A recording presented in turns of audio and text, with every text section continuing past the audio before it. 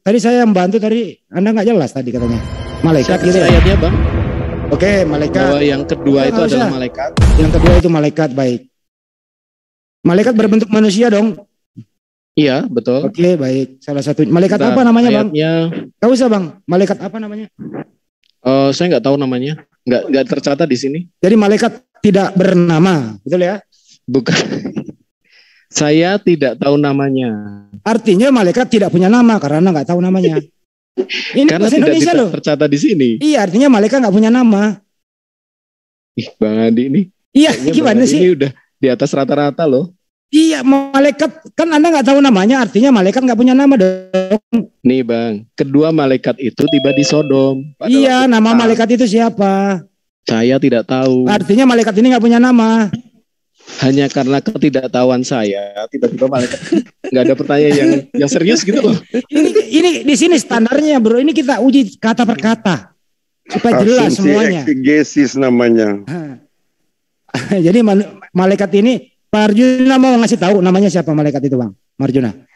Saya dibantu. tidak Kan tahu di pokoknya. situ tidak tahu. ditulis namanya, berarti bukan tidak punya nama, tapi kita tidak boleh berasumsi eksegesis. Artinya malaikat ini nggak punya nama karena nggak ditulis Iya. namanya. bukan tidak Iya dong. punya nama, pastilah Eh, punya nama. Kalau gitu. pasti punya nama, namanya siapa? Ya, Iya, gini aja. Kalau kita maksudnya kasih nama gini, Joko kalau kita sama Bowo artinya gimana, Bang? kita juga Waduh. bertanya selalu bereksegesis gitu, bertanya juga. Nah ini kan ayat Nggak Anda, jawab. bro. Akui aja bahwa di sini malaikat tidak punya nama, artinya nggak punya nama. Udah. Bukan berarti tidak punya nama, tapi tidak ditulis namanya itu. Kalau yang- tidak ditulis, artinya Anda mau berasumsi menamain gitu. Ya, tidak Enggak, terus enggak. Anda Maksud juga lu gini, mau Bang Andi. dikatakan Bang Andi itu berasumsi juga levelnya tidak udah di punya atas nama. tuh. Gimana, Pertanyaannya gimana? Cin, tanya. Ya kembali ya yang ke topik serius ya. lah, pertanyaannya yang serius. Ini serius, bro, supaya jelas nih ayat. Iya, nanya. Gitu. Oke, terus lanjut ya. Malaikat ini Sudah tidak, diakui, tidak diketahui namanya tadi. ya tidak Ya, diketahui saya tidak tahu namanya. tidak dicatat di situ. Iya, tidak dicatat, artinya Iya, tidak bukan ada berarti satu tidak- pun, Bukan artinya berarti tidak punya nama, itu namanya tidak ada bereksegesis. satu pun manusia di muka bumi ini mengetahui nama malaikat ini, betul? Mungkin Judaism punya Kok mungkin? pemahaman Nebeng malaikatnya aja. itu antara Jibril sama siapa gitu ya. Aku larinya ke Tapi di sana. sini memang tidak Selayar ketawa. tercatat. Kelvin lu jangan ketawa lu. Oke, kembali ke topik ya. Pokoknya kalau Seru ketemu ini. saya di sini cuma ketawa Kak. Iya ya, santai bro. Kita kayak ini nyantai gitu. Ini ayat Anda Iya. loh ya. Jangan sangka Anda kita ini mau menghina, menghujat, enggak ya. Enggak. Tapi maksud saya gini, Bang Andi, maksud saya gimana, Bang? Abang Andi ini udah di atas rata-rata. Ya kenapa sih Tidak, pertanyaan saya itu ya. suka pertanyaan yang mudah dijawab gitu loh, mudah dicerna. Enggak mau saya yang susah-susah. Oke, silakan mau tanya yang lain Oke. atau nanti kan gantian saya. Iya, iya, Kan? gantian. Karena kan Iya. Bang Ya ini belum kelar. Bang Andi dulu pernah ngasih utang Sin saya bertanya. kan, sekitar 8 bulan yang lalu. Ya belum Boleh kelar kesini nih. aja, kamu tanya. Iya, oke. Ya, ya nih sekarang saya jawab dulu deh. Iya belum kelar ini kan. Dalam belum nama Yesus kelar. saya jawab. Silakan Bang. Iya. Belum kelar kan ini ayatnya tadi itu ya, Kejadian 18. Mau saya share screen lagi kok dimatiin sih? Apanya yang belum kelar, Bang? Sabar Bang ya, sabar. Kan tiga ini satu Tuhan, dua malaikat yang tidak punya nama. Nah, salah satu Tuhan ini berbentuk Iya, iya. manusia, turun menjadi manusia menemui Abraham. Kan begitu. Manusia ini dijamu oleh Abraham. Ya Bang ya. Betul ya Bang? Manusia Iya, ini dijamu oleh Abraham. Makan. Ya, kalau nggak salah dipotongkan hewan ya Bang. Iya. Kasih hewan gitu ya. Apa nggak tahu hewan apa, domba apa begitu. Sarah itu dari dalam kemah mengintip loh. Dia melihat dari kemah. Terus Abraham memerintahkan para punggawa-punggawa di situ, anak buahnya mengatakan silahkan dijamu. Udahlah, sibuk semua orang yang ada di tenda di kemah itu menjamu Tuhan. Sebelum dijamu, kalau nggak salah nih, Abraham mencuci kaki Tuhan ya Bang. Enggak ada. Nggak ada ya? Coba baca ayatnya. Enggak bisa share screen tuh. Dimatikan tuh. Oh iya ya. Ada kalau ya oke lah kalau nggak ada mencuci, artinya dia Eksegesis. dijamu makan ya Bang gitu. Oke, pertanyaan sekarang ini. Maaf, aku matikan sementara share screen-nya karena ada orang di luar sana itu mengambil konten di sini. Jadi ini untuk private ya, untuk menunjukkan bahwa konten kami di sini sebenarnya boleh diambil. Dari Mas Zuma, dari punya saya boleh diambil, tetapi Izin dulu. ya izin dengan kami. Oke, Agar- Bagus, Baik. bagus, Baik, bagus. terima kasih boleh Pak Dizul. diambil, boleh. Buat teman-teman Dizul. di luar sana, silakan diambil konten dari JCC. Siapa di JCC itu? Salah satunya ada Zulkifli M. Abbas, Sandi Celebes, Zulfikar Official, Sonia Denova, dan lain-lainnya. Tetapi ya pakai adab lah. Bicara dengan kami, minta izin untuk mengambil. Insya Allah kami izinkan kok. Tapi kalau diem-diem mengambil, ya tanyakan kepada hati kalian sendiri. Untuk membuat tema kayak begini kan nggak semudah yang dibayangkan begitu. Kalau teman-teman. saya izin dulu loh Bang. Ya nggak Kalau saya izin apa-apa, terus loh. nggak apa-apa. Kalau yang Saya apa-apa. izin. nggak Saya apa-apa kan silakan.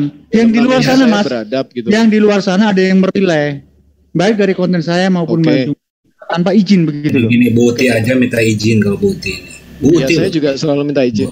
Oke, kembali. Saya Udah jelas. izin ngerekam boleh? Boleh, Bang? boleh. Boleh, silakan, Oh, iya.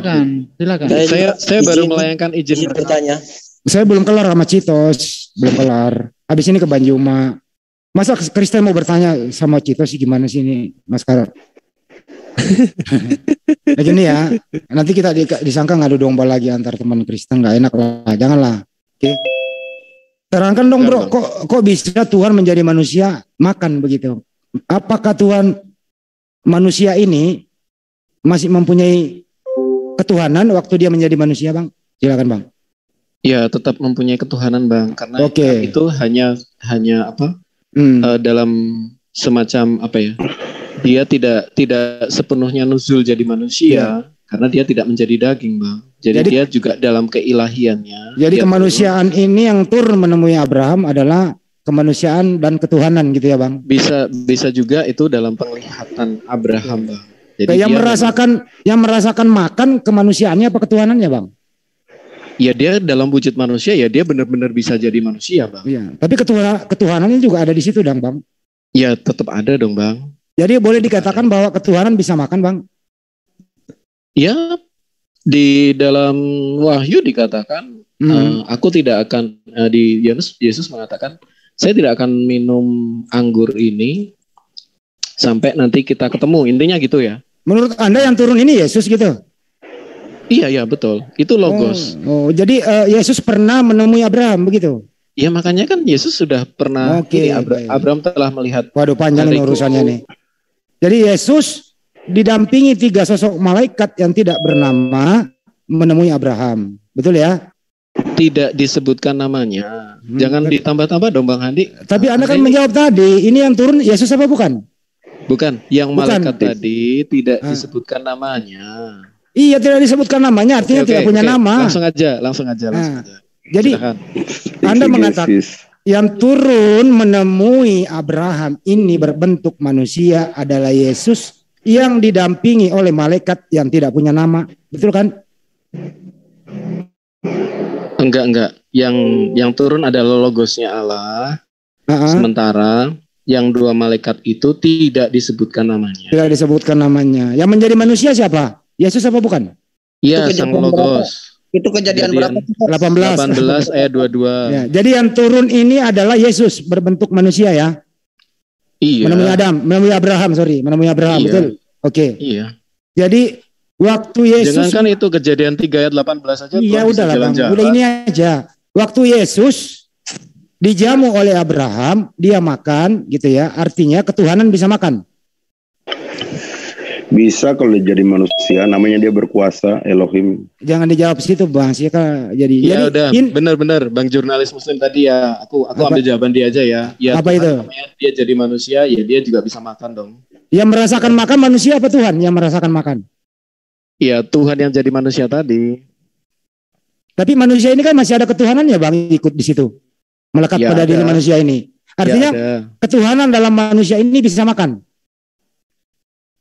Ya mau dibolak-balik kayak apa? Itu intinya Tuhan dia dia Tuhan Maha menyatakan Kuasa, diri kepada bisa Abraham jadi gitu. dalam wujud manusia, terus Oh, dia iya. makan. Oke. Kayaknya ini nggak perlu dibolak-balik deh. Kita straight aja deh, Bang. Anda kan biasanya straight. Jadi ketika dia menunjukkan kemanusiaan udah straight, kepada udah. Abraham, tentu dia makan. Oke, dia gitu. makan. Menurut Anda waktu dia makan dia Tuhan apa dia manusia Bang? Waktu dia makan? Ya dia Tuhan yang mewujud jadi manusia. Kalau Ya, dia tidak makan dikira Abraham nanti hantu. Artinya Tuhan makan gitu. Iya iyalah. Iya, Tuhan makan. Udah Kalau dia strike. tidak makan, Udah strike, karena Tuhan dia makan menunjukkan udah. kemanusiaannya kepada dia Iya, menunjukkan udah, kemanusiaannya. Tuhan mau menunjukkan kemanusiaannya kepada Abraham. Tentu Ya dia udah, makan. udah. Kalau tidak makan Bisa, berarti hantu. bisa. Iya, udah dijawab Bang, udah strike tadi kata Pak Iya. Citos. Tuhan makan udah Bang. Udah jangan dipanjang-panjangin atuh Bang. Abang ini gimana sih? Terus kemudian sesudah makan ngapain Bang? Ya pamitan lah. Kemana Bang? Balik lagi ke langit. Sebentar. Biar enggak belum. Dia ke Sodom dulu menghancurkan Sodom Gomor. Jangan tak salah lu. Yang dua malaikat itu kan ke Sodom. Baca Iya. aja ayatnya tahu kemana dia pergi. Iya Bapak terangin dong Bang. Nggak bisa share screen. Enggak, baca aja di situ Bang, baca aja di situ. Saya paham kok. Enggak apa-apa. Baca aja di situ. Oke ya, ini Bisa scan. saya ulangi ya. Malaikat itu di ayat 19, malaikat itu pergi ke Sodom. Oke ya Bang ya. Kemudian yang di ayat 18, naiklah Tuhan. Naik kembali. Ya Tuhan kembali. Oke. Jadi Yesus Lalu kembali pergilah ke Tuhan. Yesus kembali ke surga. Malaikat pergi melaksanakan tugas ke Sodom Gomoro. Betul ya? Oke, betul. Oke, baik. Apa kerjaan malaikat ke Sodom Gomoro ini, Bang? Kalau Kayaknya Abang udah tahu deh Bang. Aku jadi males gitu loh. Enggak apa-apa, Ada, Bang. udah tahu. Biar jelas gitu loh. Apa kerjaannya ke Sodom Gomoro ngapain? Pingpong. Gimana aja? Ya, ayo Bang. Ayo Bang. Oke ya, ini ya kita baca ya. Nah. Malaikat itu menunggang balikan ya, baiklah. Ya, jadi dia menunggang balikan Sodom dan Gomora. Oke, sudah. Ya. Apa kesalahannya Sodom Gomora Bang? Saya nggak digituin. Sodom dan Gomora karena homoseksual. LGBT, penyalahgunaan seksual. Ya. Dihancurkan semuanya Bang. Ya.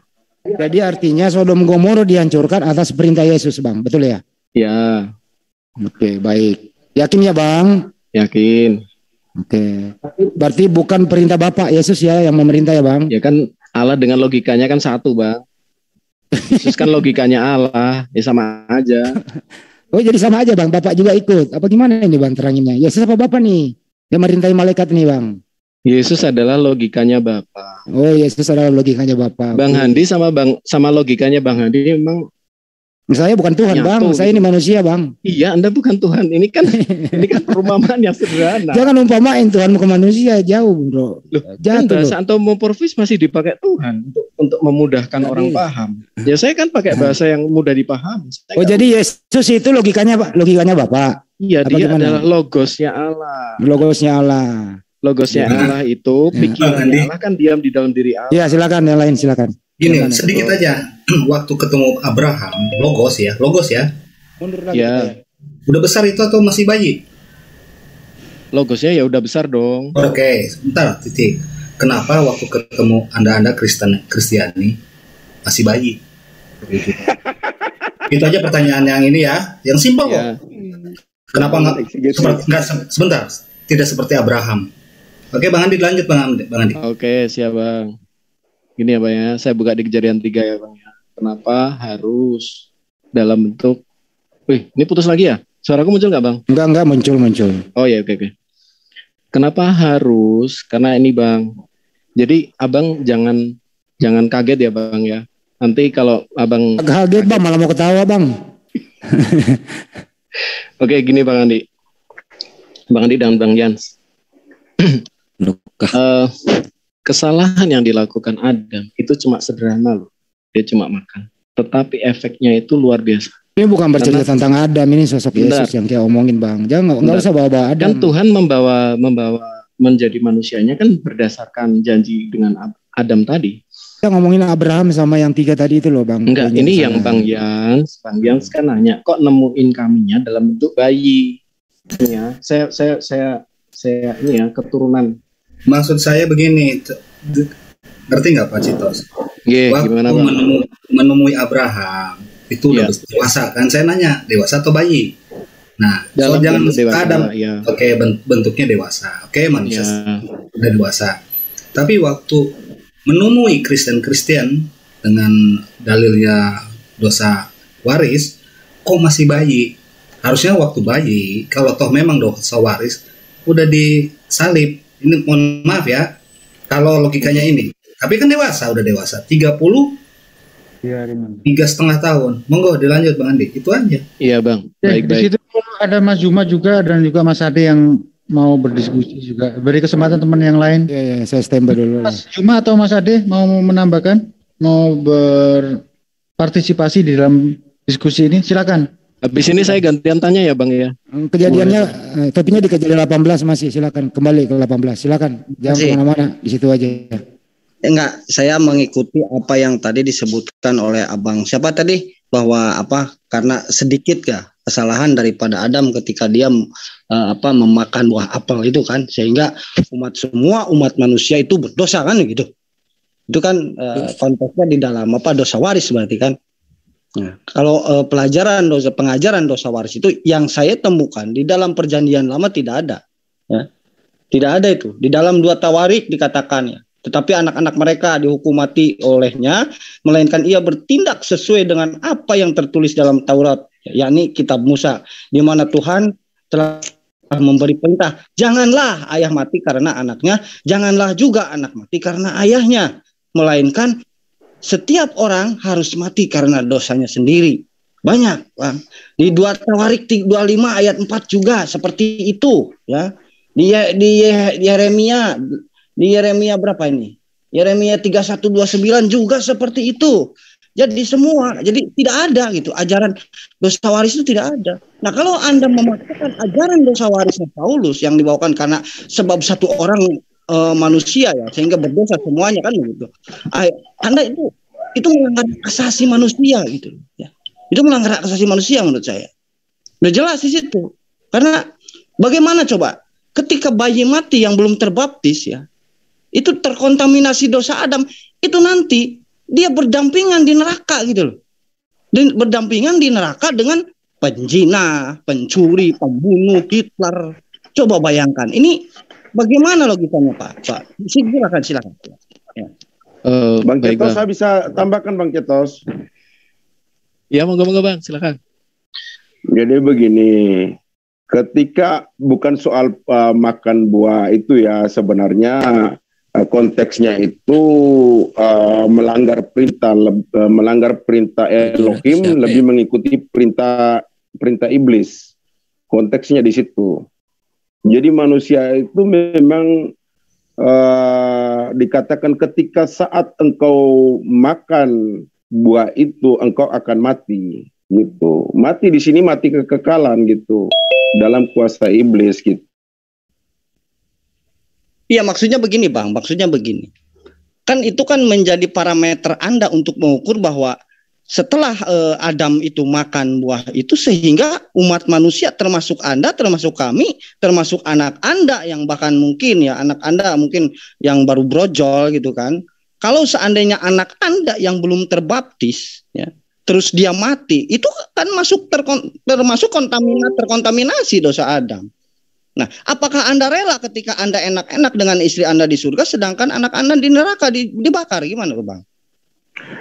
Jadi konteksnya selanjutnya Bang, tadi saya kayaknya gimana tuh keluar lagi gitu. Saya hanya minta. Itu kan Anda mengutip dari perjanjian lama kan?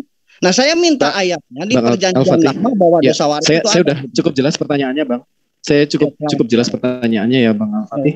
Silakan. Saya cuma mau menyampaikan saja. Bang Ceto, saya tambahkan sedikit aja. Tadi belum selesai. Kasihan Bang Citasnya. Begini loh Bang, bahwa bukan soal persoalan makan buah itu, tapi persoalannya ketika manusia itu melanggar perintah Elohim lebih mengikuti perintah iblis begitu, karena punya free will tadi seperti itu. Sehingga konteksnya bahwa manusia ini sudah dalam genggaman kuasa iblis. Itulah konteks yang dikatakan akan mati kekekalan gitu. Jadi tidak akan mati. Pada hari itu engkau akan mati. Berarti sementara manusia ini kan diciptakan dari roh Allah, roh Elohim ya. Dia diciptakan dari roh. Sebenarnya sejak semula manusia ini harusnya kudus gitu, suci, bersih gitu.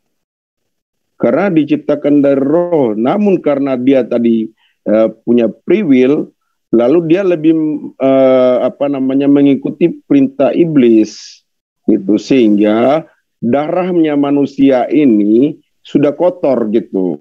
Seharusnya tadi itu suci gitu.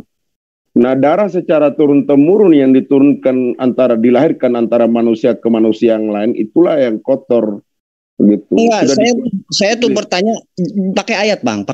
Saya minta ayatnya di dalam perjanjian lama, kan Anda mengutip di perjanjian lama, kan itu kan kejadian Adam itu di perjanjian lama ya. Saya tidak pernah menemukan Adam untuk penciptaan Adam di perjanjian baru, saya tidak pernah menemukan itu. Nah, di perjanjian lama kan sudah jelas nih ya, yang Adam di situ kan dia berdosa gitu kan. Nah, ada nggak di dalam perjanjian lama tentang dosa waris ini gitu loh? Ini ajaran siapa bang? Sebenarnya ajaran dosa waris ini dari mana asalnya gitu loh? Sedangkan di dalam memang hasil dari dosa pertanyaannya itu akibatnya besar sekali bang. Bentar, bang. Bahwa memang pertanyaannya sifatnya itu sederhana banget. Bang. Mungkin demikian. Begini bang, kalau pertanyaannya sifatnya eksegesis, memang jawabannya juga harus eksegesis ya.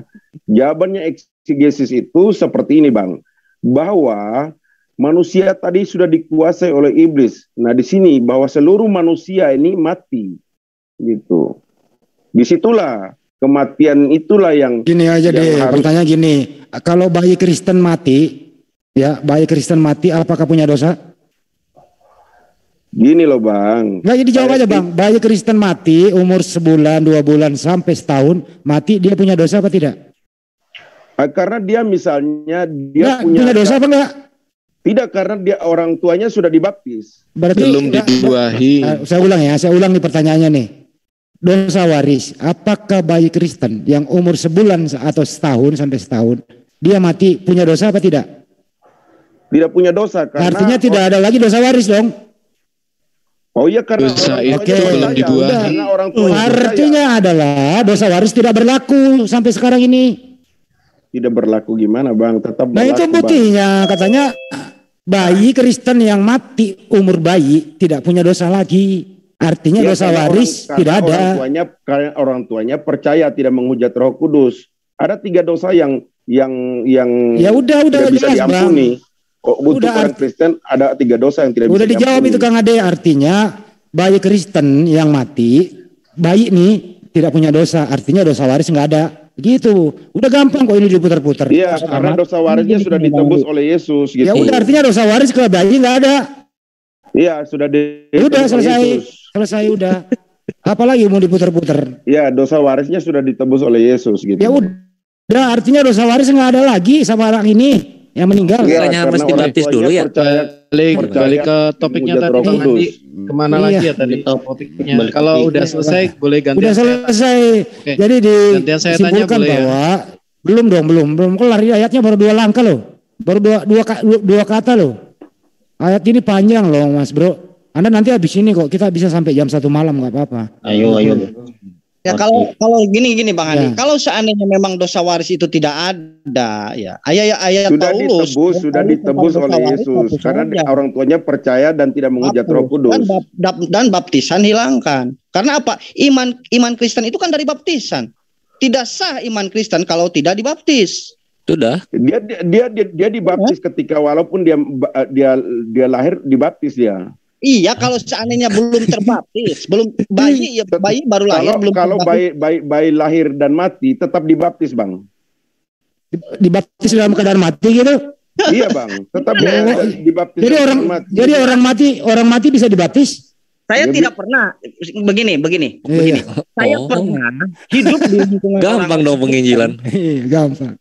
Saya pernah hidup di lingkungan orang-orang Kristen, tidak pernah yang namanya bayi yang namanya bayi mati gitu ya gitu ya. Dibaptis. Bayi mati itu dibaptis nggak ada bayi yang hidup yang dibaptis Bang. Mayat-mayat Muslim nggak apa-apa Kang Ade, jangan dipaksa Kang Ade. Jangan dipaksa Kang Ade, dia mengatakan itu namanya eksegesis karena Anda tidak pernah melihat. Ya udah Bang, udah jelas tadi. Orang bayi mati Kristen itu dibaptis. Ya udah jelas bahwa udah Bang, enggak usah putar-putar, artinya bayi mati bisa dibaptis, mayat bayi bisa dibaptis. Udah, nggak usah diputar-putar bang. Baik, ada dikasih nama bang. Ya udah bang, kita nggak maksa Anda kok.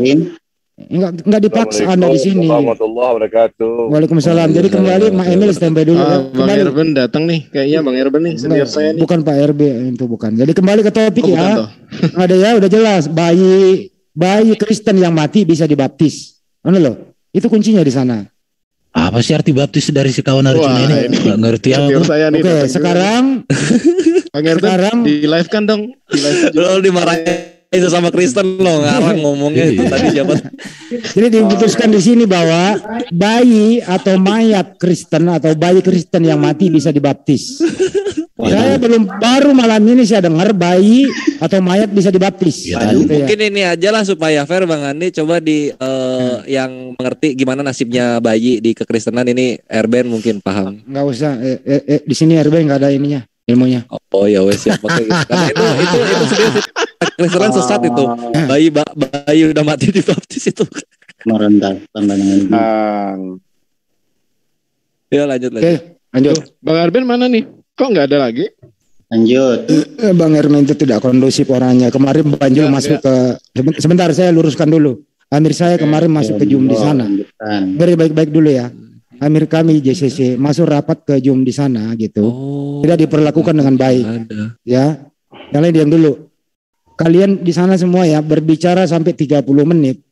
Amir saya JCC mendengarkan dengan baik.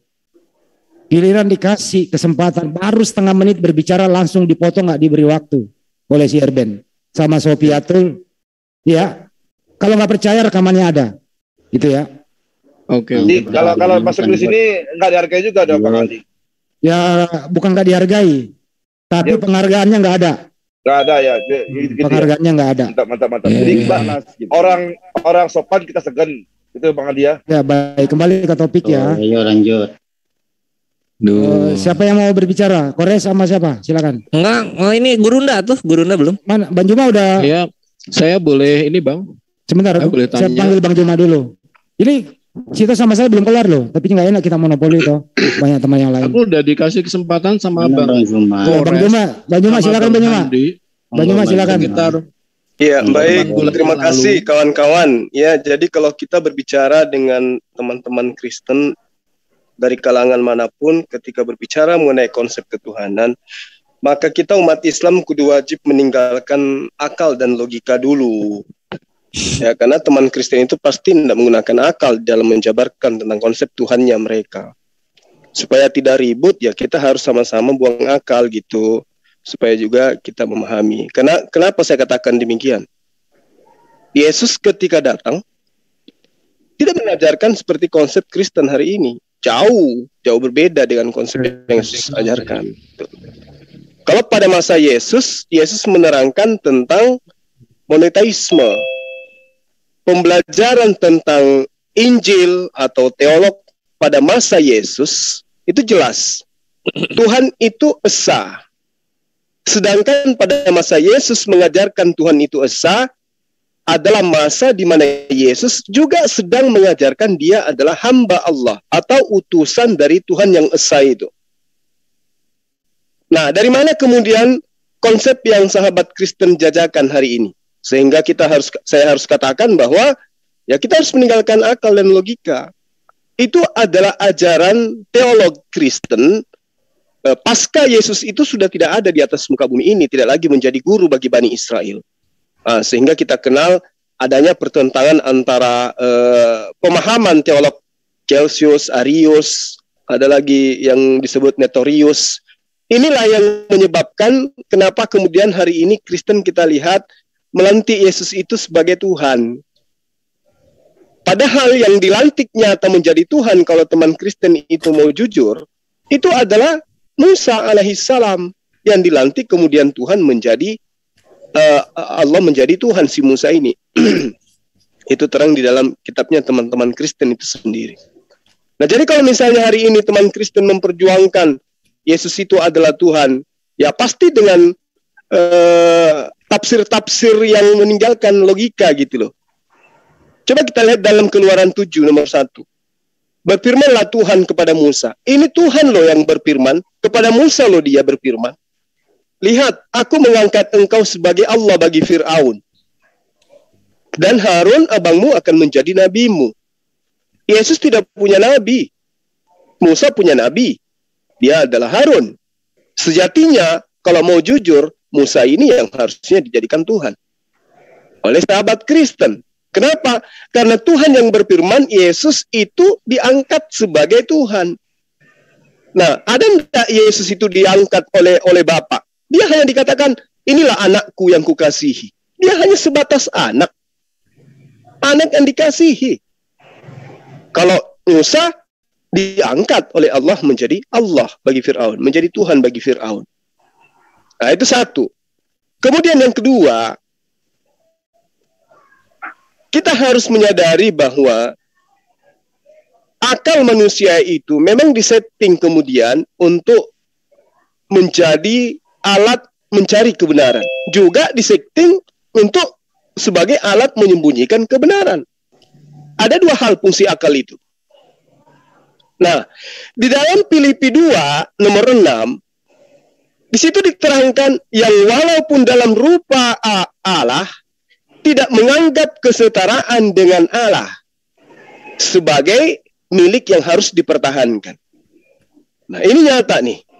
Jadi di sini pengakuannya Allah mengambil rupa manusia itu bukan untuk menundukkan pemahaman akal manusia bahwa Allah sudah punya kesetaraan dengan makhluk bernama Yesus. Ini dalil loh, dalil. Nggak usah bicarakan tentang hal itu. Nomor 7 dari Filipi 2. Melainkan telah mengosongkan dirinya sendiri. Oh, coba. Berarti dia sudah tidak maha kuasa. Dia kosongkan dirinya. Dan kemudian mengambil rupa seorang hamba. Berarti Yesus yang sahabat-sahabat Kristen ini sembah, itu adalah hamba Tuhan. Oke? Di data nomor 8, dan dalam keadaan sebagai manusia. Nah, siapa ini yang datang sebagai manusia? Ia telah merendahkan dirinya. Dan taat sampai mati, bahkan sampai mati di atas kayu salib. Itulah sebabnya kenapa di ayat ini diterangkan, di nomor ini diterangkan, di nomor selanjutnya diterangkan bahwa Allah sangat meninggikan Yesus dan mengaruniakan kepada Yesus nama di atas segala nama. Jadi apapun hari ini tentang Yesus itu hanya dikaruniakan oleh siapa? Oleh Allah. Supaya dalam nama Yesus tertekuk lutut segala apa yang ada di langit dan apa yang ada di bumi. Dan yang apa yang ada di bawah bumi. Amin. Nah, sekarang pertanyaannya adalah, apakah ketika orang itu bertekuk lutut di atas nama Yesus, bertekuk lutut sebagai hambanya Yesus, atau harus mengaku Yesus sebagai utusan Tuhan? Jangan cuma mengatakan amin, amin. Jawab itu dulu. Yesus ini kudu wajib diimani sebagai utusan Tuhan, atau Tuhan itu sendiri? Keduanya, Bang. Di mana dikatakan keduanya? Ayo. Oke. Di mana? Monggo dijawab. Di mana? Sederhananya gini, tunggu Bang Andi. Sederhananya begini. Ketika Yesus mengatakan, hidup kekal itu adalah mereka mengenal engkau satu-satunya Allah yang benar. Saya ingin tahu dari sahabat-sahabat Kristen. Satu-satunya Tuhan yang harus dikenal itu siapa? Menurut Yesus. Elohim. Oke. Saya terangkan ya Bang ya. Permisi. Satu-satunya. Yang mana yang harus dikenal sebagai Tuhan di situ? Bapa, Yesus, atau Spirit? Bapak. Oke. Berarti Yesus pada saat itu bukan Tuhan, bukan Allah.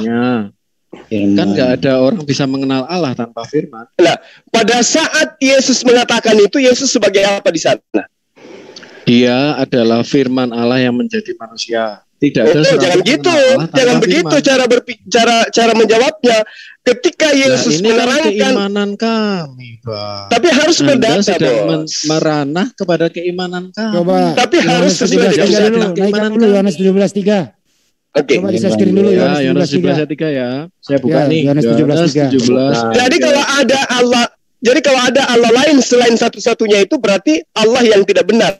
Kan? Logika Allah adalah Allah. Yohanes 17:3 dulu ganti ayatnya dulu. Ketika ada di luar daripada satu-satunya Allah selain daripada Elohim, itu Allah yang tidak benar kan? Oke, dibaca dulu Yohanes 17:3 itu biar dijawab pertanyaannya Bang Juma. Silakan. Logika Allah adalah Allah, Pak. Saya jawab ya, Iya, Pak. betul. Inilah hidup yang Betul. kekal. Yaitu Nah, sekarang begini. Satu-satunya Sebentar Allah yang dulu benar. dong. Ya kan? Saya Nah, setuju, sekarang Pak. begini. Bentar Saya gini. Katakan sekarang gini. dan mengenal Bentar. Sang Hantar aja langsung. Firman yang telah Engkau utus. Tanpa firman, Pertanyaannya Bang kita Juma, nggak bisa kenal. siapakah Allah satu-satunya Nah, di situ?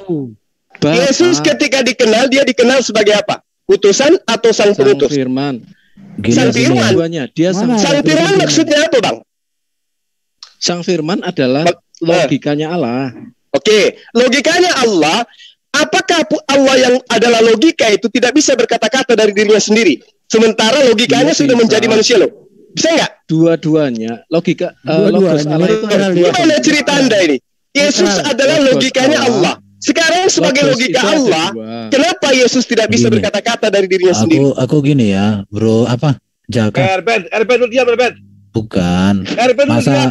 Masa Erben lu diam. pertanyaan lebih panjang daripada jawab. Jadi Iya, iya, gini, Bang Ardi kalau diam, ada kayak Erben. maksud aku gini, Bro. Erben lu diam. Bang Erben, sebentar Bang Erben, sebentar. Kita Banci biar kalian Bang semua Erben. aku sikat habis kau satu-satu kau. Aku sikat kau. Diam. Bencong kalian semua ini. Erben lu diam. Oke. Saya off deh, saya off. Oke. Tunggu Bang, jangan enggak usah dihiraukan si Erben itu. Erben enggak ada ilmu. Jadi gini Bang, Anda mengatakan Yesus itu adalah logika Allah ya kan? Yap, Logika betul. Tuhan. Nah, sebagai logika Tuhan, kenapa logika ini tidak mampu berkata-kata dari dirinya sendiri?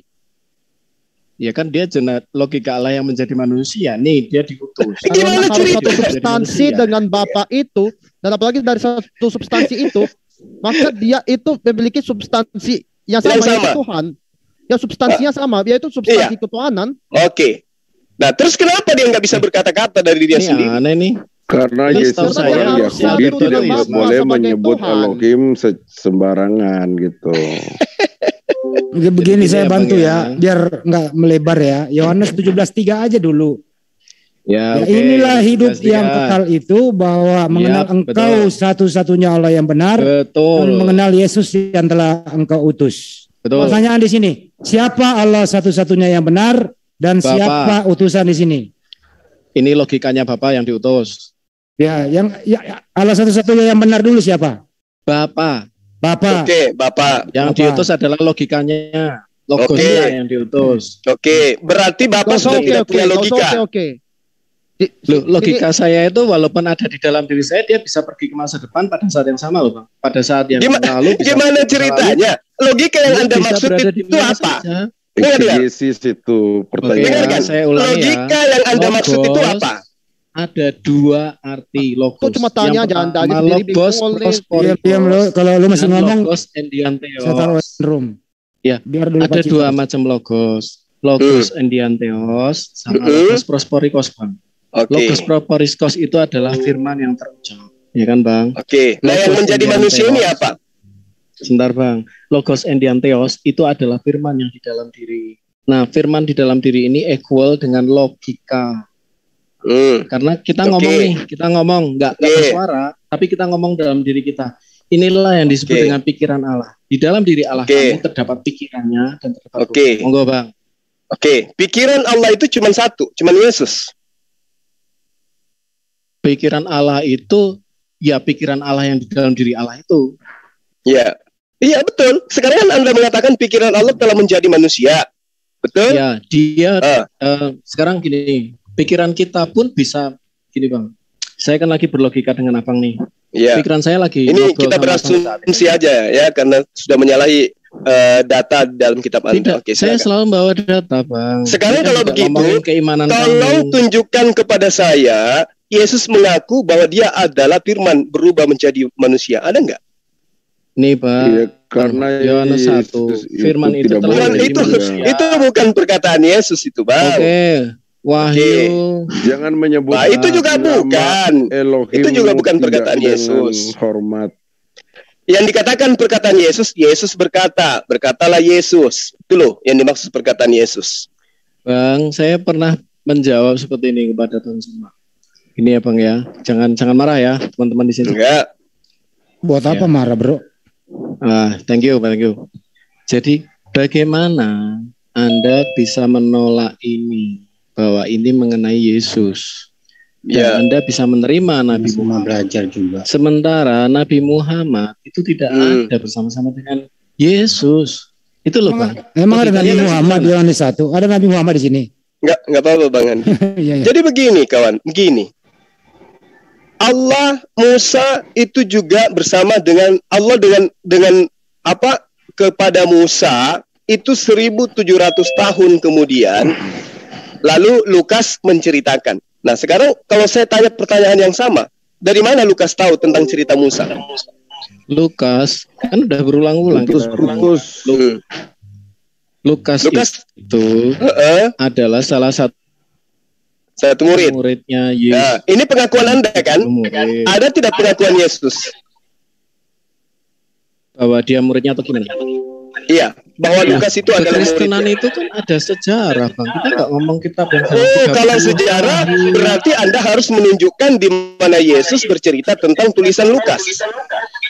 Bang, gini, kalau boleh memahami, karena kan lagi bicarain kitab kami nih, oke? Nah, kami boleh dong, kami menerangkan lebih gamblang sepemahaman kami yang cetek ini ya. Jadi gini Bang, memahami kekristenan itu enggak kayak memahami Al-Quran yang dalam satu masa, taruh 30 tahun. Kekristenan itu ada dari Kejadian sampai Wahyu, itu selangnya sampai 2000 tahun. Ya 1500-an lah, istilahnya seperti itu ya. Nah, artinya apa? Ada bagian-bagian yang tidak sama sekali bisa di-compare dengan sesuatu yang hanya dalam tempo 30 tahun. Gitu loh Bang.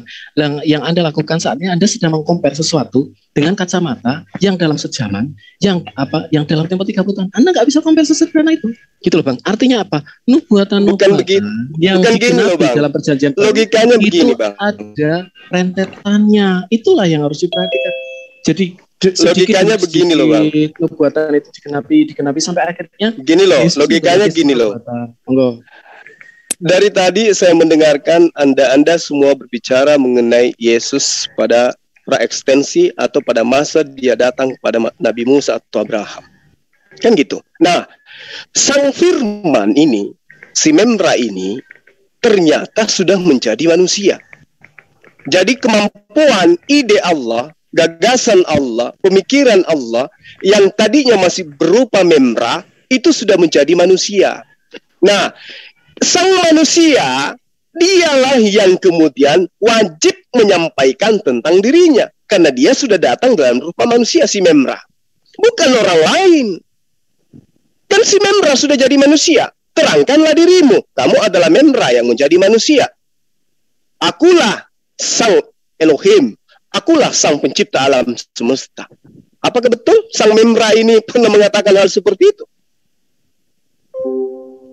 Padahal yang punya kapasitas dan yang punya hak untuk mengatakan siapa dirinya adalah sang Memra. Kenapa justru Anda lebih paham daripada Yesus? Sebenarnya sudah banyak sekali ya klaim Yesus ya. Contoh. Yesus berkata, siapa melihat aku, dia melihat Allah. Oke. Yesus berkata, kerajaanku bukan dari dunia ini. Berarti kan dia penguasa kerajaan. Kemudian Yesus berkata, jikalau aku memuliakan, sebentar. Yesus menuntut dihormati seperti manusia menghormati Allah ya. Di Yohanes 5 ayat 23. Supaya semua orang menghormati anak sama seperti mereka menghormati Allah. Yesus menerima penyembahan. Yesus menyuruh kita berdoa dalam nama Yesus. Kita kan kalau berdoa kita kan Bismillah ya Bang ya, kalau orang Islam. Ada lagi? Yesus menyuruh kita berdoa dalam nama Allah. Ya, itu dalam nama Yesus, bukan dalam nama Allah. Ada lagi? Ada Bang, sabar ya Bang Zuma, mohon maaf. Iya, silakan. Silakan. Yesus juga menjawab doa. Kamu minta sesuatu kepadaku dalam namaku, aku akan melakukannya. Makanya banyak mujizat-mujizat dalam nama Yesus. Terus yang paling biasa ya, sudah common itu kamu nyebut aku guru dan Tuhan, dan memang tepat akulah guru dan Tuhan. Kemudian bahkan Bapa mengutus Roh Kudus dalam nama Yesus loh, dalam nama Yesus. Segala yang dimiliki Bapa dimiliki oleh Yesus. Ini ayat 14 ayat 15. Ada lagi? Segala sesuatu yang Bapa punya adalah aku punya. Gak ada manusia yang bisa mengklaim Sedemikian. Ini masih banyak sebenarnya, kalau mau ditarat-tarat bisa sampai besok. Tapi nggak usah lah. Oke, monggo Bang Suma, silakan. Oke, saya bantah dengan satu ayat ya. Yesus menerangkan begini. Aku telah mempermuliakan engkau di bumi dengan jalan menyelesaikan pekerjaan yang engkau berikan kepadaku untuk aku lakukan. Berarti rentetan apa yang saudara sebutkan tadi, itu adalah tugas Yesus sebagai utusan untuk ia selesaikan di atas muka bumi. Dengan cara apa? Dengan cara Yesus mempermuliakan engkau. Siapa engkau? Apakah Yesus? Tidak. Engkau adalah satu-satunya Allah yang benar, dan aku hanya utusan. Dan hidup kekal, orang-orang Israel harus menerima aku yang ditolak mereka. Gitu loh. Kalau kemudian hari ini Kristen muncul, menerima Yesus, menerima dengan konsep yang mana dulu? Segala apa yang saudara sebutkan, Yesus jawab dengan satu persoalan. Aku telah mempermuliakan engkau di bumi dengan jalan menyelesaikan pekerjaan yang engkau berikan kepadaku untuk aku lakukan. Berarti Yesus ini pesuruh. Kalau di kantor namanya office boy. Dia melaksanakan tugas daripada majikan. Sehingga dia hanya sebatas utusan. Karena itulah kemudian, kalau ada yang mengatakan, siapa yang melihat aku sama dengan melihat Bapa, apa artinya? Artinya adalah, apa yang dilakukan Yesus adalah pekerjaan-pekerjaan yang diperintahkan oleh Tuhannya untuk ia lakukan. Supaya apa? Supaya Bani Israel, di mana dia diutus, diakui sebagai utusan Tuhan. Nah, belakangan muncul Kristen justru jauh dari itu, mengakui Yesus itu Tuhan itu sendiri. Gitu loh Bang. Jadi sangat mudah untuk mematahkan. Kalau saya mau ya, katakan, Abang ini sama dengan orang Yahudi di Yohanes 5 ayat 18 ya. Itu. Yohanes 5 ayat 18. Gitu. Di mana orang Yahudi itu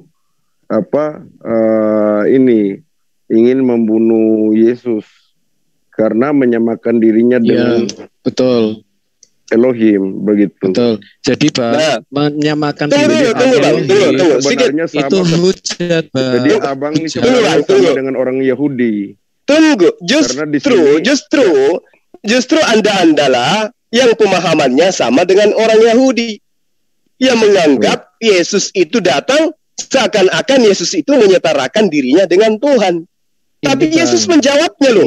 Yesus menjawab apa? Ayatnya secara clear. Ini dia berkata kepada Thomas, kamu telah melihat aku. Kamu telah melihat Allah. Loh, berarti Yesus bohong dong.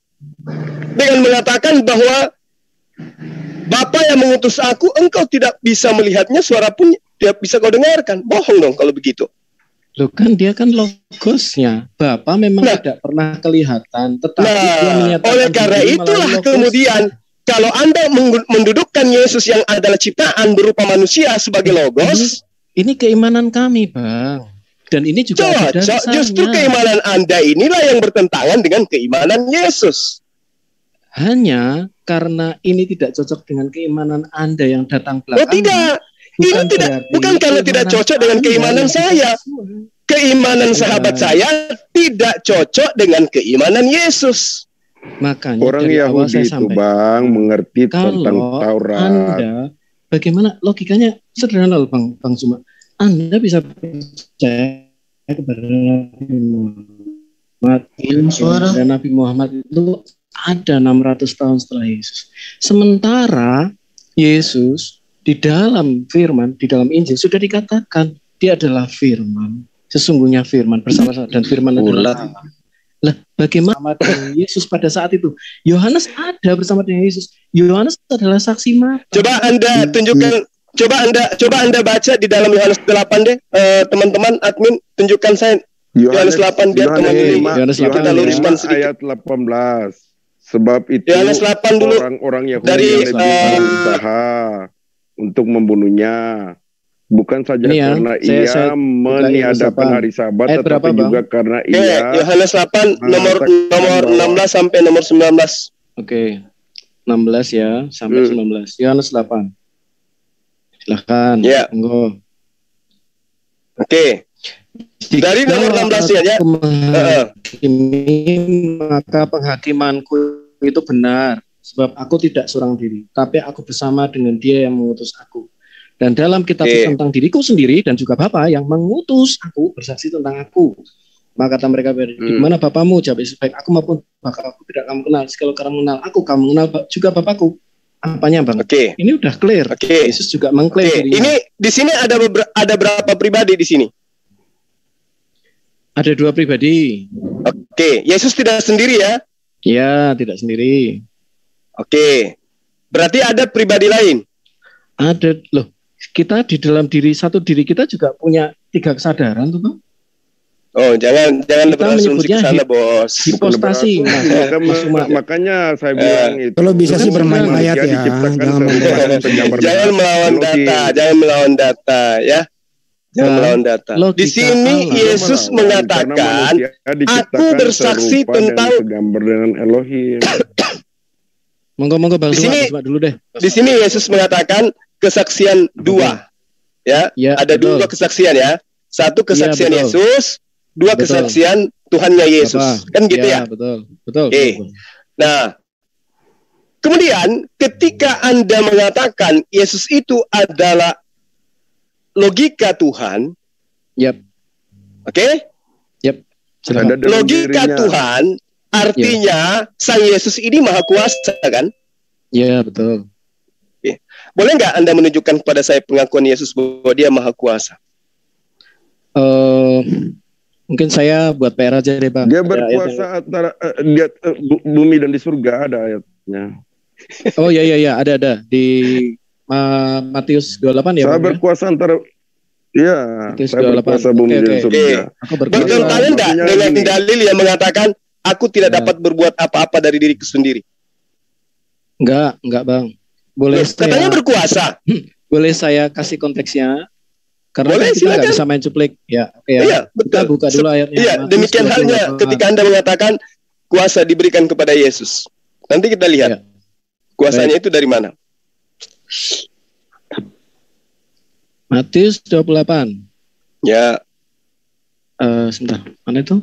Kepadaku telah diberikan segala kuasa di surga dan di bumi. Ya, berarti Yesus yang punya kuasa nih di surga dan bumi. Artinya Allah telah memberikan kepada berikan kuasa surga dan bumi. Enggak ada lah manusia. Nah, sebentar. Kalau kuasanya Yesus di bumi yang mana tuh? Coba bisa tunjukkan enggak kepada saya? Enggak ada manusia yang diberikan kuasa di surga dan di bumi, enggak ada. Jadi gini, Bang. Kalau boleh diberikan pemahaman dulu, Bang Suma. Jadi Yesus datang pertama kali, Dia sebagai Mesias yang imamati. Kan kalau Mesias itu imamat dan raja, ya kan, Bang? Yesus kedatangan pertama, Dia misinya adalah misi penyelamatan, seperti yang kemarin saya sampaikan. Yang kedua, Yesus menyelamatkan manusia dengan cara apa, Bang? Sebagai raja. Itu jadi ada dua kali term Yesus datang. Nah, mana Yesus pernah jadi raja? Yang kedatangan kedua kalinya, Bang. Oh, yang kedua kali. Sebagai raja. Belum sekarang, Bang Juma. Sekarang adalah Mesias untuk membersihkan. Di bumi ini Yesus pernah jadi raja nggak? Yesus mengklaim dirinya, aku adalah raja. Di mana kerajaannya Yesus di dunia? Kerajaanku bukan dari dunia ini. Iya. Berarti di dunia nggak pernah jadi raja dong? Bukan tidak pernah. Ini dia memang. Ya kalau pernah di mana kerajaannya? Dia misi pertama, dia akan menyelesaikan kemesiasannya, menyelesaikan dikejar tuh banyak. Kalau pernah jadi raja, kerajaannya di mana? Bekas kerajaannya itu loh. Pertanyaan Bang Handi. Masa kalah sama kerajaan Majapahit? Saya percaya kalau Zuma lebih inilah pertanyaan lebih berbobot gitu semua ini. Pertanyaan eksegesis juga. Ya, jadi salah satu poin yang harus kita catat di sini ya, pengakuan di dalam Yohanes 5 nomor 27 itu. Oke. Dan Ia telah memberikan kuasa kepada Yesus untuk menghakimi. Kenapa Yesus diberi kuasa untuk menghakimi? Yohanes 5 ayat 27. Berapa, Bang? Iya. Kenapa Yesus diberi kuasa untuk menghakimi? Logikanya begini, nggak ada manusia yang diberi kuasa untuk berkuasa pertanyaannya begitu, di Bang. bumi. Masa nggak ngerti ada. Kalau logikanya nggak ada manusia yang diberi kuasa. Logika Anda saya balikkan kepada Anda. Kenapa Yesus diberi kuasa? Karena dia Tuhan. Loh. Apa nggak salah itu? Ini Bang, Tuhan yang diberi kuasa. dimaknai Mesias itu adalah sepenuhnya Tuhan dan sepenuhnya dalam manusia. kemanusiaannya. Itu yang benar. Dia diberi kuasa karena dia manusia. Itu dong. Berarti kekuasaan yang dimiliki Yesus itu kekuasaan sebagai manusia yang diberi kemuliaan oleh Sang Pencipta alam semesta. Iya, saya tidak menyalahkan itu Bang Cuma. Saya setuju. Berarti tetap saja Yesus ini adalah manusia, kan begitu? Saya 1000% setuju. Yesus adalah manusia. Saya setuju 1000%. Kalau saya eksegesis lagi, itu adalah separuh. Gimana manusia kok diberi kuasa? Separuh manusia paham. Kok beri kuasa? Karena dia juga 100% kalau Daud Salomo Gantian Pak Arjuna, biar Citos dulu. Gak bisa, Daud itu gak beri kuasa di surga, hanya di bumi aja. Oh, berarti Daud Salomo nggak masuk surga juga gitu. Tapi dia Gitu nggak loh, diberi kuasa di surga. Maaf, Anda kan sedang membicarakan dengan keimanan kami bahwa dia memang 100% manusia. Loh iya dong, di dalam kemanusiaannya dia harus diberikan itu. Saya agree, Yesus manusia itu 1000% saya agree. Berarti gugur yang tadi bahwa dia adalah logiknya Tuhan ya, yang menjadi manusia ya. Gugur ya. Kan dia juga 100% logiknya Allah yang menjadi manusia. Loh gimana ceritanya? Kok bisa? Logiknya Allah kan Allah itu sendiri. Kenapa dia diberi kuasa? Mohon maaf, kok bisa manusia diberikan kuasa Anda di surga? jangan mengukur. Ya bisa lah ya, Tuhan Maha Kehendak kok. Adalah manusia diberikan kuasa di surga. Anda jangan mengukur Tuhan kami dengan Tuhan Anda. Hanya siapa yang Tuhan Anda tidak bisa. Siapa yang mengukur? Bukan berarti Tuhan kami tidak bisa. Ya, gitu loh Bang. Sabar ya. Jadi begini loh Bang. Anda mengatakan tadi bahwa segala karya yang segala ciptaan, segala daya yang digunakan oleh Allah untuk mencipta itu telah menjadi manusia, bukan begitu? Iya, nggak ada manusia. Elohim juga nggak mungkin berikan kuasa kepada manusia. Gini aja, saya mau tanya ke Arjuna dulu, bentar izin Pak Juma. Pak Arjuna, waktu Yesus diberi kuasa, Yesus waktu itu sudah jadi Tuhan apa belum jadi Tuhan? Jadi gini Bang, nggak ada manusia, Elohim memberikan kuasa kepada manusia untuk berkuasa di surga. Saya tanya kepada Anda, waktu Yesus diberi kuasa, posisi Yesus waktu itu Tuhan apa manusia? Jadi begini Bang, waktu Yesus diberi kuasa, posisi Yesus Tuhan apa manusia? A Tuhan, B manusia. Ya, karena Yesus itu manusia Yahudi yang tidak boleh menyebut. Dengar dulu pertanyaannya, Bang, ngerti? Waktu Yesus diberi kuasa, apakah kedudukan Yesus waktu itu? A Tuhan, B manusia, C manusia dan Tuhan. C Bang, C manusia dan Tuhan Pak Juma. Betul. Nah, dia juga manusia, dia juga Tuhan. Artinya apakah Tuhan memberi kuasa kepada Tuhan? Iya, bisa. Iya, Pak Juma. Tuhan memberi kuasa kepada Tuhan, Pak Juma. Firman-Nya yang telah menjadi manusia. Udah dijawab. Tuhan memberi kuasa kepada Tuhan. Tuhan memberi kuasa kepada Tuhan. Mengutus dirinya gitu. Udah dijawab. Tuhan memberi kuasa kepada Tuhan. Udah.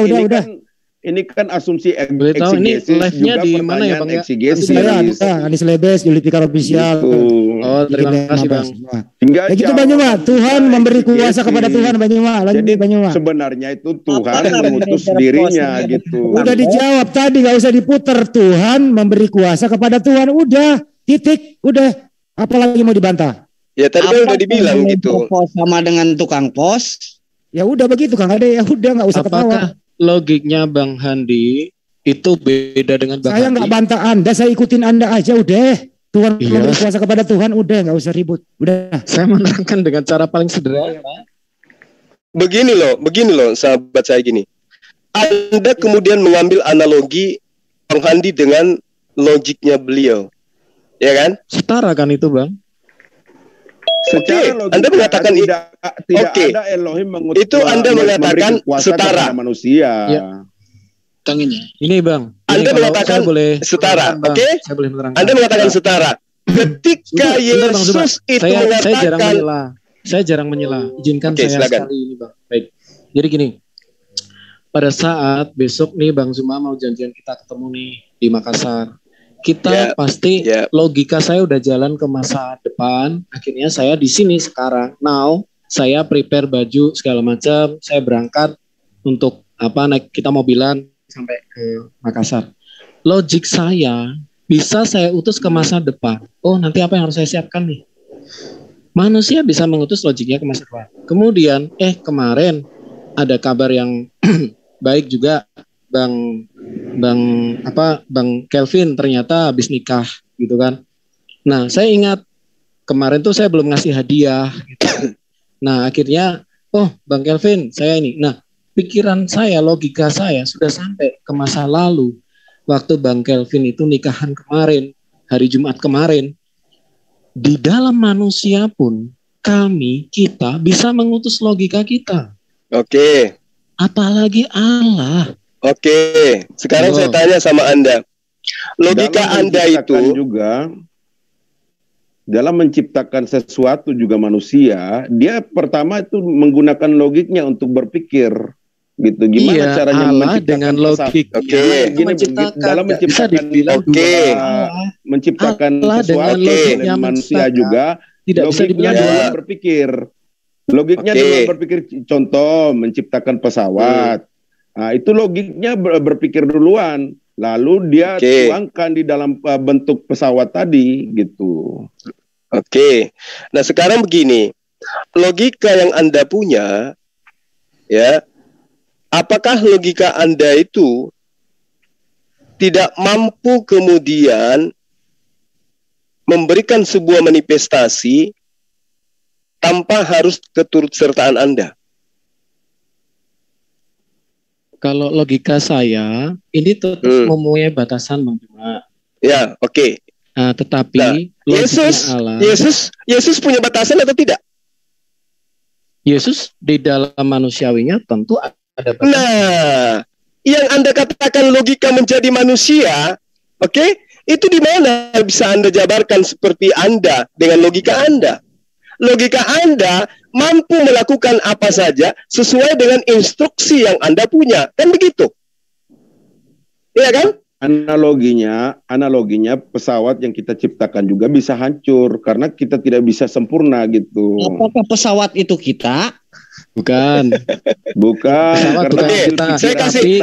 Kita jangan terlalu jauh. Kita ambil data di dalam Yohanes 7 nomor 16. Jawab Yesus kepada mereka, ajaranku tidak berasal dari diriku sendiri, tetapi dari Dia yang telah mengutus aku.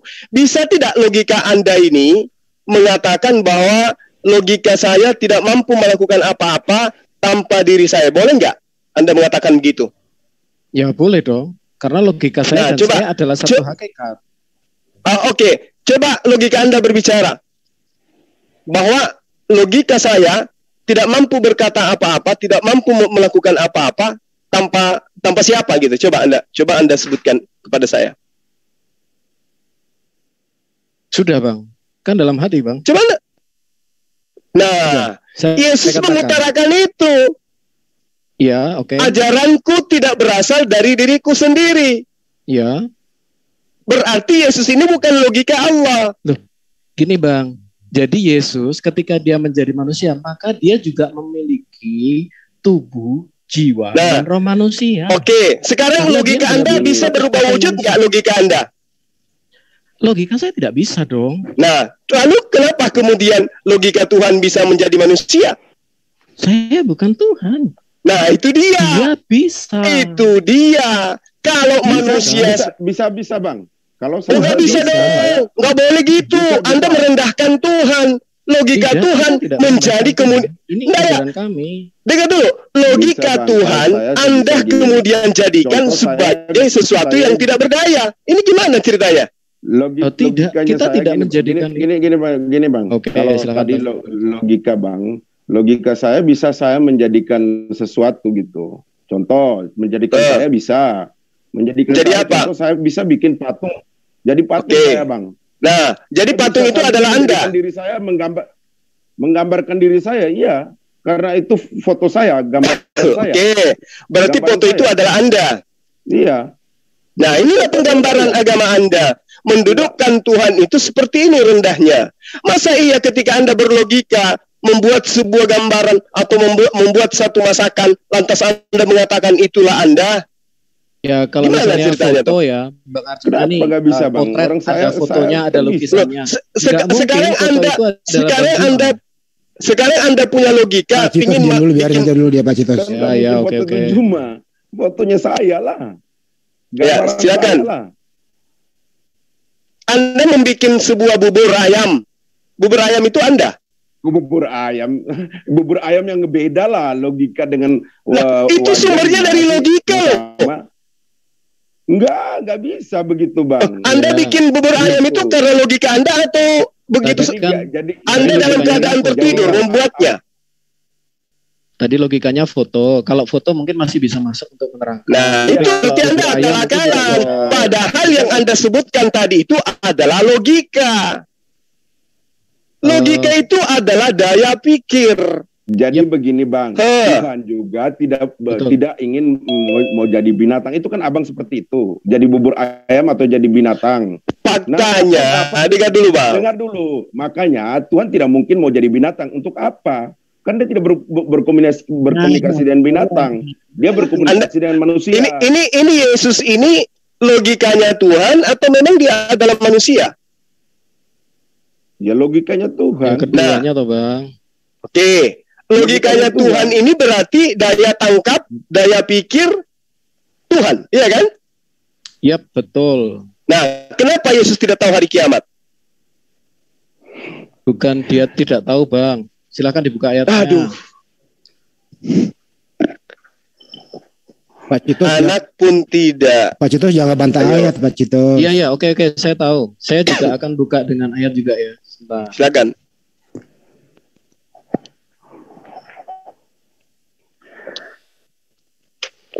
Yahudi itu mengerti Taurat, makanya dia mengerti kenapa ini manusia ini kok dia menyamakan diri dengan Elohim. Tapi kan Yesus membantah. Yesus tidak menyamakan dirinya dengan Elohim, kata Yesus. Kata siapa aku menyamakan diriku dengan Elohim, kata Yesus. Enggak kok. Kenapa maksudnya sampai orang Yahudi mau membunuh Yesus? Karena dia menyamakan diri dengan Elohim. Iya, tapi Yesus membantah kan? Jadi gini Bang. Membantahnya di mana Bang? Yohanes 10 membantah. Apa yang Yohanes 10, Anda baca Yohanes 10. Yohanes 10 nomor 34, 35, 36. Kamu hanya menginginkan dengan kata-kata tapi tidak melihat dengan perbuatan. Saya masih melakukan perbuatan itu. Saya masih berdasarkan apa yang tertulis. Anda hanya berhalusinasi kan gitu. Permisi. Anda membantah tuduhan Yahudi itu. Yesus mengatakan, bukankah di dalam kitab Tauratmu ada tertulis, siapapun diserahi tugas untuk menyampaikan firman, maka dia adalah Allah. Maka dari tadi saya bacakan Keluaran 7 nomor 1. Oke, saya bacakan dulu ya Bang ya.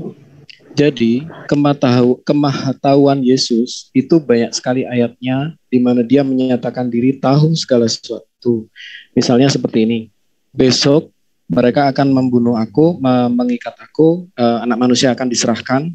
Nah, dia tahu apa yang akan terjadi di masa depan. Itu mujizat itu. Benar Bang. Dia tahu apa yang akan terjadi di masa depan. Fokus saja hari kiamat. Dia juga fokus tahu apa. Ya, oke. Exegesis. Saya akan lari ke sana.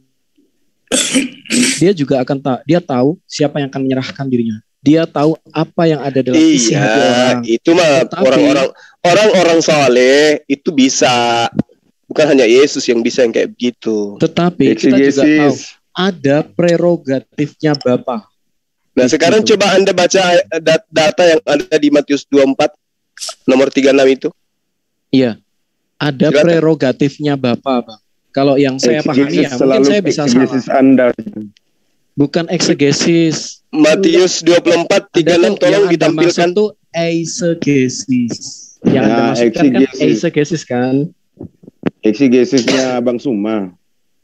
Oh iya, sorry. Lah coba Anda tampilkan aja dulu. Matius 24 nomor 36. Bereksegesis gitu. Begini nih. Bang Juma membaca ayat, kalian bantah ayat loh. Iya. Kalian yang berasumsi loh dari tadi. Gimana sih ente ini? Bang Juma baca ayat tidak ditambah, tidak dikurang.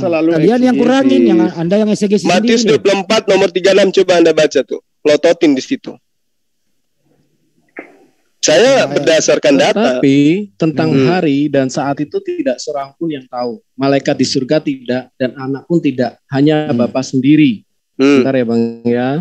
Ya. Gimana tuh? Silakan Anda bereksegesis. Kita baca terusnya, Bang. Ya. Nah, satu perikop aja sekalian. Iya ya. Tetapi tentang hari dan saat itu, ini saya punya dua jawaban ya, Bang. Karena ini kan ada tafsir gitu kan, Bang. Saya jujur, saya tunjukkan memang ada dua jawaban. Gitu ya, Bang ya. Nah, tetapi tentang hari dan saat itu tidak seorang pun yang tahu. Malaikat surga tidak, anak pun tidak ya. Hanya Bapa sendiri. Kenapa? Karena konteksnya anak manusia. Loh, tadi katanya logika Allah. Loh, kok logika Allah tidak tahu? Ya, oke, baik, Bang. Logika Allah adalah Allah. Kok Allah tidak tahu hari kiamat? Nah, oke, sekarang saya jawab ya di sini, Bang. Apakah Yesus tidak tahu? Dia berkata, "Aku datang segera." Kalau Bang Zuma, Bang, besok kita ketemu. Saya udah sampai di kafe dekat Bang Zuma.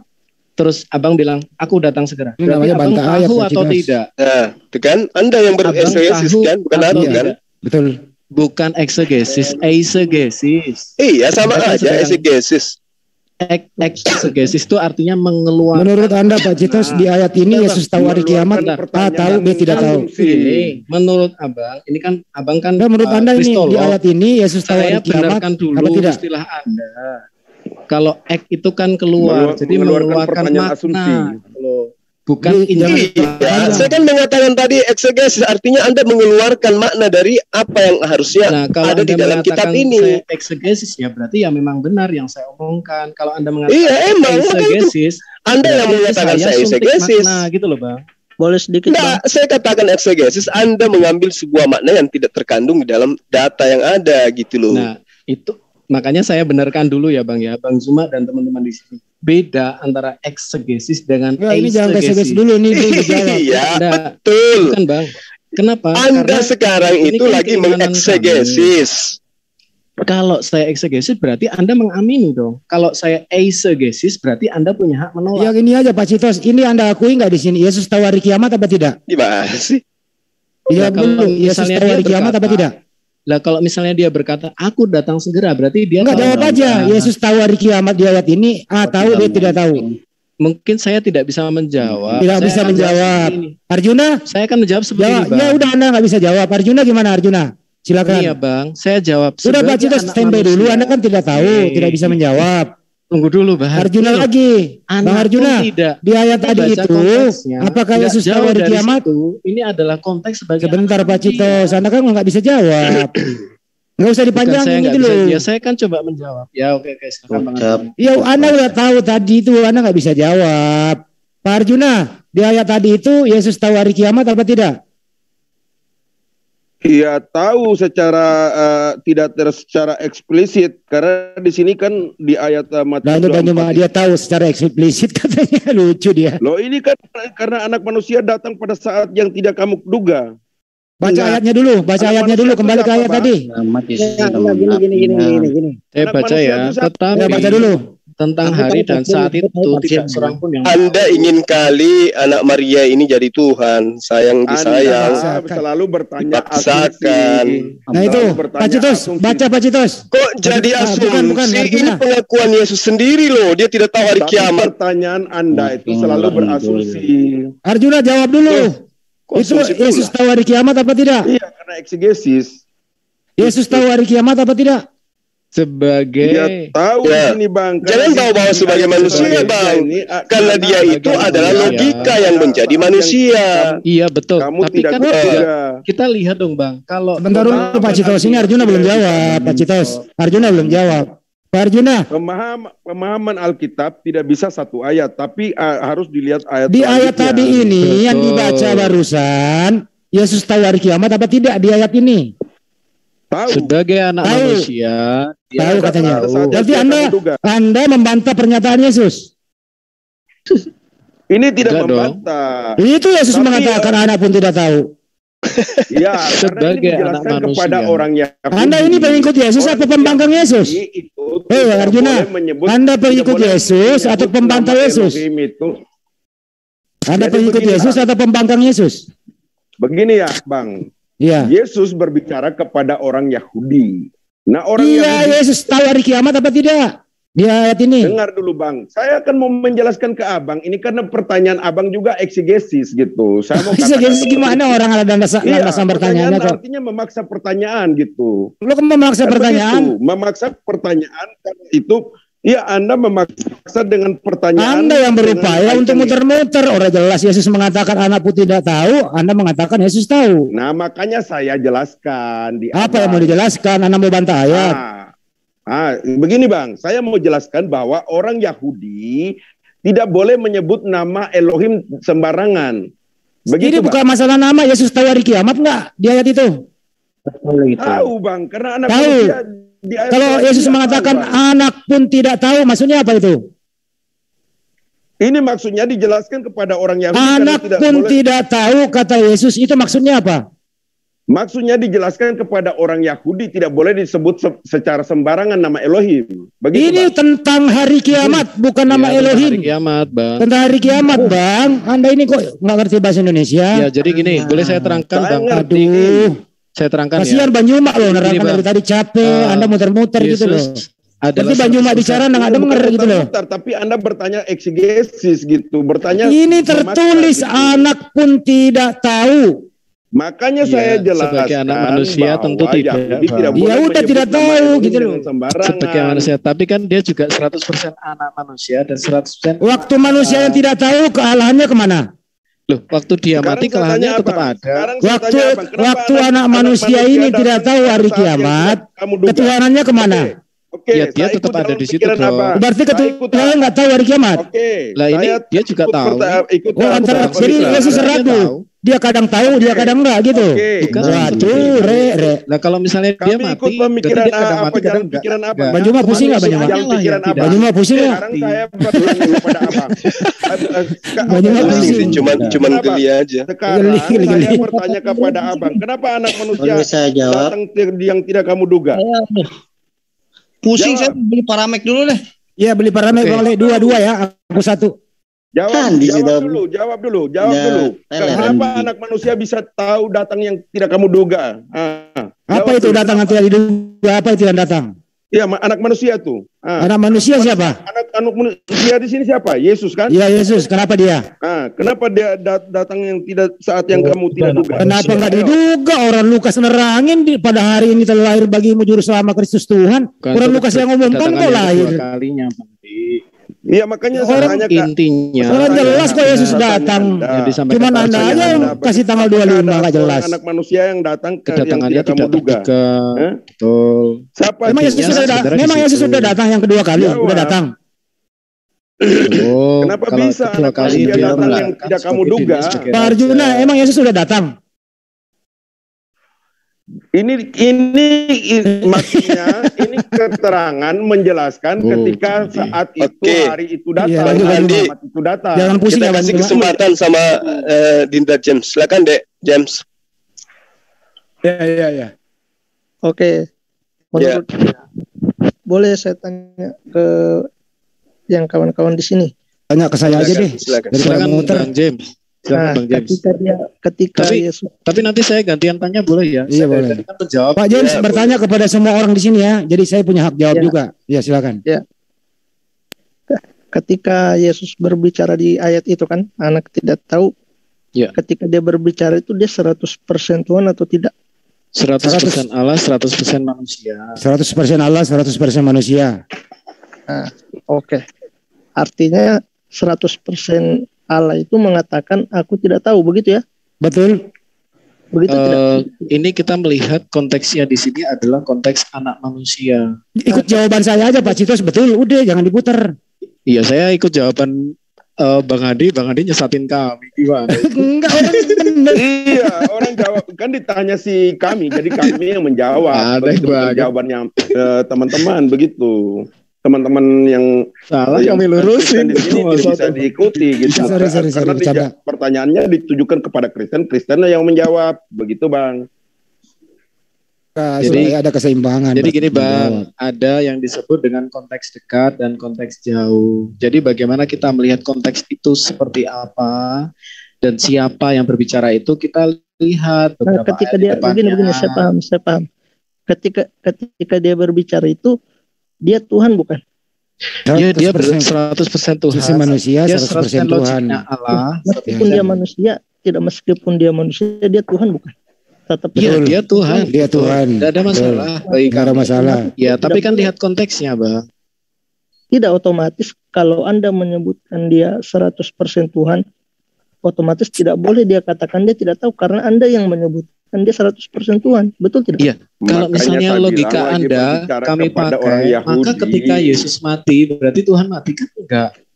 Kerohaniannya, keilahiannya kan tetap hidup. Berarti yang mati adalah kemanusiaannya. Ya sama Anda juga begitu, ketika Anda mati roh Anda tetap hidup. Apa iya memang roh saya tetap roh saya tetap hidup antara roh jasmani dan rohani. Itu yang menunjukkan binaturnya Yesus ya. Kembali ini adalah perumpamaan yang menunjukkan binaturnya Yesus. Sebentar Bang, ini bagus.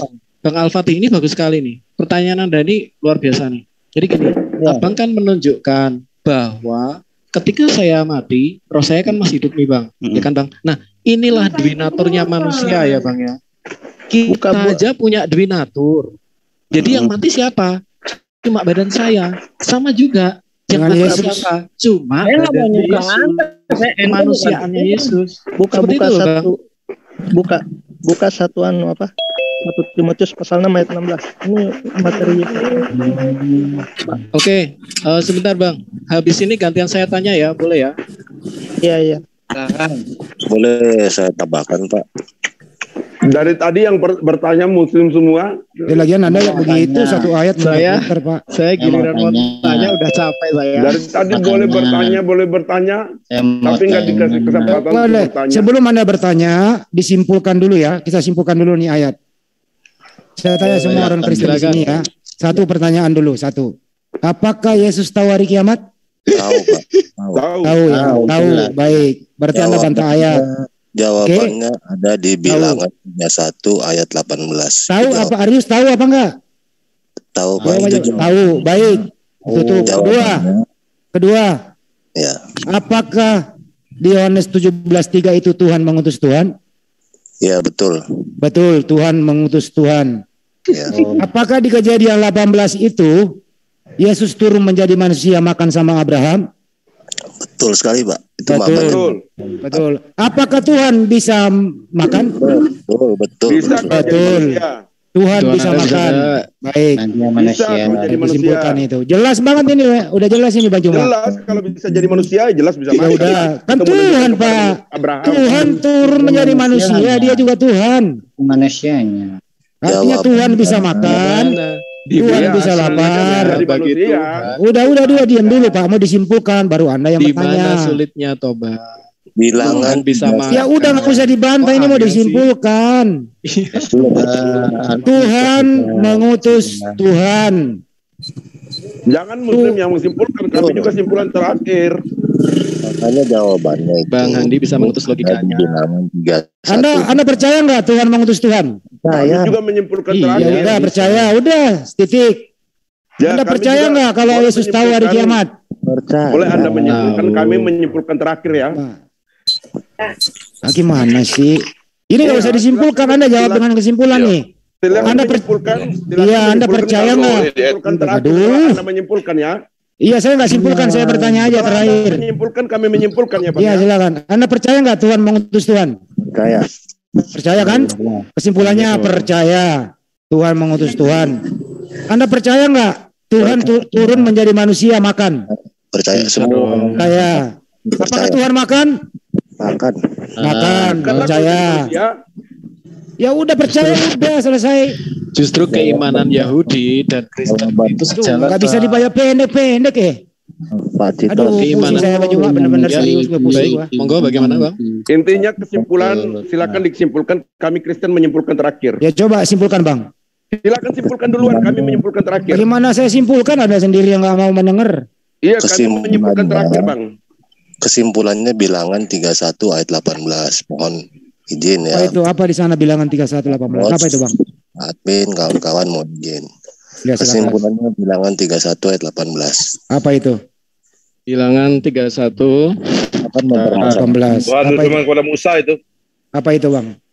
Tuhan berfirman kepada Musa. Biarin satu. Monggo. Itu nih. Jawaban pertama, Bapak kan mempermasalahkan masalah kata tahu itu kan, Pak ya. Ya, Pak ya. 18 ya. Ini bukan. Loh, kok bukan sih? Mana nyambungnya itu Pak 3118 itu. Biarin nggak apa-apa. Ikuti aja. Kan kesimpulan katanya. Kesimpulan yang salah dong. Sorry Bang, mungkin kayaknya salah deh. Boleh dong? Boleh saya belum menjelaskan Pak. Saya belum menjelaskan. Dia mau jelaskan dulu, biarkan. Pak. Bapak kan mempermasalahkan kata tahu itu kan. Betul? Betul ya? Lanjut aja Bang, lanjut aja dulu. Oh ini ya, tahu. Kata tahu itu di perjanjian baru yang Bapak kutip tadi itu kan bahasa Yunani, Pak. Di ELA ini diterjemahkan perempuan yang belum pernah bersetubuh. Nah, Alma apa Pak? Apa itu Pak? Sebentar. Kalau kita mau sinkronkan apa sih bahasa Yunaninya di balik perempuan yang belum pernah bersetubuh itu, kata Yunaninya oidon, sama persis dengan kata tahu yang Bapak permasalahkan soal Yesus tahu. Jadi menurut Anda Yesus tahu hari kiamat? Menurut Bapak di ayat ini perempuan tahu laki-laki nggak? Enggak, perempuan yang belum bersetubuh itu namanya Parthenos. Bapak nggak ngerti maksud saya. Nggak ngerti, coba estek ya. Dewi Athena juga disebut Parthenon. Ini bukan arah ke sana Pak. Bapak, ini mau kesimpulan. Menurut Anda Yesus tahu hari kiamat apa tidak? Di baliknya belum pernah. Tahu itu dibuat dari kacang kedelai. Tempe. Bro, simpulkan aja bro. Yesus tahu hari kiamat apa tidak? Taunya itu oiden. Nah perempuan di ayat ini tahu nggak? Iya, saya nggak ngomong sana. Yesus tahu hari kiamat apa tidak? Tahu, karena oiden bukan ginosko. Coba buka ayatnya tadi. Yesus anak pun tidak tahu. Gimana itu? Aduh, itu oiden Pak, kata jadi ayat itu salah. Bukan salah, Bapak nangkepnya salah. Coba kok nangkepnya salah. Coba balikin ayatnya dulu. Coba balikin ayatnya. Ayat berapa tadi tuh Banyak Pak? 326 ya. Coba di share screen dulu ayatnya. Markus 326. Ya coba. Ya, nanti Pak Aris yang jelaskan ayatnya ini ya. Coba. Ini nih. Iya, di blok dulu itu. Anak pun tidak tahu. Coba baca Pak Arius. Ini sih udah saya baca bro. Ya coba baca. Kata tahu anak pun tidak tahu gitu kan. Iya, apa maksudnya anak pun tidak tahu? Apa maksudnya? Ya gimana saya mau jawab, Bapak potong terus. Ya silakan Pak. Bapak tahu nggak arti kata tahu di balik kata jawab tahu? Aja Pak, jangan bertanya, jawab aja. Tahu nggak artinya? Saya nggak tahu, silakan. Artinya itu oiden, bukan ginosko. Kalau ini pengetahuan. Biarkan dia. Biarkan. Oke, maksudnya gimana Bang Arius? Pak terangkan aja Pak, itu ayatnya maksudnya apa? Mana lu Pak? Silakan. Saya lagi terangkan. Oiden itu nggak ada hubungannya dengan pengetahuan kognitif. Kalau Bapak mau cari pengetahuan kognitif, banyak sekali Pak. Yesus tahu. Nih contoh, kisah para satu. Saya nggak tahu ini ayatnya ini Yesus tahu hari kiamat apa tidak? Oiden ngerti nggak sih oiden eido? Ini ayat ini Yesus tahu hari kiamat apa tidak? Itu bukan tahu masalah pokok. Ini itu bahasa Indonesia loh. Lu salah yang LAI. Bahasa Indonesia itu Pak. Berarti LAI salah. Bahasa LAI salah. Berarti LAI salah. Terjemahan Elohim juga salah. Sebentar dulu. Jadi Anda mengatakan Arius LAI salah, betul? LAI sangat betul. LAI salah. LAI salah. Terjemahkan salah. LAI salah. Sebentar Pak Emil. LAI salah betul. Elohim juga salah. Yang lain diam dulu. Arius, LAI salah apa tidak? Bapak ini budek kali ya? LAI salah apa tidak? Jangan gitu Bang. LAI betul, Bapak yang salah karena nggak ngerti oiden itu apa. Ini bahasa Indonesia loh. Ini bahasa Indonesia. Ini bahasa Indonesia. Gak apa-apa, diterangkan aja. Silakan. Ini bahasa Indonesia loh. Anak pun tidak tahu. Diterangkan aja Bang Arius. Tentang hari itu anak pun tidak tahu. Maksudnya apa? Ayo. Saya sudah terangkan tadi dan Bapak nggak ngerti arti kata tahu di situ oiden di bahasa Yunaninya Pak. Tahu itu apa itu? Oke, yang lain diam dulu, Pak Emil. Apa artinya bahasa Yunani tahu? Persib. Apa itu? Persib Bandung. Bukan. Consider. Yang lain diam dulu, biarkan dia jawab. Oiden itu kalau Abang bilang Persib Bandung. Artinya consider, behold, persib. Apa? Masuknya? Kalau nggak ngerti ya itu berita Bapak, bukan berita maksudnya, saya. Lo Anda sendiri yang ngerti. Bagaimana Anda menjelaskan ke umum kalau Anda sendiri yang ngerti? Loh, Saya sudah jelaskan, maksudnya itu consider bahasa Inggrisnya. Apa itu artinya? Apa itu artinya? Bukan masalah tahu soal kognitif, Pak. Ya, apa maksudnya di sana? Coba jelaskan. Aku ulang-ulang pertanyaan. Anda sendiri yang nggak memberikan penjelasan ke orang-orang. Anda sendiri yang ngerti sendiri gitu loh. Udah saya jelaskan, maksudnya Apa? consider dia tidak mempertimbangkan hari kiamat saat itu karena bukan itu tujuan dia. Nanti Jadi dia lembaga Alkitab Indonesia salah terjemah. Diulang lagi, budek ya. Jadi lembaga Alkitab Indonesia salah terjemah apa benar terjemahnya? Apa? LAI sangat benar. Jadi kalau begitu LAI sangat benar, bahasa Indonesianya adalah anak pun tidak tahu tentang hari itu. Saya sekarang kalau saya boleh balik tanya, Pak ya. Boleh nggak? Saya udah jelas. saja. Aduh, ini orang ini tentang hal itu anak pun tidak tahu. Ya, oke. Apalagi lu bantah. Oke, Bang Andi. Kata tahu di situ. Oke, Ya, Bang itu Andi dan tidak tahu, artinya tidak mengerti, tidak tahu. Mohon maaf. Bang Aduh, Andi dan ini Bang orang ini. Arius supaya kita bisa langsung gantian. Sebenarnya sederhana itu loh Bang. Kalau Anda ingin nggak usah bahas ke anak, bahas aja siapa satu-satunya yang tahu tentang hari kiamat di ayat itu. Tidak ada itu. Ya, Bapak. Siapa? Bapak, nggak ada masalah. Bapak. Nah, Father Menos itu apa? Sendiri kan dia yang tahu. Siapa? Sang Father kan. Bapak ya. Berarti yang lain nggak tahu kan? Jadi Anda nggak usah muter-muter. Betul. Ustaz. Enggak juga dalam Muter aja ini Yesus terus ini. Karena ini kan kita juga baca sampai ayat segini kan, Bang. Oke. Aku rasa udah ya. Gantian kita tanya ya. Aku udah ngantuk nih. Oke, jadi cuma Bapak yang tahu ya. Father Bapak Menos. tahu. Ya, Oke. sebagai anak manusia dia tidak tahu. Ya iya dari tadi kan ngomong, Pak. Yesus memang anak manusia. Namanya Dia Yesus anak manusia. 100% anak manusia dan anak Allah dalam kemanusiaan. Bukan, salah itu. Yesus 100% manusia dan 100% bukan Tuhan. Tunggu. Itu yang benar. Itu Anda Enggak, itu Yesus. Itu Yesus. Itu Anda mengeksegesis. Oh enggak, itu Yesus sendiri yang menerangkan. Itu sama dengan itu sama dengan aku tidak dapat berbuat apa-apa dari diriku. Sekarang saya tanya, aku di situ siapa? Ini Anda mengatakan Anda seperti Yahudi. Yesus di situ ketika dia mengatakan aku tidak dapat berbuat apa-apa dari diriku. Ku di sini siapa? Lalu Yahudi mengatakan kenapa dia menyamakan diri dengan Elohim? Di mana Yesus menyamakan dirinya dengan Elohim? Di mana? Kenapa Yahudi menganggap Yesus menyamakan diri dengan Elohim? Justru itu saya tanya, di mana Yesus? Sekarang saya tanya, kenapa Yahudi menganggap Yesus menyamakan diri dengan itu Elohim? Kesalahan Yahudi, sama seperti Anda. Itu kesalahan Yahudi dan kesalahan Anda.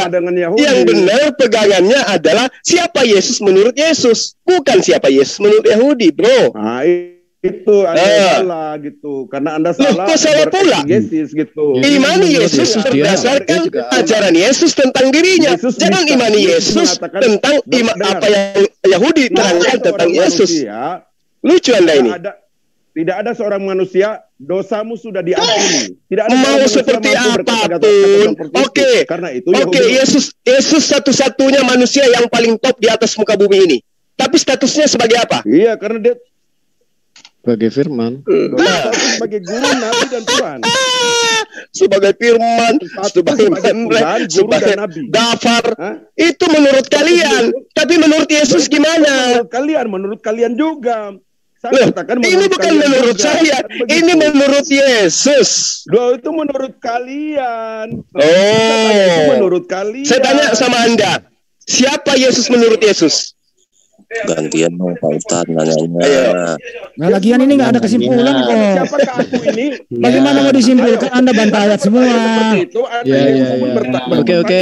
Udah ya. Di Bible kita bertanya nih, tertulis dengan jelas. Anda bantah semua. Yesus juga bertanya kepada muridnya. Iya, Matius 16 nomor 16. Siapakah aku ini? Apa kata Yesus? Apa kata muridnya? Dengan Anda bertanya siapakah Yesus itu?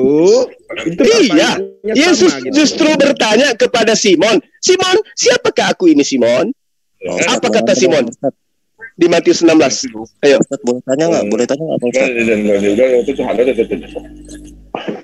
Ini orang ini gimana sih?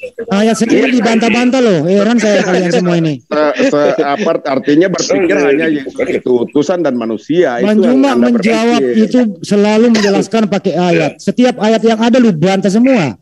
Heran saya. Bantah, saya kasih Oiden sama Ginosko itu sama-sama tahu. Cuma beda konteks. Jadi menurut Anda Yesus tahu hari kiamat? Saya mau tanya, kata Maha. Menurut Anda Yesus tahu hari kiamat apa tidak? Hanya ulang-ulang. Lu nggak pernah jawab. Jawab aja A tahu, B tidak tahu. Muter aja. Muter-muter lu. Yesus tahu hari kiamat apa tidak? Oiden dan Ginosko itu sama-sama. Yesus tahu hari kiamat apa tidak? Budak kah? Yesus tahu hari kiamat apa tidak? Mau tanya Pak Ustadz aja. Yesus tahu hari kiamat apa tidak? Lu jawab A tahu, B tidak tahu. Tahu. Baik. Kalau Yesus tahu hari kiamat. Assalamualaikum. Hari Kamis waktu itu Pak. Sebentar. Oke, siap. Aduh, Bang Emil. Kamis besok kan? Tutup Emil. Siapa ini? Kamis besok itu Puan lah. Jadi ini dulu itu. Oke, siap. Ikut. Oke, ini Pak Emil ini. Ini ada. Bantu itu. Pak Ustadz mau tanya dong Pak, singkat aja Pak. Sebentar ini belum kelar ini. Yesus tahu hari kiamat katanya nih. Jawab. Berarti ada dua yang tahu hari kiamat. Bapak dan Yesus tahu hari kiamat, betul? Ada 3. Hah? Ada 3. Siapa lagi yang tahu? Ada 3. Ya cari sendiri lah. Ya, kalau yang tanya Yesus bukan yang 2 lagi lo tanya. Ada 3 siapa lagi? Siapa lagi majuin satu lagi siapa? Yang ente tanya kan si Yesus, bukan ente tanya 2 lagi. 2 lagi. Roh Kudus tahu hari kiamat. Roh Kudus. Satu hakikat toh Bang. Satu hakikat. Ayat tadi bohong itu. Ayat tadi bohong itu. Tidak ada yang bohong. Kita lihat. Malaikat pun tidak tahu, anak pun tidak tahu, hanya Bapak yang tahu.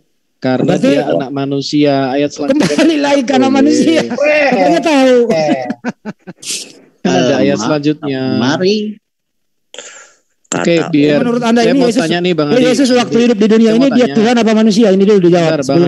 Selama Yesus hidup di dunia ini Yesus Tuhan apa manusia? Sebentar dulu. Biar jelas ini. Biar jelas. Selama Yesus hidup di dunia ini menurut kalian semua ini dia Tuhan apa dia manusia selama hidup di dunia? Biar diskusinya kondusif. Enggak, biar jelas dulu baru ditutup. Selama Yesus hidup di dunia ini dia Tuhan atau dia manusia? Ini sudah 4 jam. Sekitar selama Yesus hidup di dunia ini 33 tahun setengah, dia Tuhan atau dia manusia? Yesus tahu hari kiamat. Selama Yesus hidup di dunia ini, jawabin terus. Selama Yesus hidup di dunia ini, dia Tuhan atau dia manusia? Saya mau tanya Pak Ustadz. Dijawab dulu aja ini. Ini gampang kok. Ya, kita kan udah jawab. Apa? Sebagai apa? Dari tadi kita udah jawab. Selama Yesus hidup di dunia ini, dia manusia atau dia Tuhan? Selama Yesus hidup di dunia ini, dia Tuhan atau dia manusia? Atau dua-duanya? Kami gantian tanya ya Bang ya. Ya ini dulu sebentar aja yang dijawab. Selama Yesus hidup di dunia, manusia, dia Tuhan, dia manusia dan Tuhan. Perkara Bang Handi itu belum dapat dijawab. Waduh, kacau. Selama Yesus hidup di dunia ini, Yesus adalah A. manusia, B. Tuhan, C. manusia dan Tuhan. Manusia. Gantian boleh ya Bang ya? Saya ulang pertanyaannya nih, gampang sekali kok. Selama Yesus hidup di dunia 33 tahun setengah, Yesus adalah A. manusia, B. Tuhan, C. manusia dan Tuhan. Manusia dan Tuhan. Sebentar. Kristen kok yang jawab. Oke. Diskusinya tambah nggak sehat ini ya. Pertanyaan tadi meskipun nggak dijawab oleh nggak dijawab oleh teman Kristen ya kita hormati aja itu. Apapun jawabannya ya itulah keyakinan dan keimanan mereka. Keyakinan masing-masing. Jadi kita nggak bisa memaksakan itu ya. Jadi untuk selanjutnya silakan ya. Tadi teman-teman Kristen kan mau menanyakan sesuatu tentang saya tanya ya. Saya beri kesempatan. Silakan. Ya. Gini Bang. Teman-teman Kristen Muslim, halo? Apakah share saya sudah? Ya, sudah. Ya, baik. Jadi gini, saya sering sekali mendengar klaim dari teman-teman Islam bahwa Al-Qur'an itu kemarin juga Pak Munir juga bilang Al-Quran itu sampai titik komanya tidak ada perbedaan. Bentar Mas, Pak Munir siapa? Maksudnya cuma mewakili teman-teman Islam Nggak aja. ada, gitu. nggak ada. Oh, nggak bisa Mas. Nggak ada. Nggak bisa, saya mau menjawab. Siapa dia bang? Oke, nggak usah ngomongin Pak Munir deh. Aku tanya gini. Gimana nih bang? Langsung ke pertanyaan aja, langsung Langsung pertanyaan, saya mau bertanya juga. Ya, saya mau tanya, apakah benar klaim tersebut bahwa Al-Quran itu di seluruh dunia itu sama? Gitu Bang. Memang ada titik komanya ya Al-Quran ya? Menanyakan apakah Al-Quran itu di seluruh dunia sama begitu ya? Ya, misalnya seperti itu lah Bang. Baru apakah tahu, Al-Quran di seluruh dunia itu ada sama? titik komanya gitu loh. Saya baru tahu bahwa Al-Quran itu ada titik komanya. Enggak, itu soalnya itu pernyataan Pak Munir dan Pak Munir nggak di sini. Jangan Nggak layak. Saya salah kalau saya ngomongkan Pak Munir ya. Saya udah keliru. Saya keliru. Mohon maaf. Jadi menurut Abang, apakah Al-Quran di seluruh dunia itu sama?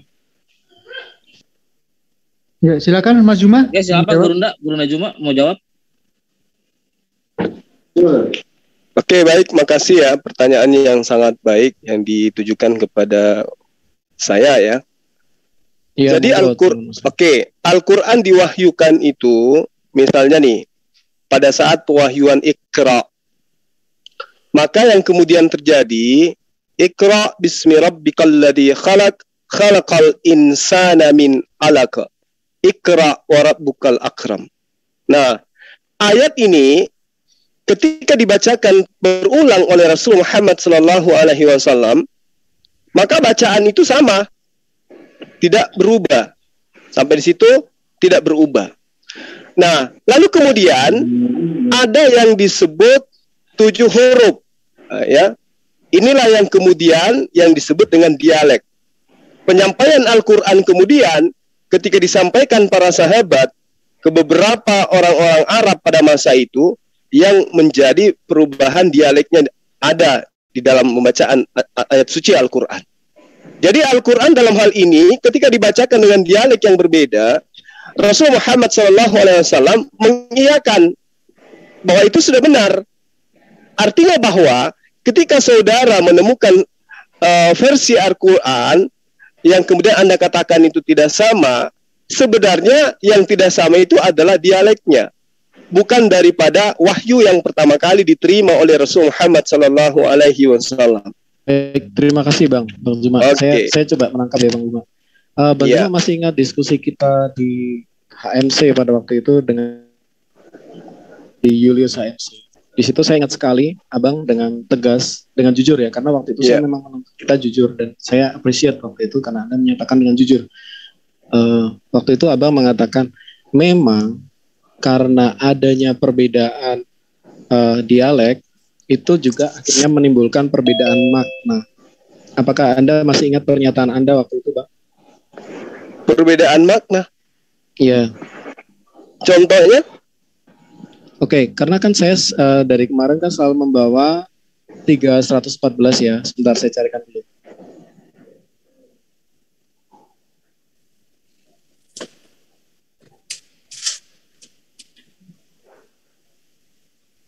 Sambil menunggu, mari kita tiktokan. Enggak. Ini gantian kami lah, Bang. Kami udah dari tadi dengan sabar melayani kawan-kawan. Ya, saya beri kesempatan kan. Ya, coba diuraikan biar Mas Juma bisa menjawab dengan jelas gitu ya. Baik ya, Bang. Maaf, di stop dulu ya. Stop dulu, jangan dikeluarkan suaranya karena ini menyangkut kena masalah kita dengan YouTube ya. Enggak, ini bukan dari YouTube kok Bang. Ini Anda bisa lihat kan dari foto. Ya maaf ya, nanti kena semua nanti. Karena sudah sering kayak begini, kena kita kena teguran dari YouTube. Jadi saya nyalakan suaranya aja ya Bang ya, tapi enggak saya nyalakan screen-nya ya. Malah suaranya itu jangan diperdengarkan di sini. Oh iya oke. Ya sudah. Minta dibacain aja kalau nggak bisa baca. Ya. Saja. Walatus alu, ya kan? Ini kemudian sementara di sini dikatakan sebentar. Wala tas'al. Nah, waktu itu kita berdiskusi masalah ini, Bang. Ini udah sekitar hampir setahun yang lalu. Setelah itu kan aku nggak pernah muncul kan, Bang. Baru bisa akhir-akhir ini karena kerjaan segala macam. Jadi maksud saya gini, Bang. Pada saat itu Karena pertanyaan ini juga untuk Ustadz Zuma itu kan saya tanyakan terus, kemudian 2 kali saya tanyakan ini, kemudian pada sesi dengan HMC pada waktu itu panjenengan mengatakan bahwa memang dengan adanya dialek itu juga menimbulkan perbedaan makna. Karena ini tas'al dengan tus'alu ini berbeda Bang maknanya. Yang satu adalah jangan. Yang jangan ini adalah menggunakan lanahiyah. Lanahiyah itu dia mati di sini, lamnya mati di sini. Ini apa? Terjadi lanahiyah itu la yang menjazmkan fi'il mudhari. Jadi ada lam di sini yang mati di sini. Ini menyebabkan perintah, bukan lagi kalimat informasi. Sementara yang di sini adalah kalimat informasi. Nah, tas al di sini, tus alu di sini adalah kalimat informasi. Kamu tidak akan ditanya. Sementara di sini adalah kamu jangan bertanya. Yang di wars. Nah, saya cuma ingin sementara saya tanya dulu itu, apakah Abang masih mengingat pada waktu itu klaim bahwa iya memang perbedaan qiraat itu akhirnya menyebabkan perbedaan makna. Monggo Bang, terima kasih. Coba tampilkan yang tadi itu Anda membawa-bawa kata lahnya atau tidak? Coba tampilkan kata lahnya itu muncul enggak? Nah, terus yang satunya, versi yang satunya,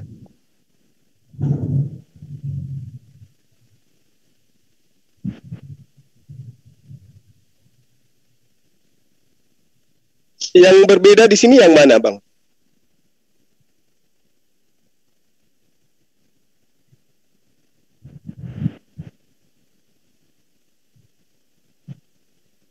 Di sini tus alu.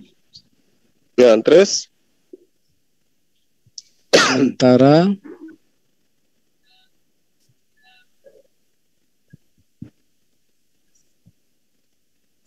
sementara di sini adalah wala tas'al. Di percakapan kita yang terakhir itu Abang mengakui bahwa memang ada perbedaan, mengakibatkan perbedaan. Saya nggak masalah kalau misalnya mau di skip apa gimana. Ini surah apa ya? Kalau boleh saya tahu ya.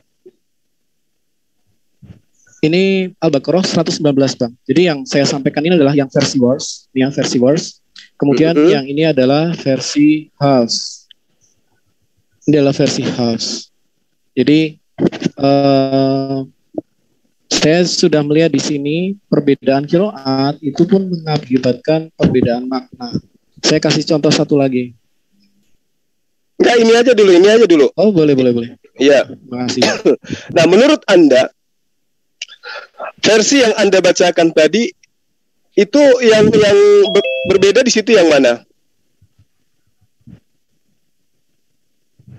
Kalau mau diulang Bang, putus-putus Bang. Mohon. Ya, yang berbeda di situ yang mana? Coba. Bentar ya.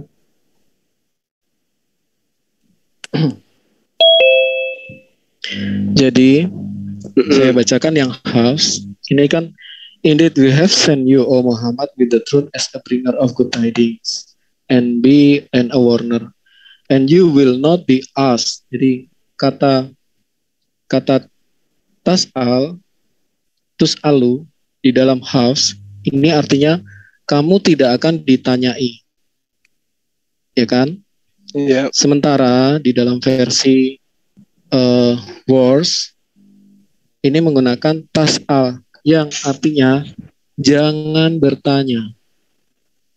Jadi beda antara kalimat berita dengan kalimat perintah. Ini sudah menimbulkan perbedaan makna. Yang satunya jangan bertanya. Yang satunya kamu tidak akan ditanya. Monggo Bang Zuma. Oke. Jadi begini. Jangan dihilangkan ini ya. Wala tas'al, lalu kemudian di data yang satu Anda mengatakan wala tus'alu, dan engkau tidak akan diminta. Dan yang satu juga mengatakan wala tas'al, artinya dan tiadalah kamu diminta. Apa yang berbeda di sini? dimulai dengan kata wala, keterangan. Ya, ini kan. Jadi gini Bang, tas'al di sini ini artinya bentuk perintah yang bersifat larangan, Bang. La di sini adalah la nahiyah dalam istilah nahwu, yaitu huruf lam yang menjasemkan fi'il mudhari. Jadi begitu ada la nahiyah, kalimat itu akan berubah. Jadi ada 6 la. Saya pernah belajar dari Abdullah Tuasik, ada la. Nah, salah satunya la ketemu menjasemkan fi'il mudhari, dia berubah dari antara tidak akan menjadi jangan. Jadi secara bentuk dia sudah berubah menjadi kalimat perintah gitu Bang. Yang tadi adalah bentuk berita pasif, kalimat pasif, sementara yang satu merubah menjadi kalimat perintah. Kalau perintah itu kan ada tanda seru ya. Sementara coba Anda bacakan terjemahannya, bukan hanya sebatas satu kata itu. Oh baik ya. Ya, wala tus'al an ashabil jahim. Ya, coba. Baik. Indeed we have sent you, O Muhammad. Bahasa Indonesia aja, bahasa Indonesia. Oke. Sebentar. Kalau bahasa Indonesianya kayaknya sama itu. Oh, enggak. Tetap berbeda. Coba. Saya share di kalam dulu ya. Aku harus buka dulu. Jadi di sini ya, ada di sini sudah jelas ya. Ini berbicara mengenai orang kedua ya. Wala tus'al. Aku yang bacakan ya. Ya. Al-Qur'an ayat 119, Bismillahirrahmanirrahim. Sungguh kami telah mengutusmu ya Muhammad dengan kebenaran sebagai pembawa berita gembira dan pemberi peringatan, dan engkau tidak akan diminta dalam kurung pertanggungjawaban tentang penghuni neraka. Nah, ini hafs ini. Iya, yang hafs diartikan bahwa sungguh Muhammad engkau tidak akan diminta pertanggungjawaban. Baik ya. Sementara yang worse ini berarti kamu jangan bertanggung jawab. Coba, dari awal coba bacakannya dari awal seperti saya tadi membacakan gitu loh. Silakan. Oke, saya buka dulu ya Bang. Ya, coba. Sungguh kami telah mengutusmu Muhammad dengan kebenaran sebagai pembawa berita gembira dan pemberi peringatan, dan engkau jangan bertanya tentang penghuni neraka. Sementara yang tadi engkau tidak akan diminta pertanggungjawaban mengenai penghuni neraka. Silakan Bang. Ya, di situ tidak ada pergeseran makna di sana. Itu sama aja dengan kata tus'al itu diawali dengan petunjuk kata wala. Dan tidak tus'alu dengan tus'al itu kan cuma lam tasdid yang di sana. Intinya di situ diterangkan bahwa kamu tidak akan ditanya atau kamu jangan ditanya dari tentang ya penghuni neraka. Apa yang Anda permasalahkan? Ya. Karena katalah di situ la ini bisa menjadi tidak, bisa juga menjadi jangan. Iya. Jadi gini terus Bang, kalau dikatakan kamu tidak akan ditanya, kamu tidak akan bertanggung jawab, berarti beliau masih boleh tidak, kan berbeda dengan jangan bertanggung jawab. Nah, itu pemahaman Anda kan? Kami memahami ayat ini meskipun kita menggunakan habs misalnya, wala tus'al, di situ boleh diterjemahkan dan jangan kau diminta pertanggungjawaban tentang penghuni surga. Boleh juga dimaknai dan engkau tidak akan diminta. Apa yang jadi masalah kemudian? Jadi gini Bang, ketika saya analogikan seperti ini. Ketika analogi Allah, bukan. Ini kan konteksnya Allah berfirman kepada Nabi, wahai Muhammad, kamu tidak akan diminta pertanggungjawaban. Itu yang pertama. Sementara yang kedua, wahai Muhammad, kamu jangan bertanggung jawab. Jadi yang pertama, kamu tidak akan ditanya, kamu tidak akan bertanggung jawab, itu adalah bentuk kalimat berita. Sementara yang satu ada satu strict perintah, jangan bertanya, jangan bertanggung jawab. Nah, jadi itu ada perbedaannya di situ, Bang. Itu kalau Anda memahaminya seperti perspektif pemikiran Anda itu. Ya, tapi yang pasti sama tadi perspektif pemikiran Anda juga kan? Oh enggak, beda dong. Beda. Sangat jauh berbeda. Ini pemahaman Anda terhadap perbedaan kata la. Ini kuncinya di situ. La itu bisa berarti tidak, la itu bisa berarti jangan. Gitu loh. Nah, kemudian tus'al atau tus'alu itu adalah orang kedua. Berarti dan engkau tidak diminta atau engkau jangan diminta. Pertanggungjawaban tentang penghuni-penghuni neraka. Nah, terkait dengan ini, Islam itu mengakui bahwa memang di dalam pengabaran tentang Al-Quran itu ada berbagai macam versi membaca Al-Quran. Terkait dengan imla, terkait dengan tarkik, terkait dengan takhim, terkait dengan lajna, itu memang ada dalam Al-Quran itu. Tetapi kemudian kami umat kalau Islam salah membaca maknanya salah. Tidak ada yang salah membaca di situ. Orang mau membacanya walatus alu dengan walatus al itu tidak salah. Makanya ketika ditanya sahabat mana yang benar, kamu benar. Dibaca lagi oleh sahabat yang lain dikatakan juga kamu juga benar. Itu tidak salah. Pak Ustadz, maksudnya Pak Titus tuh begini, ada dua mood gramatikal, Pak. Kalau mood gramatikal itu, kalau yang satu indikatif, yang satu kalimat imperatif. Jadi implikasinya pasti berbeda, Pak. Saya satu indikatif. Enggak, karena kami memahaminya tidak seperti yang Anda pahami. Gurunda, aku boleh bantu ini? Ikut boleh. Karena kami juga memahami seperti Anda yang tidak pahami. Oh beda. Kalau itu tadi jelas anak tidak tahu hari kiamat. Anda yang mengatakan tahu. Itu dari mana ke mana itu? Tidak nyambung. Tapi Yesus tidak mengatakan aku tidak tahu. Tapi dia sebagai anak dan Bapak satu-satunya yang tahu. Yesus tidak mengatakan. Anda ngerti enggak kalau dikatakan satu-satunya yang tahu hanya Bapak? Ngerti enggak? Tapi Yesus tidak mengatakan aku tidak tahu. Mohon maaf, Bang Slayer tadi mau membantu ya. Yesus mengatakan satu-satunya yang tahu dia. Yesus Bapak tidak mengatakan aku tidak tahu. Bapak satunya yang tahu. Yesus tidak mengatakan aku tidak tahu. Oh, Father Monos. Tukul juga tidak mengatakan Tukul tidak tahu. Manra juga tidak mengatakan Manra tidak tahu. Berarti Manra tahu. Karena Yesus mengatakan aku dan Bapak satu, tidak mengatakan anak dan Bapak satu. Iya. Satu apa? Satu apa? Anak dan Bapak tidak. Iya, satu apa? Satu apa? Satu apa? Boleh aku luruskan? Permisi, boleh dijawab? Satu celana. Asumsi itu pemahaman Anda. Saya tanya sama Bapak dan Yesus satu itu satu apa? Coba. Ini sama dengan Anda katakan 1 menit, 2 menit untuk Anda jawab. Yesus dan Bapa itu satu apa? Silakan. Itu sama dengan Anda berkata itu pemahaman Anda salah. Tunggu dulu. Satu di sini apa? 2 menit untuk Anda. Yang lain diam. Aku dan Bapa adalah satu apa coba? Barusan Anda memercik air di muka Anda sendiri gitu. Tadi Anda mengatakan pemahaman Anda Pak Kristen, itu pemahaman Anda kan? Permisi Pak.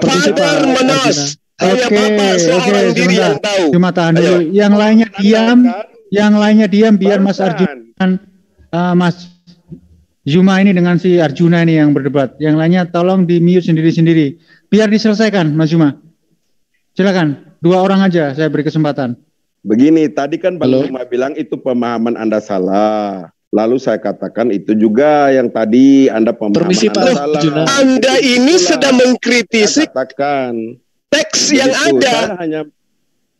Anda mengkritisi tentang teks yang ada gitu loh. Makanya di situ dikatakan anak dan anak pun tidak tahu. Yesus tidak mengatakan aku tidak tahu. Kenapa? Karena di ayat yang lain Yesus mengatakan aku dan Bapa satu, tidak mengatakan anak dan Bapa satu. Satu apa?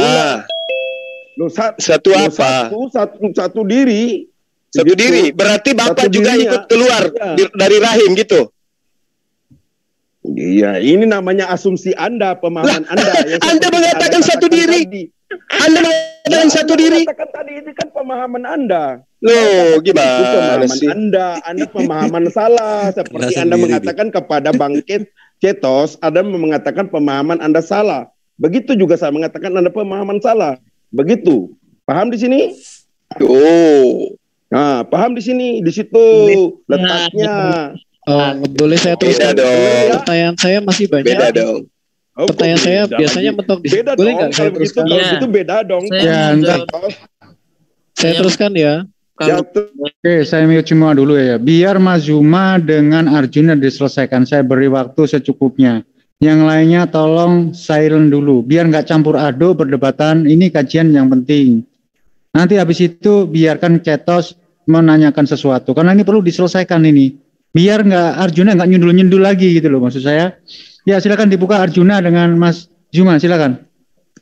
Yang lainnya ditutup. Bang, tadi Bang Azuma katakan bahwa itu pemahaman Anda salah. Saya cuma mengklarifikasi lagi bahwa apa yang dikatakan di dalam Matius tadi bahwa anak pun tidak tahu. Nah di situ Yesus tidak mengatakan aku tidak tahu. Lalu mengapa Yesus mengatakan di ayat yang lain? Anak di sini siapa? Anak di sini siapa? Iya benar. Anak di sini siapa? Tidak secara eksplisit mengatakan aku. Sekarang saya tanya, anak di situ siapa? Dalam kemanusiaannya Yesus anak yang tidak tahu di situ siapa? Ya Yesus. Berarti Yesus juga tidak tahu kan? Dalam kemanusiaannya, makanya dalam kemanusiaannya sebagai Yesus maka mengatakan seperti itu. Berbeda ketika di ayat yang lain Yesus mengatakan aku dan Bapa satu. Di situ Yesus tidak mengatakan aku pun tidak tahu. Kenapa Yesus tidak mengatakan aku pun tidak tahu di situ? Kenapa harus mengatakan anak? Kan begitu. Dalam kemanusiaan anak itu anak manusia. Oh, jadi harus mengatakan Yesus baru dikatakan Yesus ya? Saya katakan kalau anak bukan Yesus berarti ya? Di sini letaknya sama. Anda mengatakan kepada Kletos pemahaman Anda salah. Makanya saya katakan Anda juga pemahaman Anda salah. Begitu Bang. Sudah? Ya, saya katakan bahwa Al-Quran itu memiliki 7 bacaan. Begitu makanya. Ya.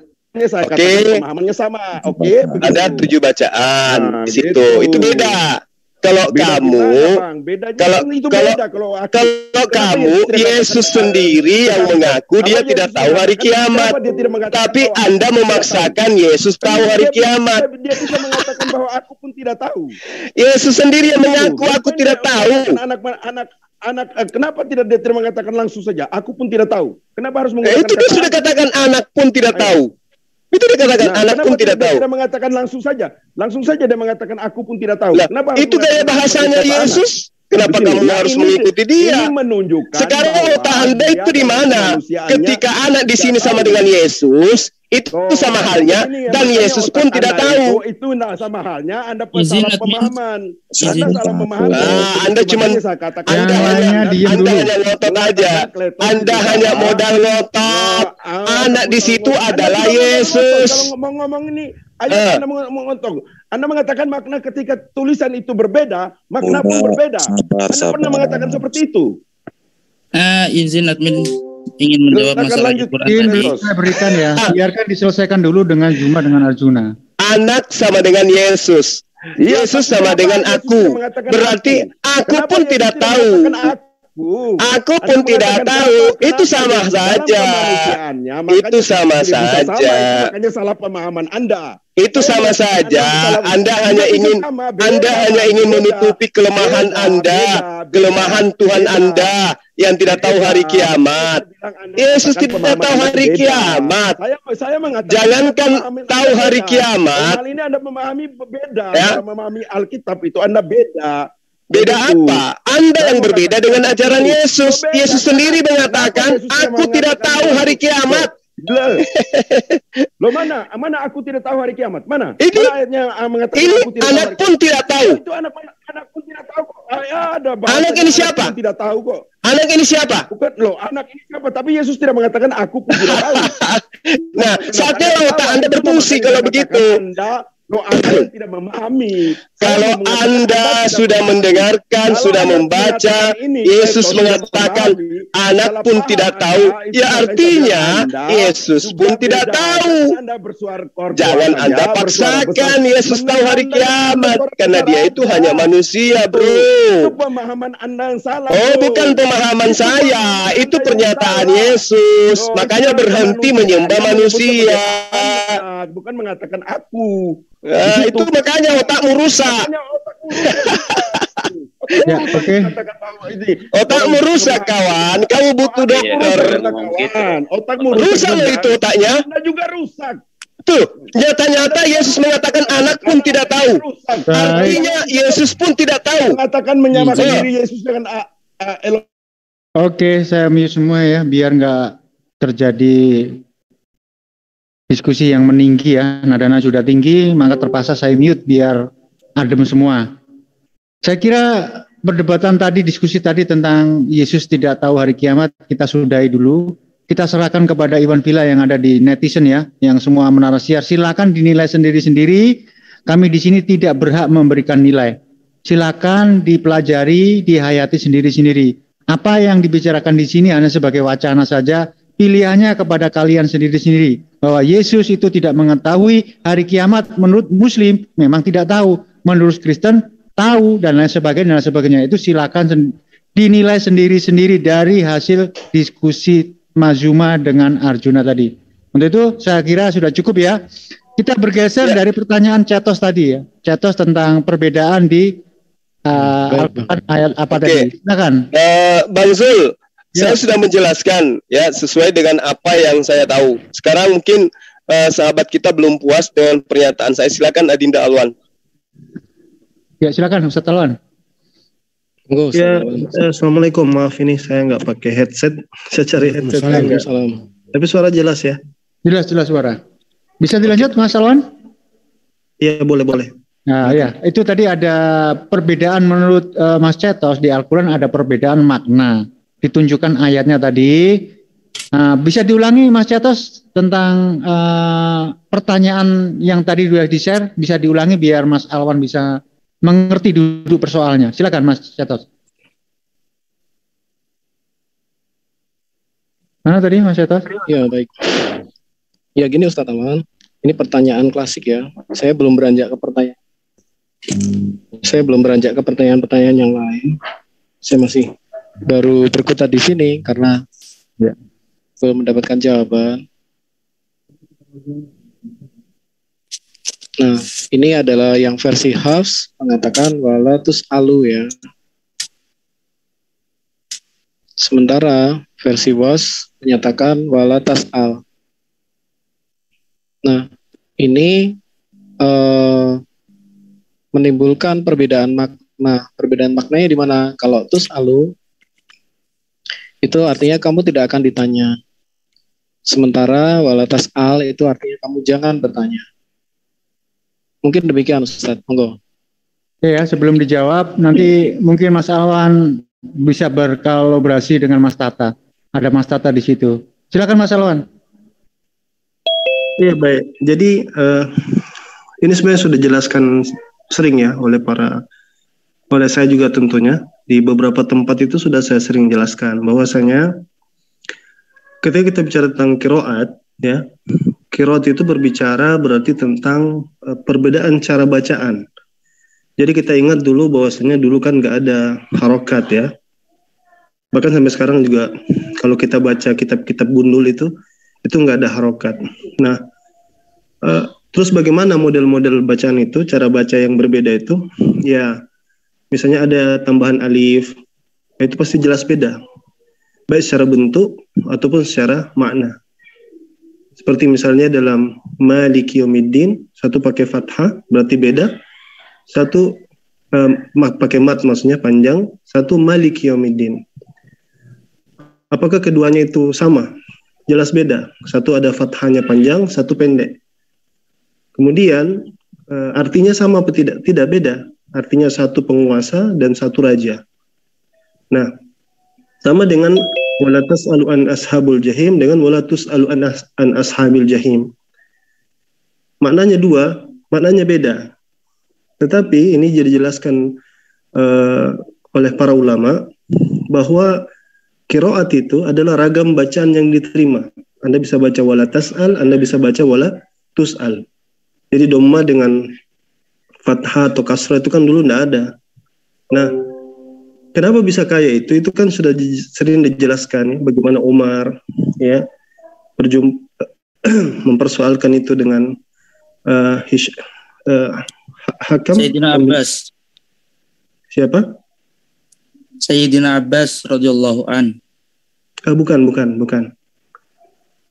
Jadi di situ ada bagaimana diperbolehkan ragam bacaan itu. Cara baca yang berbeda itu boleh. Jadi iqra' ma tayassara laka minal Qur'an. Kamu baca yang menurut kamu mudah. Jadi ulama kemudian menggambarkan ya itu yang dikenal dengan sabatu ahruf atau qira'atu sabah. Cara bacaan.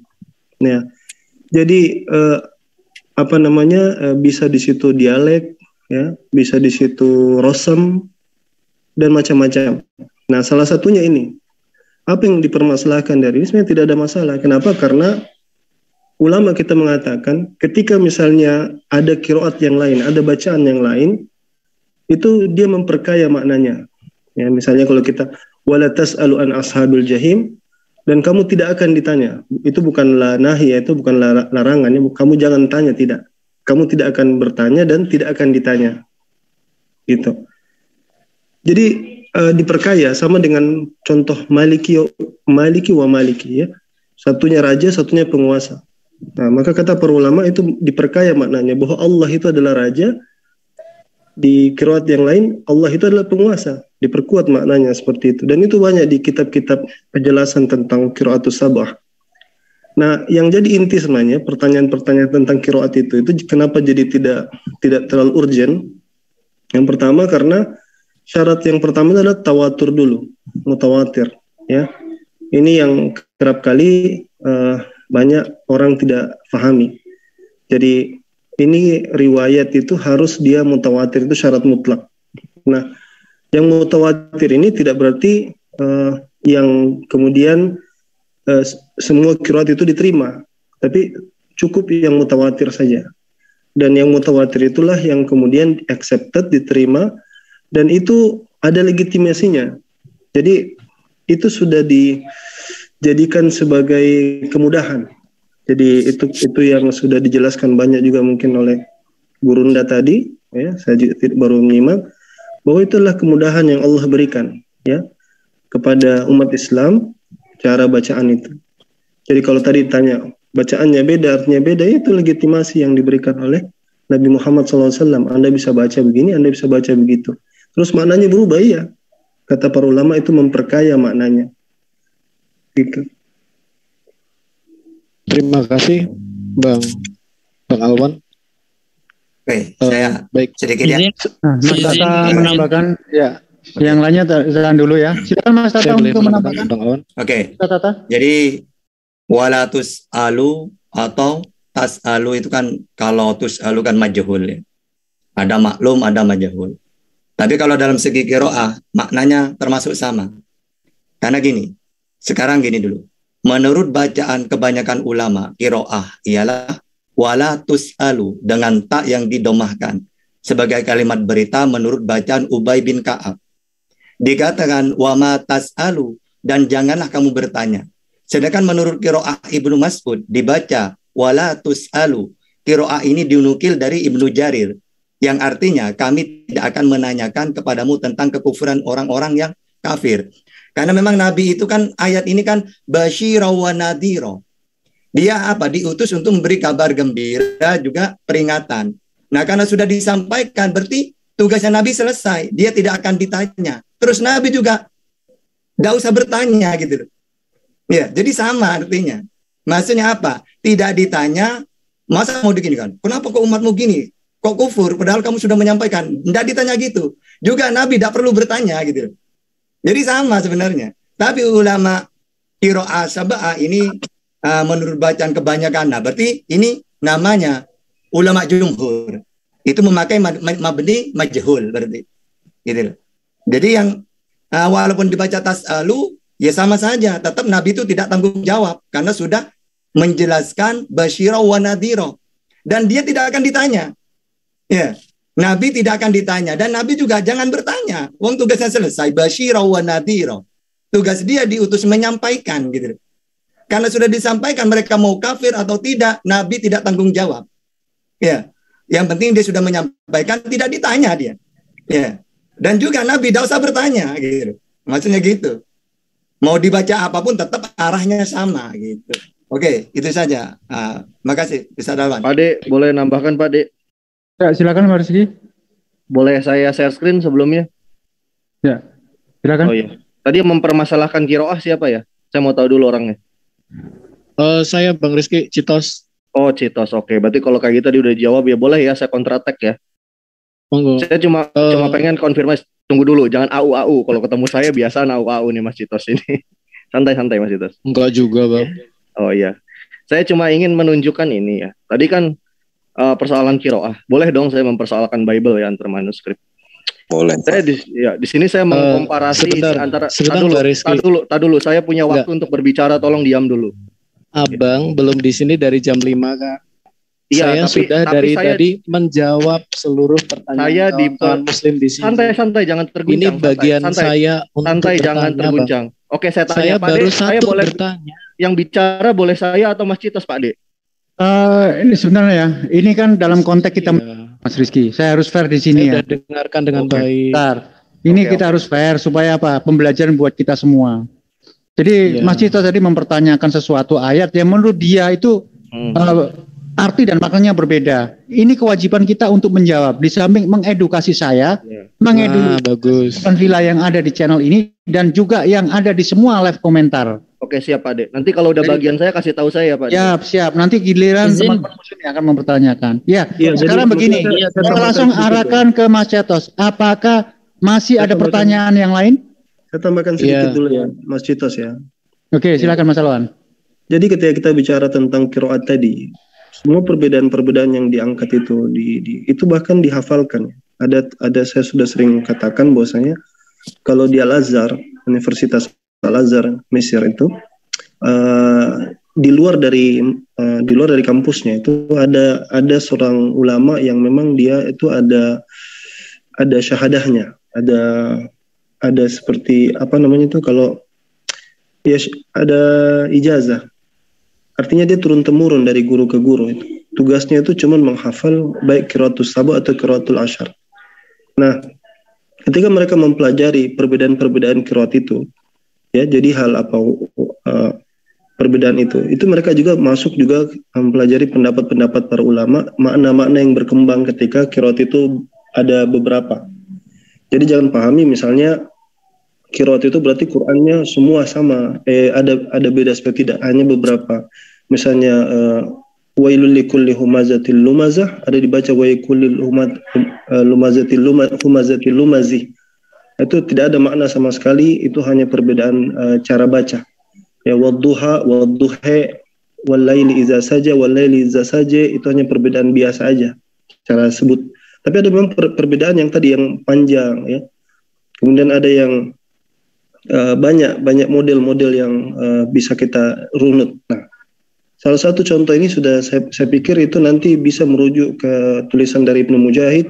Misalnya Ibnu Mujahid itu punya buku yang Qiraatus Sab'ah. Dia juga di dalam babnya kalau tidak salah itu di pertengahan, saya lupa di halaman berapa. Dia terangkan tentang pengayaan makna daripada jadi misalnya qiraat ini bacanya wala tas'al. Oke, ini salah satu makna. Kemudian ada datang lagi wala tus'al. Itu qiraat yang lain. Dulu nggak ada harokat ya, saya ulangi ya. Dulu nggak ada harokat, itu jadi bisa dibaca wala tus'al, bisa dibaca wala tas'al. Ketika ada orang yang membaca berbeda seperti itu, maka yang terjadi kan maknanya jadi kaya. Nah, harus dipahami ini delegitimasi oleh Nabi SAW. Dibolehkan. Bisa dibaca demikian, bisa dibaca demikian. Ya, kan ketika Umar datang, dia datang hakadza quri'al Quran, demikianlah Quran dibacakan. Dan yang lain juga datang, demikianlah Quran dibacakan. Jadi itu dilegitimasi. Nah, jadi dalam konteks qiraat itu dia selama dia mutawatir kita terima, lalu ketika maknanya beda itu pasti ada pengayaan makna di situ dan itu dikaji di banyak kitab para ulama. Ya begitu. Terima kasih Bang Alwan, Cak Tahta dan Mas Rizky. Jadi kalau saya boleh sampaikan ya, jadi saya coba simpulkan. Lanjut Mas Ito, saya cuma informasi aja, sampaikan apa-apa. Oke, Cincai Bang. Oke, saya boleh simpulkan ya dari apa ilmu-ilmu yang tadi abang berdua sampaikan. Yang pertama, boleh ada perbedaan penyebutan, boleh ada sedikit perbedaan makna, tetapi itu ada legitimasinya, itu kan Bang? Apakah benar demikian Bang Alwan dan Bang? Iya, benar. Itu legitimasi itu kita kenal dengan istilah at-tawatur atau mutawatir. Jadi riwayatnya harus mutawatir. Ya. Iya, karena dengan alasan riwayatnya mutawatir gitu ya Bang ya. Oke, jadi nggak apa-apa. Kalau menurut Abang demikian, saya juga masih berpegangan pada pemahaman saya bahwa menurut saya itu berbeda secara makna. Saya share screen lagi ya. Sebentar saya izin bicara perbedaan makna tadi kalau boleh. Oh ya silakan. Boleh nggak ini Bang? Soalnya saya baru satu pertanyaan. Gini betul. Saya untuk Mautausar bukan saya nggak mau mengizinkan karena kapasitas kan saya tidak kenal. Yang kita khawatirkan kita nggak kenal terus memberikan statement yang keliru. Iya. Nah begini ya. Saya juga alumni pesantren kebetulan. Iya. Meskipun alumni pesantren bagaimanapun kalau kami tidak mengenal saudara, bukan kami tidak memberi kesempatan ya. Ini akan membuat rancu begitu loh. Jadi yang saya beri kesempatan ini yang saya kenal. Bagi teman-teman mau bergabung di sini ya, bentar ya. Teman-teman Muslim yang mau bergabung di sini dan memberikan statement, setidaknya perkenalkan diri kalian kepada kami yang ada di sini sehingga kami bisa mengukur kemampuan kalian dan kami akan memberi kesempatan kalau kalian sudah terukur di sini. Baik, boleh ya, saya perkenalkan diri? Nanti saja Bang, perkenalannya nanti saja. Nanti setelah kita perkenalkan dari mana dan lain sebagainya termasuk kemampuan Anda. Jadi di sini saya berusaha untuk menetralkan suasana agar apa? Jawaban kita tidak dianggap asumsi. Itu satu ya. Terus keduanya, orang yang memberikan jawaban dari pertanyaan orang Kristen terukur begitu Mas. Siapapun boleh mengaku, silakan. Tetapi kan kami harus tahu kapasitas Anda di sini, begitu ya. Maaf, saya belum beri kesempatan. Iya, silakan. Selamat malam. Apakah orang seperti saya dilayani atau tidak? Kalau tidak dilayani, saya keluar. Anda mengatakan tidak dilayani, ujuk-ujuk tidak dilayani. Anda datang pada pertengahan sesi dan ini sesi sudah berlanjut antara Islam dengan Kristen mempertanyakan tentang surat-surat yang sudah di-share oleh si Cetos dan ini dipertanyakan kepada Muslim dan Muslim wajib menjawab. Ibnu Kalam masuk ke sini tidak membawa tema. Iya, betul. Karena memang saya harus mau bertanya saja. Nanti ada gilirannya. Ya, nanti ada gilirannya. Kalau memang saya tidak dilayani, saya keluar kan. Ya keluar aja. Dilayani atau tidak itu lihat kondisi. Anda menuduh kami tidak melayani, sedangkan Anda di sini keluar Kalam. Sebuah tema. Keluar aja Pak. Lebih baik biar nggak buang-buang kuota. Ya, begitu kan. Kalau kamu bersabar, silakan bersabar dulu. Tunggu yang lain giliran karena di sini banyak yang ingin bicara loh dari tadi. Saya netralkan dulu Mas Ceto. Saya netralkan. Di sini yang mau berbicara, sabar dulu. Ada gilirannya. Kalau semua bicara jadi kacau di sini. Mantap, betul. Memang tidak bagus kalau banyak bicara. Mantap. Ceto, silakan biar kita perpanjang waktu. Silakan. Apa yang mau ditanyakan, insya Allah akan dijawab oleh saudara-saudara saya yang Muslim. Silakan. Ya, baik. Terima kasih Bang. Jadi setidaknya saya punya kesimpulan pertama bahwa Al-Quran di seluruh dunia itu berbeda-beda. Yang penting mereka memiliki sanad gitu ya Mas Alwan ya. Mutawatir gitu ya Mas Alwan. Oke, ini salah paham betul ya. Jadi gini sebentar. Saya mohon maaf. Saya ini mencoba mencerna jawaban Anda Mas Alwan. Karena dari tadi saya baru pertanyaan sedikit tapi saya mendapat jawaban hampir 30 menit dari semua kanda-kanda di sini. Kalau saya pikir saya jawabnya juga singkat tadi ya. Jadi pertama saya luruskan dulu. Quran itu tidak pernah ada yang berbeda. Quran itu satu saja. Ya, di dalam beberapa surat ya, kurang lebih mungkin 1% saja dari seluruh surat yang ada itu ada bacaan yang diperbolehkan, bacaan yang lain yang diperbolehkan. Nah, seperti itu ya. Jadi ketika kita bicara tentang bacaan yang lain, maka yang tadi bacaan lain itu Anda bisa dapat itu di buku-buku tafsir banyak, ya, dijelaskan di Imam Al-Qurtubi, banyak di kitab-kitab ya, buku tafsir, di mana ketika mereka mengutip salah satu bacaan, bahwa ini ada bacaan yang lain yang seperti ini. Para ulama kemudian meng-cross-check riwayatnya, sanadnya, karena dia itu datang dalam bentuk periwayatan. Gitu ya, bisa dipahami ya. Jadi dia datang dalam bentuk periwayatan. Nah, periwayatan ini harus di-cross-check. Gitu. Meskipun dia didapati dari qurra, tapi qurra itu pasti ada sanadnya. Makanya kita katakan dia datang dalam keadaan bersanad. Jadi ditepis dulu itu, jangan ada prasangka Quran di Indonesia di mana banyak, tidak. Di beberapa surah ya, ada ayat yang cara bacanya beda. Itu yang dikenal dengan qiraah. Qiraah yang lain, qiraat, jamak itu qiraat, jamak dari qiraah. Qiraat artinya bacaan. Qiraat, bacaan-bacaan. Jadi cara baca yang lain seperti itu. Dan ini sudah lazim dipelajari di pondok-pondok pesantren.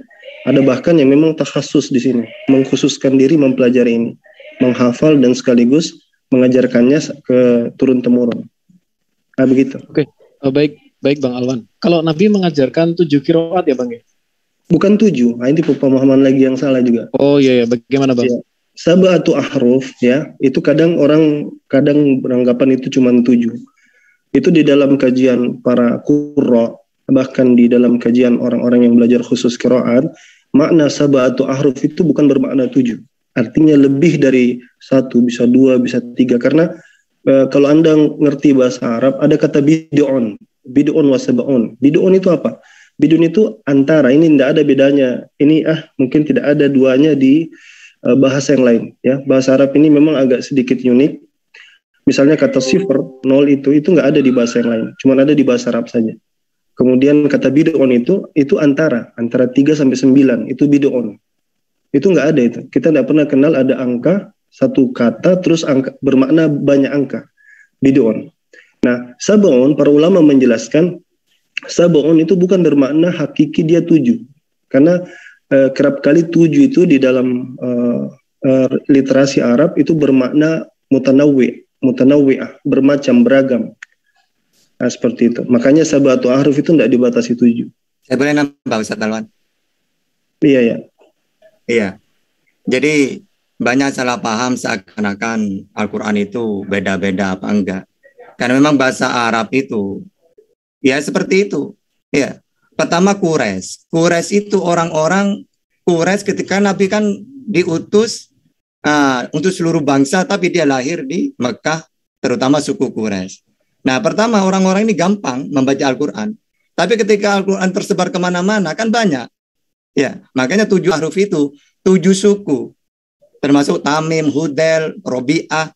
Nah, ketika tersebar ke suku itu, mereka kesulitan. Akhirnya Rasulullah meminta agar Al-Quran itu bisa dibaca dengan 7 huruf itu. Maksudnya apa? Sesuai dengan suku 7 ini. Makanya Tamim dengan Quraisy beda. Kalau Tamim itu yuhamis, ya, senengnya hamzah. Kalau Quraisy la yuhamis, tidak suka hamzah. Makanya ya Nabi Allah, itu Tamim. Kalau Quraisy ya Nabi Allah. Makanya lafaz kufuan dengan kuf'an. Nah, karena memang Quraisy itu la yuhamis. Sama dengan madda yamuddu maddan, bisa fi'il amarnya mudda, bisa umdud. Juga sa'ala bisa bisa as'al, is'al bisa sal. Dipakai oleh Al-Qur'an semuanya. Sal bani Israila dengan was'alil qaryah, berarti kan is'al. Bisa juga sal bani, sama maknanya. Jadi bukan berarti beda bacaannya, maknanya beda, enggak, sama. Antara mudda dengan umdud, antara sal dengan is'al. Sama dengan ini, qatala, kutila. Ya, nah ini tergantung makna nanti. Karena di perang Uhud, kalau baca qatala dengan kutila, berarti ada yang semua nabi dan pengikutnya mati. Kalau qatala ternyata tidak seperti itu. Buktinya nabi dengan sebagian sahabat masih hidup. Nah gitu, jadi apa? Disitulah ulama berperan supaya kita jelas gitu loh, mengartikan per ayat itu.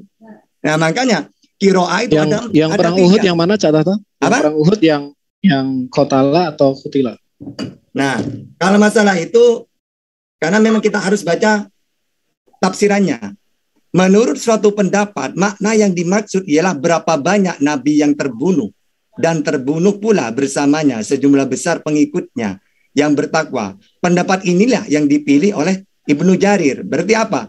Qotala. Iya. Karena sesungguhnya dia mengatakan adapun orang-orang yang membaca kutila, ya berarti ma'ahu ribbiyuna kasir. Sesungguhnya mereka mengatakan bahwa yang dimaksud dengan orang yang terbunuh ialah nabi dan sebagian dari para ulama yang mengikutinya, bukan seluruhnya. Nah ini apa ya? Panjang keterangannya kalau bahas per kalimat. Nah, iya, saya tadi naiknya sedikit, semua penjelasannya juga panjang. Gak apa-apa, saya dengar. Iya, makanya saya gini. Makanya sebentar ya Mas Cetos, karena kamu bertanya dan kamu juga bukan orang Muslim, maka kalau menjawab pertanyaan itu, apalagi menyangkut keilmuan tentang Islam, itu ya otomatis panjang. Tidak bisa kita menjawab dengan singkat. Karena kamu tidak ngerti makna dari bahasa Arab kan.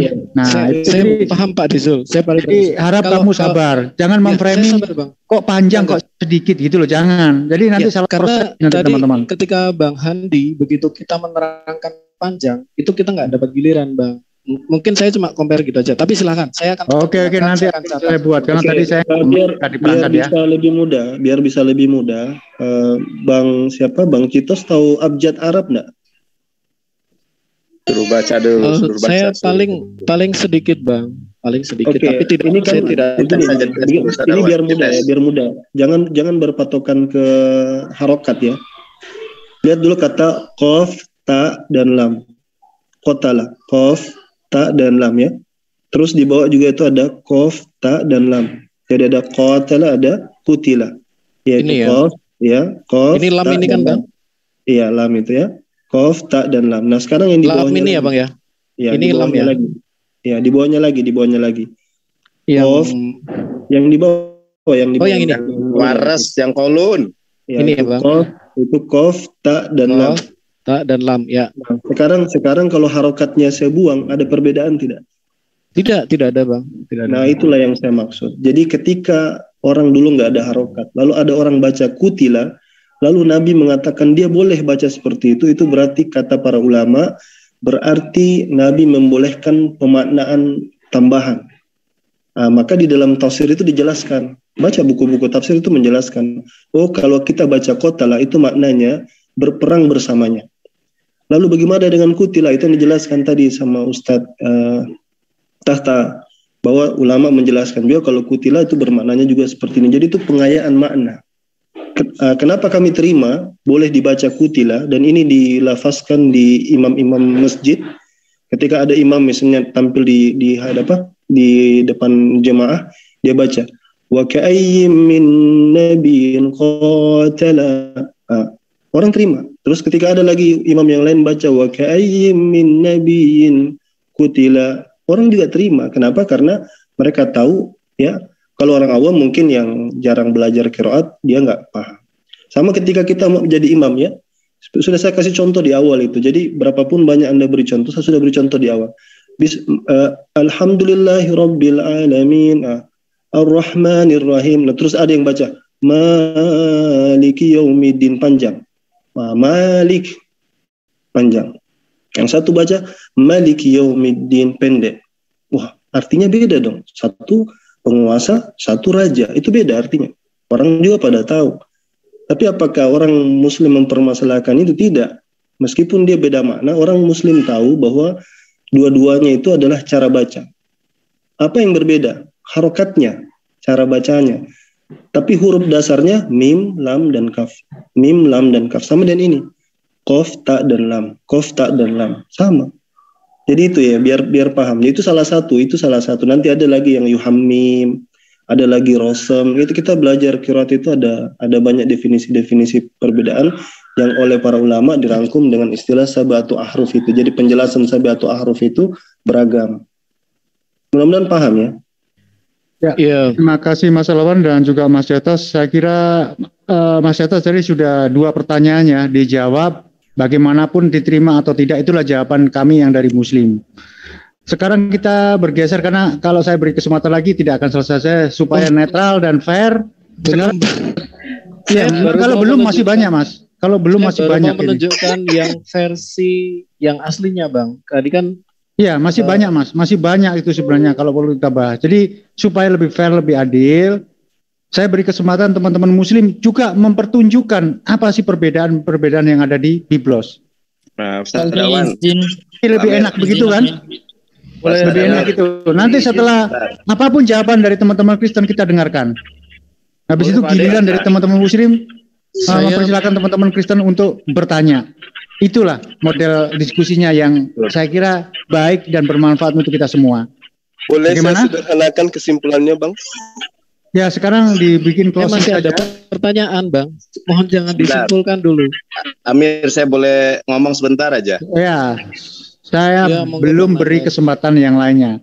Jadi saya mau untuk menetralkan, karena Mas Jotos sudah membuat 2 pertanyaan dan sudah dijawab. Kalau saya beri kesempatan lagi tidak akan habis-habis. Sekarang saya kasih closing saja dulu. Untuk sesi ini closing dulu. Untuk closing pertama saya persilakan Mas Juma, habis itu closing keduanya Mas Jotos. Silakan. Oke, jadi dari uraian tadi harusnya saudara-saudara kita Kristen ini sudah memahami itu ya.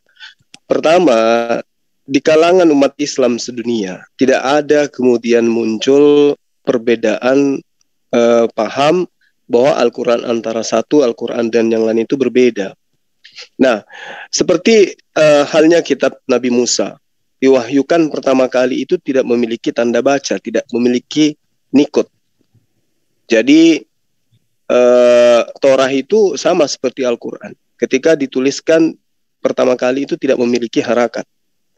Ketika diwahyukan tidak memiliki harakat. Sehingga kemudian yang berbeda di sini sesuai yang diterangkan oleh adik saya tadi, itu yang berbeda hanya harakatnya, tanda bacanya. Bahkan perbedaan terhadap huruf-huruf bentuknya yang sama.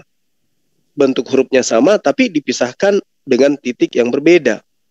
Nah, apa yang menyebabkan semua perbedaan itu? Qiraat. Qiraatlah yang kemudian membuat huruf-huruf ini berubah, tanda baca ini berubah. Sehingga ketika diterangkan atau ingin dikritisin, orang yang tidak memahami ilmu qiraat mengatakan berbeda. Al-Quran itu berbeda. Sementara kami yang memahami qiraat menerangkan tidak ada perbedaan di situ. Hanya cara bacanya aja yang berbeda. Akibat daripada perbedaan harakat yang tadi. Berbeda dengan jika kata, huruf berubah semua. Bukan hanya tanda baca. Nah, itu beda lagi.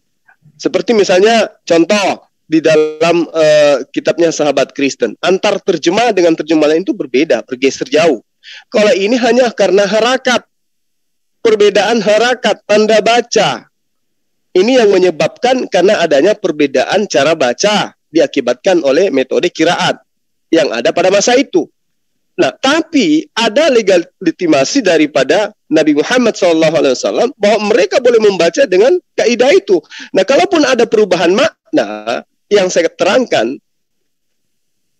perbedaan makna di sini saling menguatkan satu sama lain, seperti yang tadi jelasnya Maliki dengan Maliki dan seterusnya, katalah dengan katalu atau kutilah atau kutalah dan seterusnya. Ini tanda baca. Yang merubah itu tanda baca, harakatnya yang kemudian membuat bacaannya itu berbeda. Tapi apakah kemudian Al-Quran itu berbeda satu sama lain? Tidak ada perbedaan. Coba kita lihat, kita teliti dasar-dasar hurufnya, akar kata daripada kata yang ada diurai di dalam ayat-ayat Al-Quran. Tidak ada perubahan satu sama lain. Cuman qiraatnya lah yang menyebabkan adanya perubahan cara baca akibat daripada perbedaan harakat. Saya kira seperti itu. Jadi umat Islam itu sedunia paham betul. Ketika ada yang membaca Maliki dengan Maliki, orang semua paham itu. Jadi itu bukan perbedaan. Tapi satu hal yang saling menguatkan antara satu sama yang lain, di mana huruf-hurufnya itu tetap aja sama. Saya kira begitu. Makasih. Baik, terima kasih. Untuk selanjutnya silakan Mas Jotos. Baik, saya boleh simpulkan Bang. Permisi Bang Zulfikar, apa saya boleh kasih? Ya, silakan. Closing statement. Silakan. Ya, saya share ya Bang. Jadi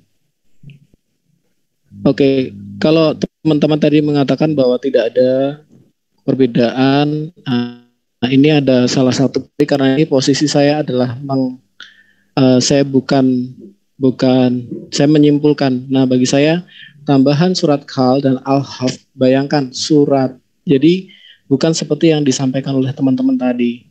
Kemudian maksud saya gini loh, Bang. Saya berharap teman-teman itu juga. Oke. Nah, kalau ini perbedaan mushaf. Jadi ini adalah mushaf Tasken dengan mushaf yang sekarang kayak ini, tidak ada nun di sini. Sementara yang sekarang ada nun. Kemudian di sini tidak ada ya dan nun di dalam mushaf Tasken. Sementara yang sekarang ada ya dan ada nun. Ada ya dan nun. Kemudian ini juga ini dari situsnya Rasad Khalifah. Kemudian ada berbagai macam perbedaan yang sekarang dengan yang zaman dulu. Jadi jelas kalau Mas Rizky mau menunjukkan sama saya, ini saya juga bisa menunjukkan perbedaan manuskrip antar Quran. Jadi ini dalam manuskrip Tasken ini ada nun, sementara yang sekarang adanya ya, bukan nun. Nah, itu juga sebenarnya saya berharap itu dijawab. Kemudian juga dalam mushafnya Ibnu Mas'ud ada perbedaan yang mencolok ya. Nah, di sini ada kata putih, sementara yang dalam teks Utsmani itu malah kuning. Kemudian ini nama nabi loh, nama Nabi Ilyasa dan Ilyasin. Sementara dalam Musa ini adalah Idrisa dan Idrasim. Saya tidak dalam konteks mengejek sama sekali, tidak. Saya dari tadi hanya bertanya dan saya berusaha sabar mendengar karena saya yang bertanya. Ya mungkin demikian. Saya tidak menyimpulkan apapun, Bang. Terima kasih. Terima kasih. Closingnya sangat bagus ya. Bisa ya. Ya, siap. Ya, closingnya cukup bagus ya, tanpa menggesek gitu ya, hanya sekedar menyajikan tulisan di sana. Saya tanggapi ya, bisa ya? Ya singkat aja Mas Alwan, karena kita sesi selanjutnya Muslim bertanya ke Kristen gitu ya. Ya ini penting. Jadi memang saya lihat saudara saya Citos ini dia mencampur adukan pembahasannya. Ada 3 hal pembahasan yang berbeda yang dia utarakan itu. Makanya saya agak sedikit aneh aja, absurd. Dia sebenarnya mau membahas apa? Kalau dia ingin bahas kiroat, ya, yang dia tampilkan tadi itu, dia ngambil dari Samuel Green. Setahu saya Samuel Green itu yang ngumpulin kiroat yang, tapi itu tidak aneh karena di buku-buku dari para ulama aja dia ngambilnya juga kan. Bisa di-mute dulu ya, kayak dia ini. Nice. Kayak noise, oke. Nah yang kedua dia bicara tentang manuskrip. Ini beda lagi. Ya, paling dia ngambil dari Dan Brubaker ya. Brubaker itu juga membahas tentang manuskrip. Jadi ini pembahasan yang berbeda. Kalau kita bicara manuskrip itu terpisah. Jadi mau bahas manuskrip apa mau bahas qiraat. Terus dia ngambil lagi dari Ibnu Mas'ud. Itu riwayat, itu lain lagi. Itu riwayat-riwayat yang diperdebatkan ya, yang dianggap narasinya itu tentang Quran. Jadi ada 3 pokok pembahasan yang dia mau bahas semua atau gimana. Yang satu tentang qiraat yang barusan kita jelaskan. Yang kedua tentang manuskrip, makhtutat yang dari Dan Brubaker ya. Dia punya buku itu tentang Quran itu, orang Kristen. Lalu ada satu lagi tentang riwayat-riwayat. Saya sampaikan satu hal Bang Cito. Dan ini Anda bisa pegang kalimat saya ini dengan bagus. Membandingkan Quran dengan Biblos itu sama seperti membandingkan batu kali dengan mutiara. Saya ulangi. Membandingkan Quran dengan Biblos sama dengan membandingkan batu kali dengan mutiara. Baik. Bawa semua narasi itu, nanti kita bisa diskusikan. Kalau Anda mau debat diskusi sama saya berdua, kita bisa buka sesi nanti. Ya. Baik, siap. Nah, itu tadi membandingkan mutiara dengan batu kali. Enggak, saya singkat banget, Bang Jul, singkat banget saya. Sudah cukup, nanti kelamaan. Saya harus netral di sini ya. Sekarang waktunya Muslim menanyakan sesuatu kepada teman-teman kita yang Kristen. Untuk selanjutnya mungkin Mas Rizky bisa maju. Mas Rizky dulu. Oke, saya. Sabar Mas Kores, sabar. Satu-satu. Manuskrip nih banyak nih. Iya sama-sama. Saya juga ini manuskrip. Mas Kores, utamakan manuskrip, pokoknya manuskrip utamakan itu. Iya. Tadi kan Mas Citos pengen bahas manuskrip kayaknya, cuma dicampurkan dengan kiroah ya, makanya itu dua topik yang berbeda. Makanya saya makanya dari tadi senyum-senyum aja, sebenarnya ngerti konteks yang dipersoalkan enggak gitu oleh dirinya sendiri itu loh. Tapi ya sudahlah gitu, saya cukup memaklumi. Lanjut, Yang penting saya sopan di sini, Bang. Saya tamu. Iya. Sopan. Kesempatan saya bicara. Oke. Yuk, basa-basinya dihentikan dulu. Lanjut, Mas Rizky. Iya. Nah, saya cuma pengen mempersoalkan satu ini sih. Sifatnya bukan mempersoalkan, saya ralat ya, tapi saya mempertanyakan. Saya boleh tanya sebelumnya ngerti bahasa Yunani nggak? Biar saya nggak jelasin dua kali gitu nanti. Tidak, Bang. Tidak ngerti. Oh ya, berarti sekalian harus saya jelasin juga Yunaninya berarti ya. Silahkan. Oke. Nanti saya bisa dikoreksi juga sih, nggak apa-apa. Ya, contoh gini ya. Ini ada Markus 16 ya, chapter 16, verse-nya atau ayatnya ke-8. Ini saya ambil dari Codex Sinaiticus ya, langsung dari websitenya www.codexsinaiticus.org. Nah, ini kelihatan nggak yang manuskripnya, bisa kebaca nggak? Kebaca. Yang ada di sebelah kiri kebaca ya? Nggak, soalnya ini ada digitalnya sebelah kanan. Yang kirinya ini manuskrip langsungnya ya, fotonya gitu. Nah, di sini biar enak saya pakai yang digitalnya aja ya, yang kelihatan. Ini ayat ke-8 ini yang saya bahas di sini. Di sini berbunyi Kai exeltosai evigon dibacanya. Kai artinya dan ya. Exeltosai mereka keluar. Nah, seperti itu. Jadi, di sini kalau kita rangkai kata, kai, exeltosai, dan evigon menempati posisi kata ke-3 ya, dari ayat ke-8 Markus 16 ini. Dan ini kodeks ini ditulis tahun 360 Masehi. Nanti bisa cek ininya ya, artikel-artikel terkait itu. Nah, lalu kalau kita coba bandingkan, ini di sini saya membawa juga sebenarnya indikator ini ya. Nah, ini saya ambil dari Textus Receptus ya. Revisinya banyak sekali ya, banyak betul ya dari tahun ke tahun gitu kan. 1894, 1624, 1598, 1550, 1550 maksud saya. Tahun yang Bizantium 2000 ya. Itu sama masih Textus Receptus konteksnya. Nah, ketika saya melihat yang di manuskrip pada tahun 1550 sampai ke 1894. Mari kita baca lagi. Kai, exeltosai, tachi, evigon. Nah, problemnya di mana? Problemnya di kata tachi, yang tertulisnya kayak taksu ini. Nah, kata tachi ini dalam leksikal bahasa Greek Koine itu memiliki dualisme makna. Dia bisa berarti kata kerja, dia bisa berarti juga kata sifat. Jika diartikan kata sifat artinya dengan cepat. Jika diartikan itu kata kerja, maka artinya berlari. Nah, tadi saya sudah jelaskan, kai artinya dan, exeltosai mereka keluar, ada tambahan tachi berarti dengan cara berlari artinya. Kalau secara standar grammar ya disesuaikan menggunakan penerjemahan yang dinamis, berarti artinya dan mereka keluar dengan berlari. Ada deskripsi di sana cara keluarnya bagaimana. Lalu ketika kalau kita bacanya dari Sinaiticus, di sana cuma tertulis kai exeltosai. Dan mereka keluar tanpa ada deskripsi di sana. Cara keluarnya bagaimana?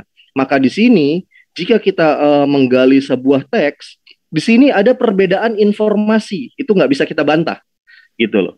Mungkin nanti akan menyamakan dengan surah Al-Hadid ya, dengan salah satu ayat dalam surah Al-Hadid antara Hafiz dan Waris. Nah, sebelum Mas Citos tanya itu, ini saya jawab dulu. Nah, pasti arahnya ke sana nanti. Karena di dalam surah Al-Hadid ada salah satu ayat yang berbunyi fa innallaha huwal ghaniyul hamid, itu ada di dalam Hafiz. Nah, kalau di dalam Waris bunyinya fa innallaha ghaniyul hamid tanpa kata huwa di sana. Tapi apakah makna berubah? Jawabannya no. Nah, coba kita pecah-pecah ininya terjemahannya.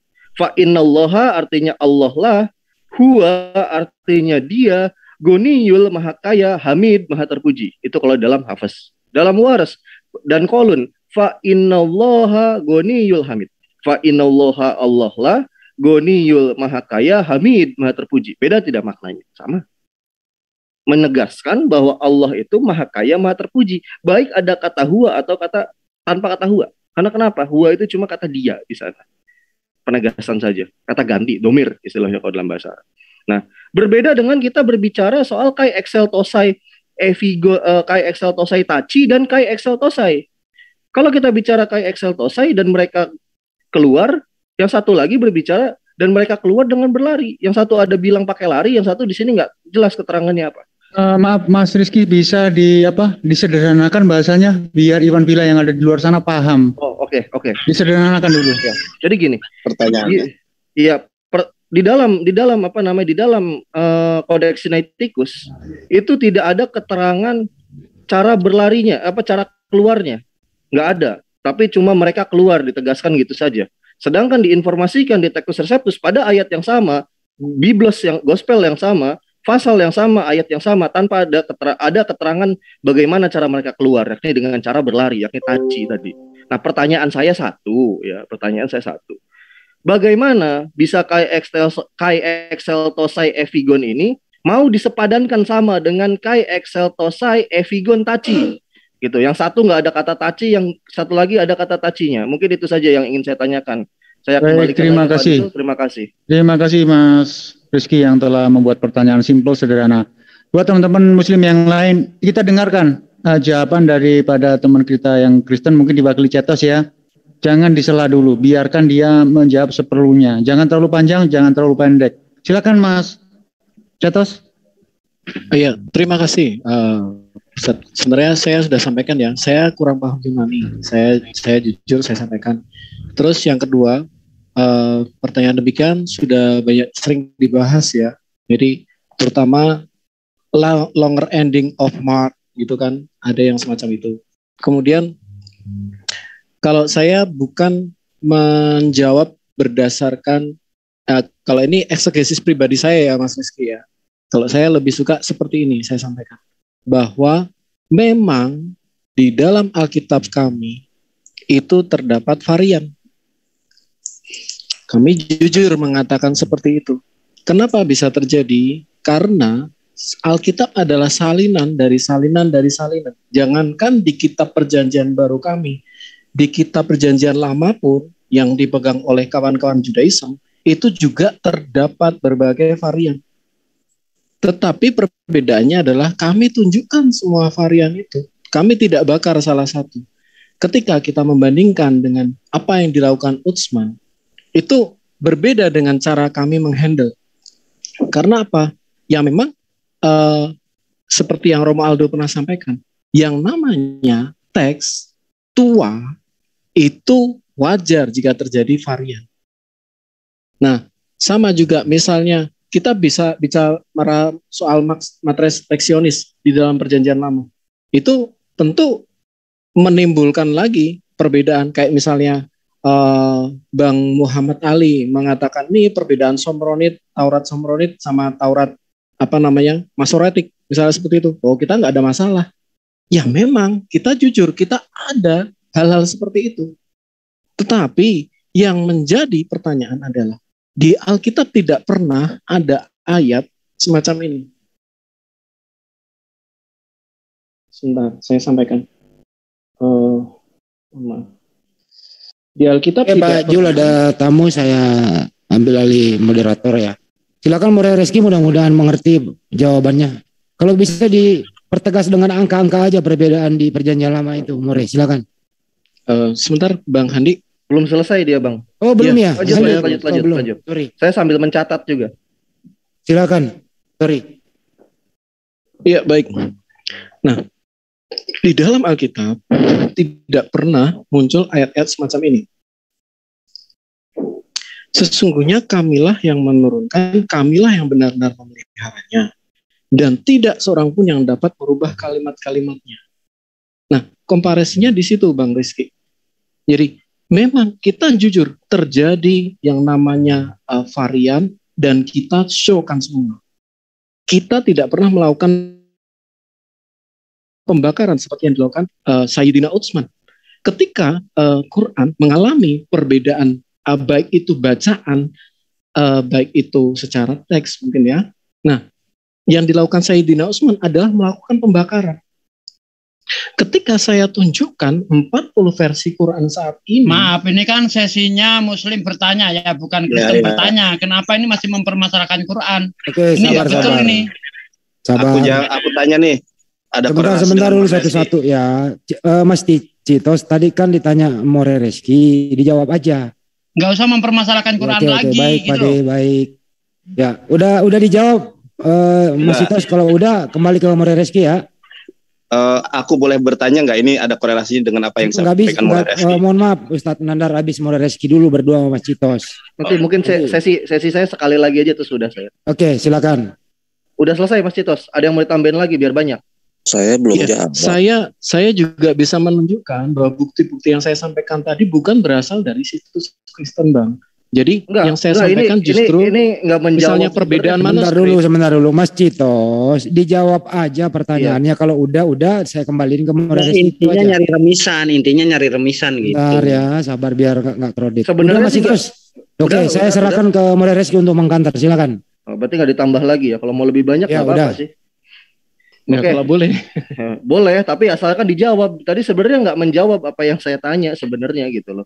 Nah, tadi tad dulu. Ini siapa lagi ini ya? Udah, ngapain nggak ada mau lanjut lagi. Ya nggak kredit, ya saya yang ngatur, tolong yang lain jangan diatur. Oke. Ya, silakan. Ya, jadi begini ya. Sebenarnya tadi saya nggak mempersoalkan apa yang ditanyakan oleh apa yang dijawabkan oleh Mas Citos ya. Jadi nggak nyambung. Mungkin saya kasih analogi dulu biar Ivan Pilah juga yang di bawah memahami maksudnya. Jadi ketika saya tanya jalan dari Cirebon ke Jakarta, Mas Citos ini menjawab jalan dari Cirebon ke Surabaya gitu loh, seperti itu. Jadi bukan menjawab apa yang saya tanyakan. Mungkin saya akan sedikit juga menambahkan seperti ini ya. Kalau dikatakan tadi oleh Mas Citos mengatakan, oh itu akhiran panjang, akhiran pendek ya. Saya paham sekali itu. Akhiran panjang dan akhiran pendek itu tidak membicarakan perbedaan taci. Kalau ada saya nggak usah minta 10 dokumen, 10 paper membahas taci tadi ya. Kalau ada yang pembahasan soal akhir panjang, akhir pendek ya. Gak butuh 10, satu aja kasih dokumen saya tantang ya. Saya berani kasih 1 juta. Kalau ada yang membahas kata taci itu soal tadi garis akhir panjang dan akhir pendek. Akhir panjang dan akhir pendek saya terangkan di sini. Akhir panjang dan akhir pendek itu hanya mempersoalkan Markus pasal ke-16 itu berhenti di ayat ke-8 atau sampai ayat 20. Semua bahasannya tentang itu. Kalau ada yang tentang taci tadi, saya berani kasih Mas Citos 1 juta malam ini juga. Gak butuh 1 dokumen aja artikel terkait bahas itu ada tacinya. Silahkan. Nah, jadi nggak menjawab apa yang saya tanya sebenarnya. Coba diulang pertanyaan sederhananya. Ya, pertanyaan sederhananya kayak gini gitu loh. Bagaimana bisa menjelaskan kai exeltosai efigon dengan kai exeltosai kai exeltosai taci dengan kai exeltosai tanpa taci itu bisa dianggap sama kayak gitu. Sedangkan keterangannya berbeda. Makanya tadi saya tanya dulu gitu loh. Mas Citos ngerti bahasa Greek-koine nggak gitu loh? Kalau misalkan enggak, ya nanti endingnya seperti ini, nggak mengerti apa yang saya persoalkan. Makanya coba di sini ada yang bisa bahasa Yunani nggak gitu loh? Kalau ada, saya bisa. Sebentar, Mas Citos ngerti Yunani koine? Ngerti Pak saya Pak. Nah, boleh. Mungkin diganti sama Bapak yang tadi ya. Silakan Pak, silakan. Mas Citos ngerti Yunani koine? Saya ngerti Pak. Ya Pak Citos yang jawab. Saya nggak boleh ngerti. Saya nggak ngerti Bang. Oke, nggak ngerti Pak Citos. Di Indonesiain aja, di Indonesiain. Iya. Jadi Pak Citos yang jawab, silakan. Habis ini diganti. Setelah ini Pak Citos terakhir, silakan. Pak Citos nggak ngerti Pak. Iya, makanya saya tadi disarankan yang ngerti aja. Silakan Pak, silakan. Ya, siapa yang mau menjawab yang ngerti, silakan. Ya baik. Silakan. Saya akan bantu Bapak yang tadi mentanya itu ya, saya bantu ya Pak ya. Iya, dibantu Pak, nggak apa-apa. Gitu Pak. Kalau saya kasih versi Tischendorf lebih bingung lagi Bapak ntar. Nah, tadinya saya juga mau mempersoalkan itu juga Pak. Berarti Bapak mengerti arah yang saya ini. Silakan Pak, dilanjut Pak. Coba kalau versi Tischendorf bagaimana Pak bunyinya Pak? Ya udah yang ini aja dulu dijawab, jangan lari ke topik yang lain gitu loh. Nanti kita bisa berkembang Pak. Kalau maaf Pak, ini kan bukan debat kusir ya. Kalau Bapak ngerti, dijawab pertanyaannya itu dijawab aja. Persoalannya kan di sini kan yang lagi sedang dibicarakan kai exeltosai di Sinaiticus bagaimana bisa disamakan atau dipadankan dengan kai exeltosai taci. Ada tambahan kata taci di dalam Textus Receptus 1896 itu. Silakan. Ya, silakan. Saya sangat menghargai ya Bapak mengerti bahasa Yunani, tapi sayang sekali Bapak tidak mengerti rentang waktu bahasa koine itu digunakan dari abad berapa sampai abad berapa. Karena koine itu berakhir abad 3, Pak. 3. Bapak ini ditanya mau menjawab apa enggak? Kalau enggak saya kasih yang lain. Itu jawaban Bang. Saya juga agree jawaban itu. Oh, saya jawab, Pak. Ya nggak apa-apa Bang Andi, jangan diganggu dulu Bang Andi. Ya, silakan. Silakan Pak, lanjutkan Pak.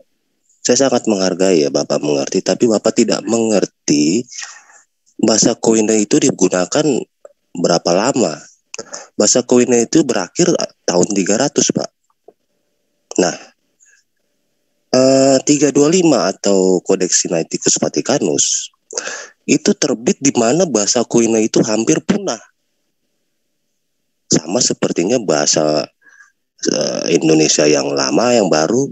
Jadi wajar sekali karena dua manuskrip itu terbit di rentang waktu yang sangat jauh berbeda, Pak.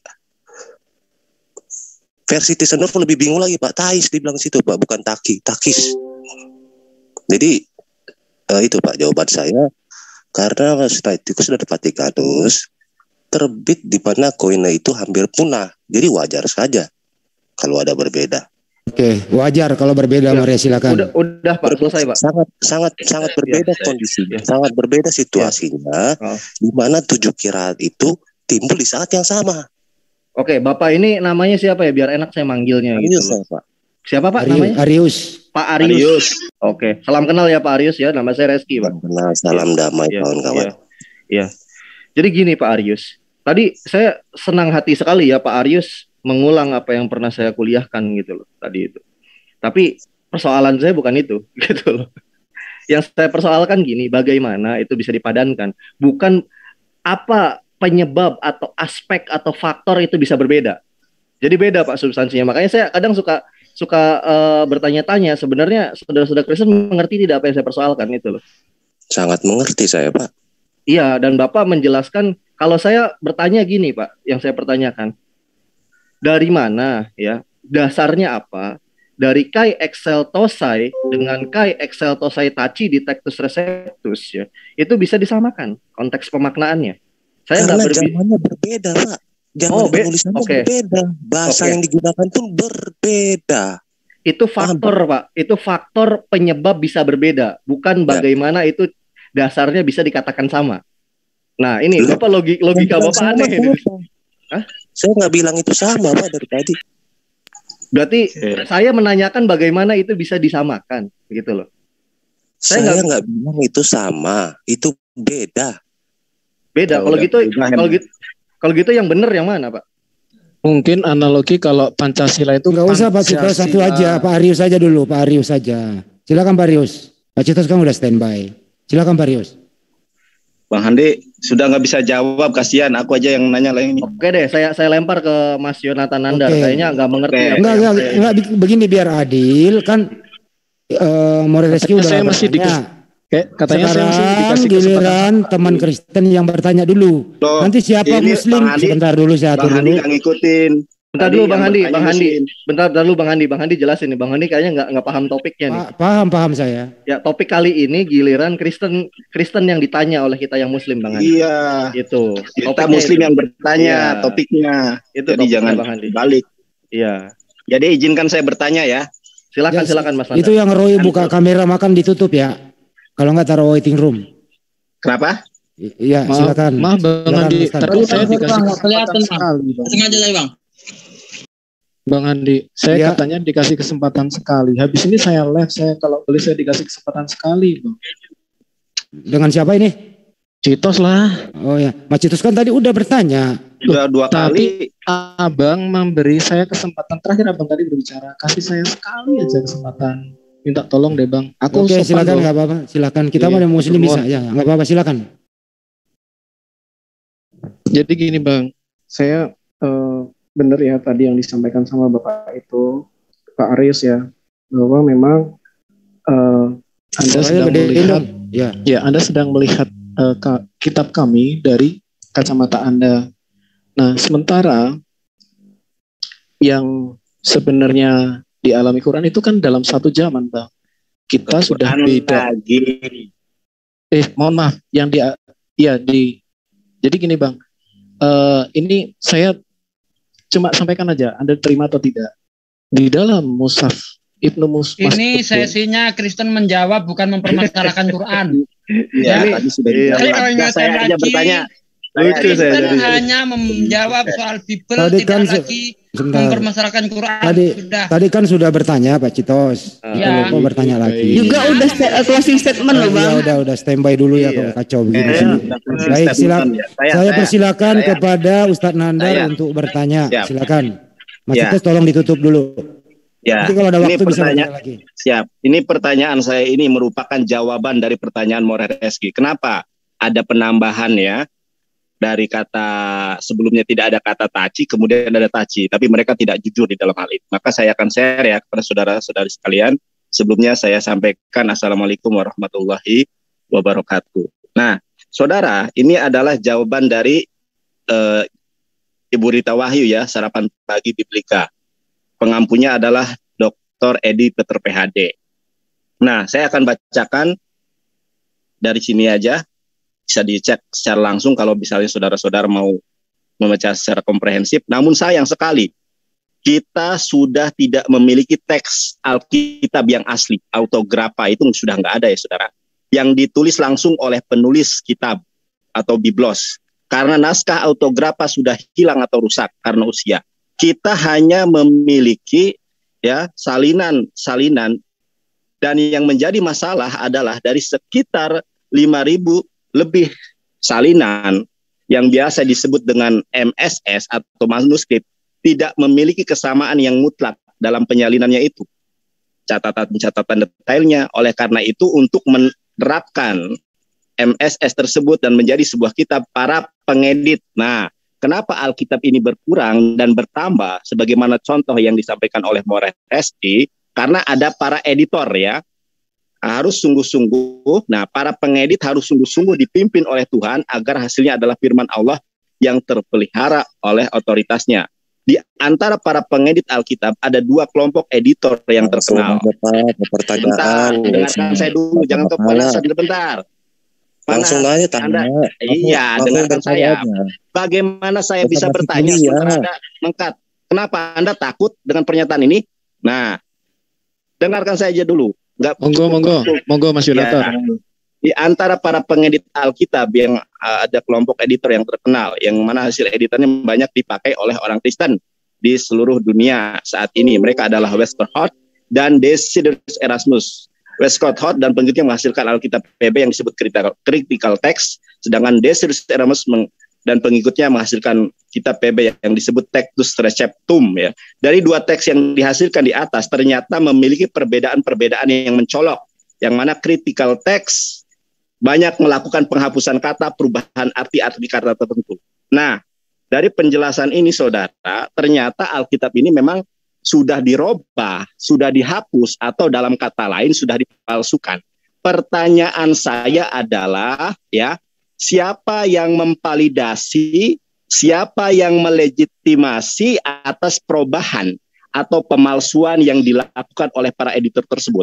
Sedangkan apa yang terjadi di dalam Al-Quran dengan qiraah syab'ah, ya, syab'atul ahruf dan lain sebagainya itu dikonfirmasi oleh Rasulullah SAW. Jadi itu pertanyaan saya ya.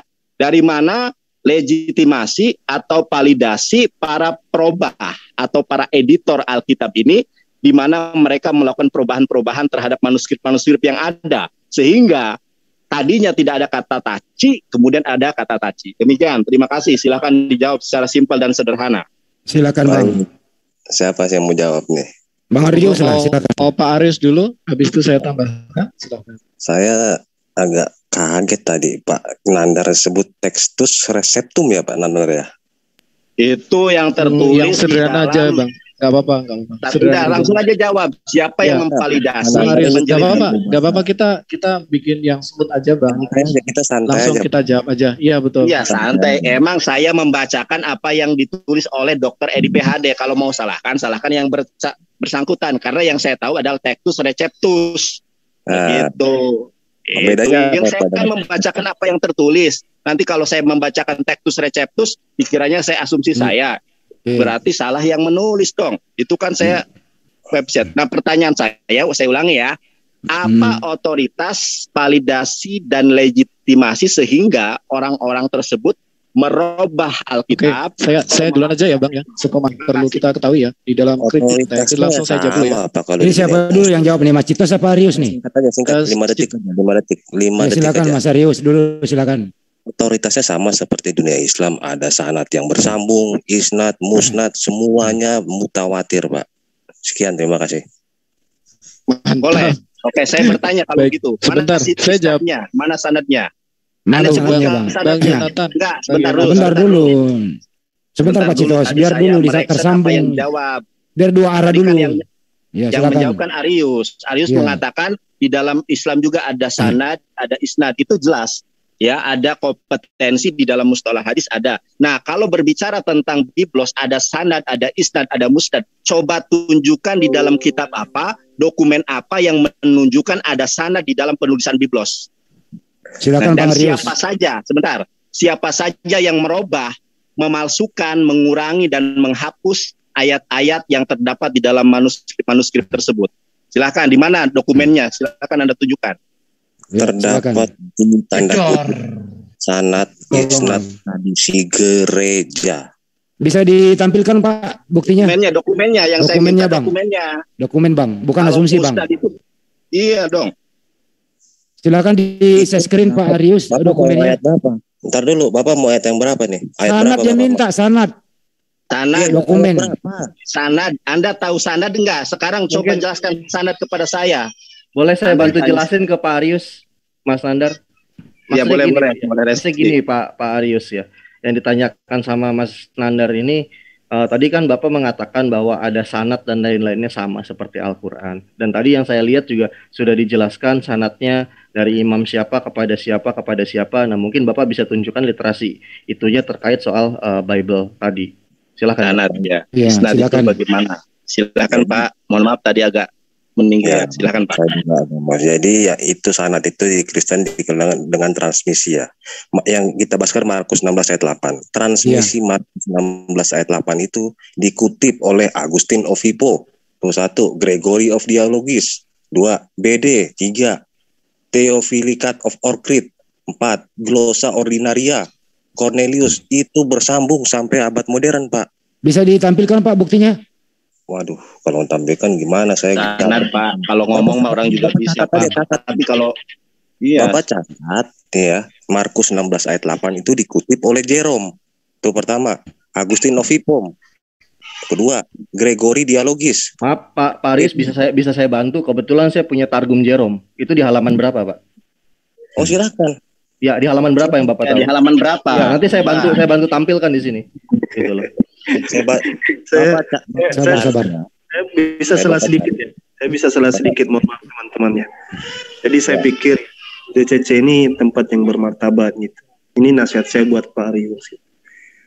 Jadi kalau kita bicara sesuatu itu kita mesti bawa itu dalam konteks yang ilmiah. Jadi di sini bukan hanya sekedar bantah-membantah, tetapi kita juga perlu data.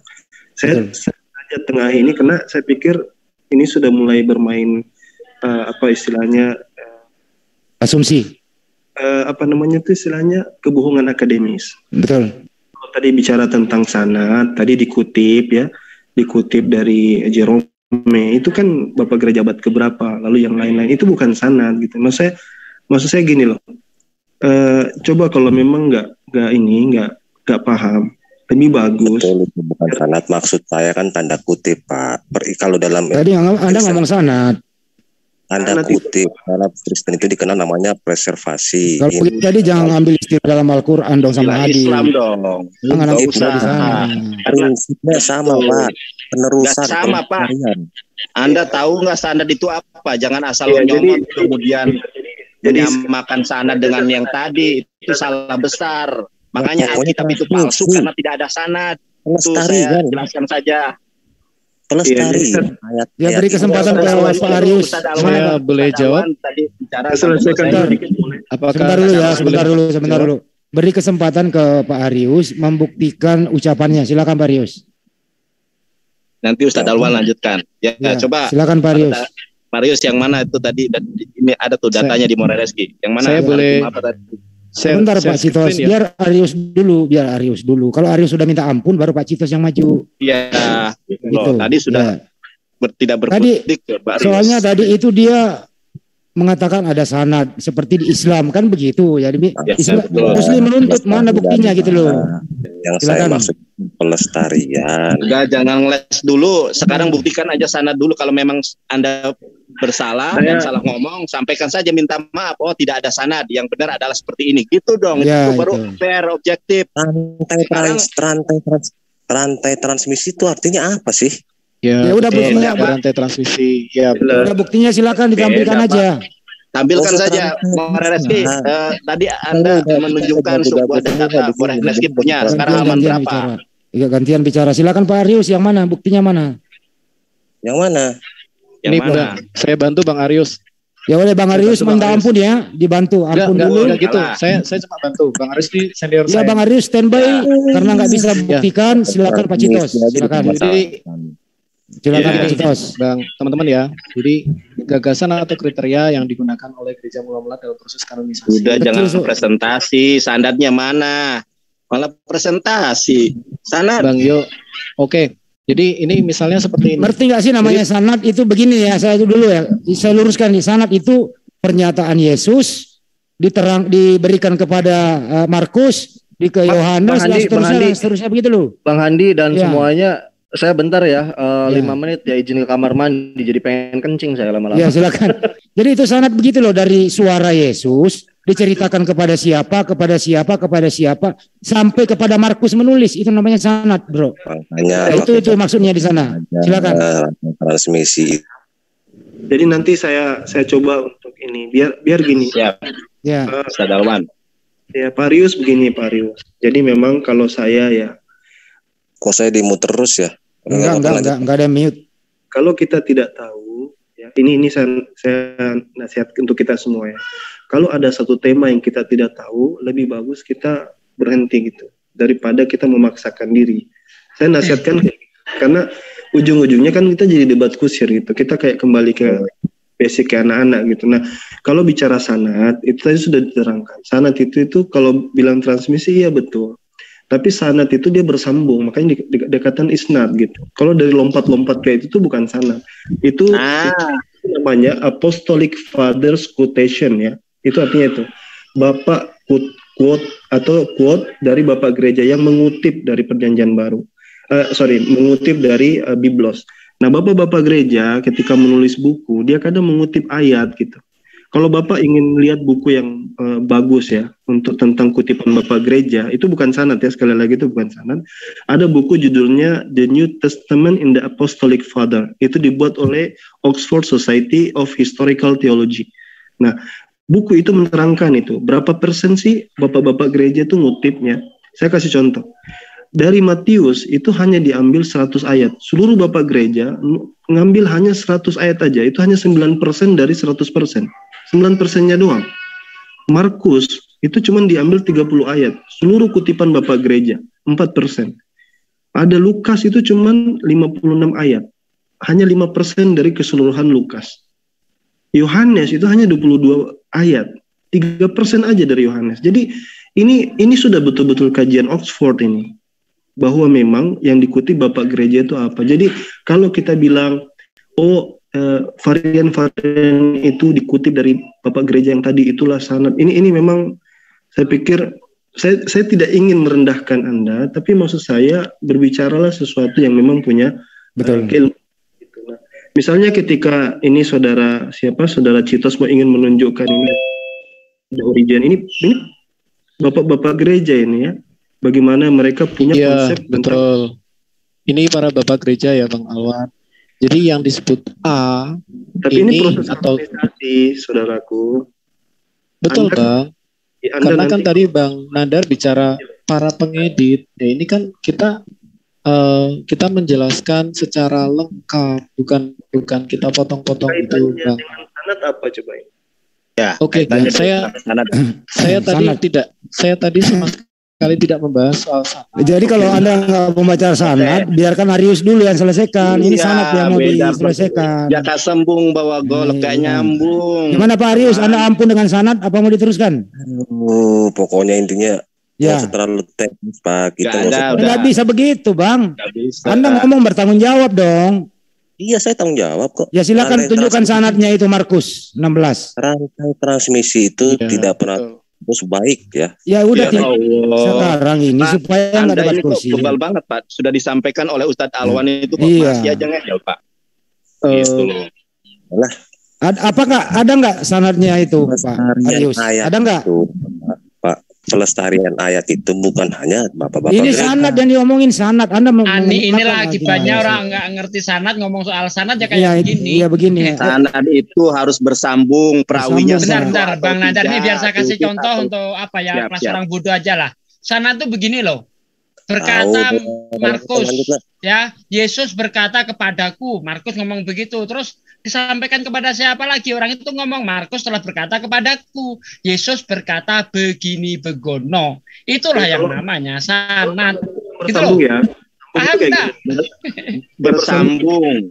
Silakan Ustaz Alwan. Bukan hanya bersambung, Pak. Bukan hanya bersambung, tetapi para perawi yang sanad ini harus teruji sikoh atau tidak. Ya silakan Ustaz Alwan dulu. Biar Ustaz Alwan dulu yang jelas. Lanjutkan. Itu kayak gini. Misalnya Yesus nih ketemu dengan Yohanes kan saksi langsung. Misalnya contoh ya. Terus Polikarpus ngambil dari Yohanes. Permisi sebentar Bang. Saya izin ke belakang dulu ya Bang. Iya silakan. Silakan. Ditutup dulu ini. Sesnya ditutup Bang. Tutup Bang. Ya, silakan Mas Alwan. Udah saya kabur ya. Mohon pamit nih kawan-kawan. Kok kabur? Tanggung jawab dong tentang sanad. Kabur Pak. Tanggung jawab dong tentang sanad. Gimana ente ini? Bang Arius dulu aja deh. Enggak apa-apa. Aku cuma sebentar kok. Aku balik lagi. Iya Bang Arius tanggung jawab tentang sanad itu. Kalau enggak bisa membuktikan dengan sanad Markus itu, sebenarnya Anda roba dulu itu. Tarik ucapan Anda dulu. Teman-teman bisa menangkap maksudnya sanad tadi. Nggak bisa. Sebentar Mas Citos ke belakang dulu. Belakang aja nanti. Ya, Mas Arius kalau nggak bisa membuktikan sanad itu di Markus 16, silakan tarik ucapan Anda selesai. Nggak usah malu. Markus 16 itu ya. Ngomong pelan-pelan. Ya, sanadnya mana? Buktinya mana? Silakan. Tidak ada satupun Bapak gereja yang menolak Markus. Bukan itu yang diminta, sanad yang diminta sesuai argumentasi Anda. Inilah perbedaan pelestarian. Ya. Tadi kan Anda mengatakan Markus 16 itu sesuai dengan Islam itu ada bersanad. Sanadnya mana Markus itu? Bersanad dan isnad. Ya mana? Iya, sanad, isnad dan perawinya mana? Itu. Saya mau tahu ya. Jerome itu muridnya siapa sih? Itu kalau bertanya mana buktinya, kalau enggak tarik ucapan Anda baru kita apa saya perlu? Kalau Al-Qur'an ini sanadnya saya tahu. Udah enggak usah dijelasin, itu enggak ngerti dia namanya sanad. Jadi lain kali Pak Arius enggak usah pakai istilah Islam kalau enggak ngerti, memalukan gitu loh Pak. Okay? Udah istilah Allah dicomot. Ya, ini isnad dicomot juga. Comot siapa Pak Nanda? Udahlah kalau begini Pak Arius mau jawab apa enggak? Kalau enggak Anda standby dulu. Ya, Bang Aris katanya mau kabur, nggak apa-apa kabur aja tadi katanya. Ya, baik, artinya kabur aja saya dah. Ya kabur aja Pak. Anda blunder, sangat blunder. Makanya jangan pinjam istilah di Islam. Sekali Pak dengerin dulu. Jangan pinjam istilah di Islam kalau Bapak nggak ngerti, memalukan. Bukan blunder Pak, bukan blunder. Yang kami maksud itu ya. Sanad. Tadi kan Anda ngomong sanad. Pahami dulu rantai transmisi maksud saya. Sanad. Tadi Anda ngomong sanad. Arti literalnya apa sanad? Ngerti nggak Anda arti sanad? Sanad itu definisinya apa? Saya mau belajar. Anda ngomong tadi barusan, berarti Anda nggak ngerti baru Anda ngomong. Bang, boleh saya jelaskan? Ya silakan, Bang Reski. Jadi sanad kayak gini, Pak Arius, ya kalau dalam Islam pengertiannya. Sanad itu yakni sumber awalnya. Dan orang ini misalkan contoh nih, seperti saya ambil analogi yang cukup simpel dan terjadi zaman sekarang. Contoh saya bilang ke Mas Nandar. Saya paham itu Pak, tapi prinsipnya adalah enggak beda Pak, beda. Mekanisnya beda. Saya bisa buktikan beda. Saya bisa buktikan beda gitu loh. Ya saya sudah online. Saya bisa buktikan beda. Biarkan dulu. Ya berarti udah beda definisi. Iya Pak Arius ini kan mau kabur Pak, nggak bisa jawab. Anda diam aja mau diterangkan. Silakan More. Ya. Jadi yang namanya sanad sebenarnya tadi secara sederhana sudah dijelaskan oleh Pak Desugi. Saya jelasin lagi seperti yang dijelaskan oleh Pak Desugi. Contoh nih, saya bisikin nih. Reski bisik-bisik ke Nandar. Mas Nandar. Itu Markus 16 ayat 8 itu kalau di Sinaiticus nggak ada tacinya loh. Kalau di Textus Receptus ada tacinya loh. Lalu Mas Nandar bisikin ke pendeta Muriwali Yanto Matalu PhD ya gitu loh. Pak Muriwali itu di Markus 16 ayat 8 gitu kan. Itu ayat 16 ayat 8-nya itu Markus 16 itu nggak ada ininya nggak ada kata tacinya itu kalau di Sinaiticus. Kalau di Textus Receptus yang berikutnya malah ada kata tacinya. Nah, lalu berkata nih Pak Muriwali gitu kan. Ya kalau Tuhan mau tambah kamu mau apa? Nah ini sanad terputus berarti kalau kayak gini. Karena nggak sesuai dengan yang saya katakan. Nah gitu. Itu sanad. Saya praktekkan ya. Gini. Nah, silakan. Gini. Sanad itu ibaratkan gini. Kan yang terkenal dalam Al-Quran itu Qira'ah Sab'ah, Asim, dan Nafi. Makanya terkenal dengan Waros dan Hafiz. Nah sanadnya gini. Nafi dari Abdurrahman bin Hurmuz. Dari Abdullah bin Abbas. Dari Abu Hurairah. Dari Ubay bin Ka'ab. Dari Rasulullah. Nah. Sekarang Asim dari Abdurrahman bin Hubaib As-Sulami, dari Abdullah bin Mas'ud, Utsman bin Affan, Ali bin Abi Thalib, Ubay bin Ka'ab, dari Zaid bin Sabit, lalu Rasulullah. Nah itu sanad itu seperti itu. Lalu pertanyaan sekarang Bang, di mana Markus mendapat informasi menulis Markus 16, 15, 18 ini? Nah, tolong tunjukkan. Oh, Markus menerima dari Pak Toyib. Pak Toyib menerima dari Pak Yohanes. Pak Yohanes menerima dari Pak Abdul. Pak Abdul menerima dari Pak Alfa. Pak Alfa dari Yesus. Begitu, Bang. Itu namanya sanad nyambung. Benar loh. Ya, ngerti nggak nih? Dari mana ya? Tentu dari gurunya lah, Pak. Saya juga Markus gurunya siapa? Ada catatannya nggak, Pak? Ada. Tradisi gereja ortodoks ada itu Pak. Mana? Iya mana literasinya nggak Pak? Ya silakan Bang, literasinya Bang. Sedikit dulu Bang. Saya gereja ortodoks karena saya tidak mendalami itu. Kalau nggak mendalami Anda diam dulu. Anda standby dulu ya. Udah. Lanjut. Ya, saya kembali ke topik ya. Artinya Arius tadi ngomong sanad dia nggak ngerti sanad. Udah kelar Pak. Mending akui aja supaya nggak kita pertanyaan saya belum dijawab Bang Andi. Pertanyaan saya belum dijawab. Tradisi gereja ortodoks itu jelas. Jerome itu siapa guru? Parius sudah. Sebentar yang lain yang terlalu banyak. Sudahi. Sedikit belum saya keluar ya. Dulu. Ini pertanyaan saya yang belum terjawab tapi tadi ada nyelonong ke sana dia. Nah, pertanyaan saya di sini adalah apa otoritasnya, apa kewenangannya sehingga seorang manusia mengedit, menambah, mengurangi, memalsukan ayat-ayat Tuhan? Siapa yang memvalidasinya?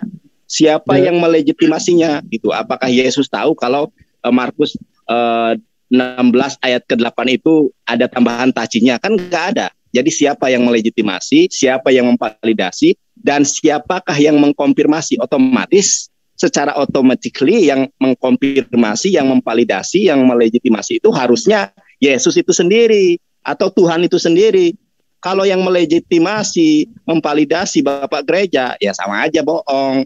Sama aja itu memang sudah dipalsukan. Di sini sudah jelas loh. Ada kata penambahan, penghapusan. Ustaz Alwan silakan. Terima kasih. Biar dijawab dulu siapa yang memvalidasi itu. Silakan dijawab. Oke, saya share screen ya Bang ya. Iya. Saya singkat lalu saya live aja lah. Iya. Apa itu? Saya akan jawab setelah Anda katakan, setelah Anda jawab. Apa otorisasi? Siapa yang memvalidasi itu tadi pertanyaan Ustaz Nandar? Siapa? Saya akan jawab setelah Anda menjawab. Kalau begitu silakan Anda jawab setelah Anda diam. Muslim bertanya, Kristen menjawab. Tadi Anda diberikan kepenuhan untuk bertanya dan Muslim menjawab. Tadi ada Ustadz Alwan, Ustadz Tahta. Ya udah biarkan Pak. Pak Arius mau menjawab apa tidak? Pak Arius mau menjawab apa tidak? Pak Arius mau menjawab apa tidak? Pertanyaan Ustadz Nandar. Satu kalimat saja. Habis itu mau menjawab apa tidak Bang? Satu kalimat, habis itu saya live, oke? Enggak mau menjawab apa tidak? Kalau enggak Anda diam dulu. Udah Bang Andi, satu kalimat apa itu? Apa itu? siapa yang memvalidasi Usman membakar kiraan? Ini kenapa bertanya balik? Udah. Handi. Ya silakan More. Nggak usah dijawab itu. Nanti dulu More. Saya yang moderator ya, silakan. Ya. More bisa sedikit dulu More. Nanti setelah itu saya lift juga. Saya cuma 2 kata kok, cuma 2 kata. Karena ini nggak dijawab-jawab, saya izin mau keluar dulu saya mau main game Mobile Legends saya. Capek. Oke, silakan. Semoga sukses. Ikut. Ya oke, Ustaz Alwan, monggo. Ya, ini mungkin terakhir dari Pak Moderator, saya mohon pamit. Iya, makasih Pak Alius. Mohon maaf Judul ya. Judul saya pas banget, More. Judul saya Muslim menjawab, Kristen mencret. Oke, silakan Ustaz Alwan diluruskan. Iya, jadi Ustaz memang silahkan diluruskan. Sanad tadi bagus tuh. Ya, jadi memang saya agak sedikit agak sedikit kecewa ya. Maksudnya ini ZCC kita akan undang itu mudah-mudahan nanti yang datang itu lebih berkualitas gitu.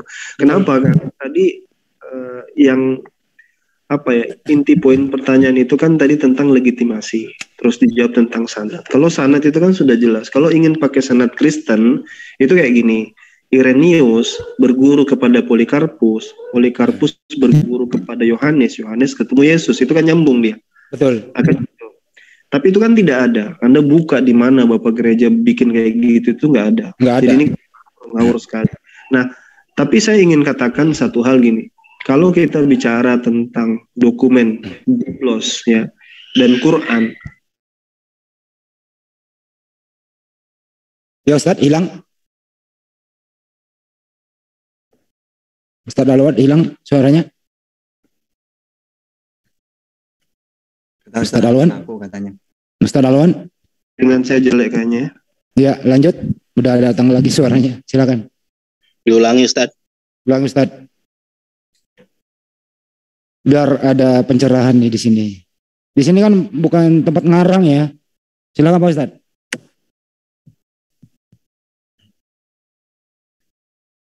Aku aja sedikit. Iya, silakan Ustaz, tata dulu dikit. Jadi gini, sebenarnya semua yang ditanyakan oleh orang Kristen, baik tentang pembakaran, pembukuan, Qiraat Saba'ah, Nasi dan Mansu, kami punya kitab namanya Jubadul Itqan, udah diterangkan oleh ulama, ngapain ditanyakan? Ini mudah orang JCC jawab. Gitu. Mantap. Itu saja udah intinya ya. Lanjut. Terima kasih. Ustaz Alwan udah dapat sinyal? Oke, saya sedikit tadi kepotong ya. Jaringan kayak. Ya, jaringan. Iya. Baik. Jadi kalau kita bicara tentang varian reading antara Quran dengan Biblos, itu gampangnya itu gini. Quran itu varian reading itu adalah legitimasi. Jadi bagian dari pembolehan yang dibolehkan Nabi. Beda dengan Biblos. Biblos itu karena tidak ada kitab aslinya, itu sudah tidak diketemukan.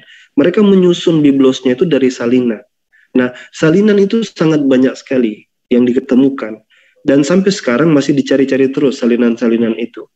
Mereka tidak punya salinan yang bagus kecuali Sinaiticus dan Vaticanus. Nah, itulah kenapa ada berbagai model ya bagaimana mereka melakukan pengkajian. Salah satu pengkajian yang diteruskan oleh Westcott dan Hort dan seterusnya itu bahkan sampai zaman sekarang ya, Daniel B. Wallace dan teman-temannya di United Bible Society, itu sebenarnya tujuannya adalah untuk mencari Biblos yang asli. Jadi kalau kita tanya ilmu kritikal tekstual yang didalami oleh orang-orang Kristen di PhD sana, kalau ambil jurusan teologi, itu tujuannya apa? Tujuannya untuk mencari sebenarnya Biblos yang asli. Ini problematik. Nah, ketika ada banyak varian yang ratusan ribu itu, saya bisa paparkan semua dan itu ada buktinya. Ada, dan itu estimasi ya, tapi kalau yang terkumpul itu ada 8.000 sampai 10.000 itu sudah ada estimasinya. Nah, kalau misalnya itu semua mau dibandingkan satu persatu, itu akan sangat sungguh membingungkan.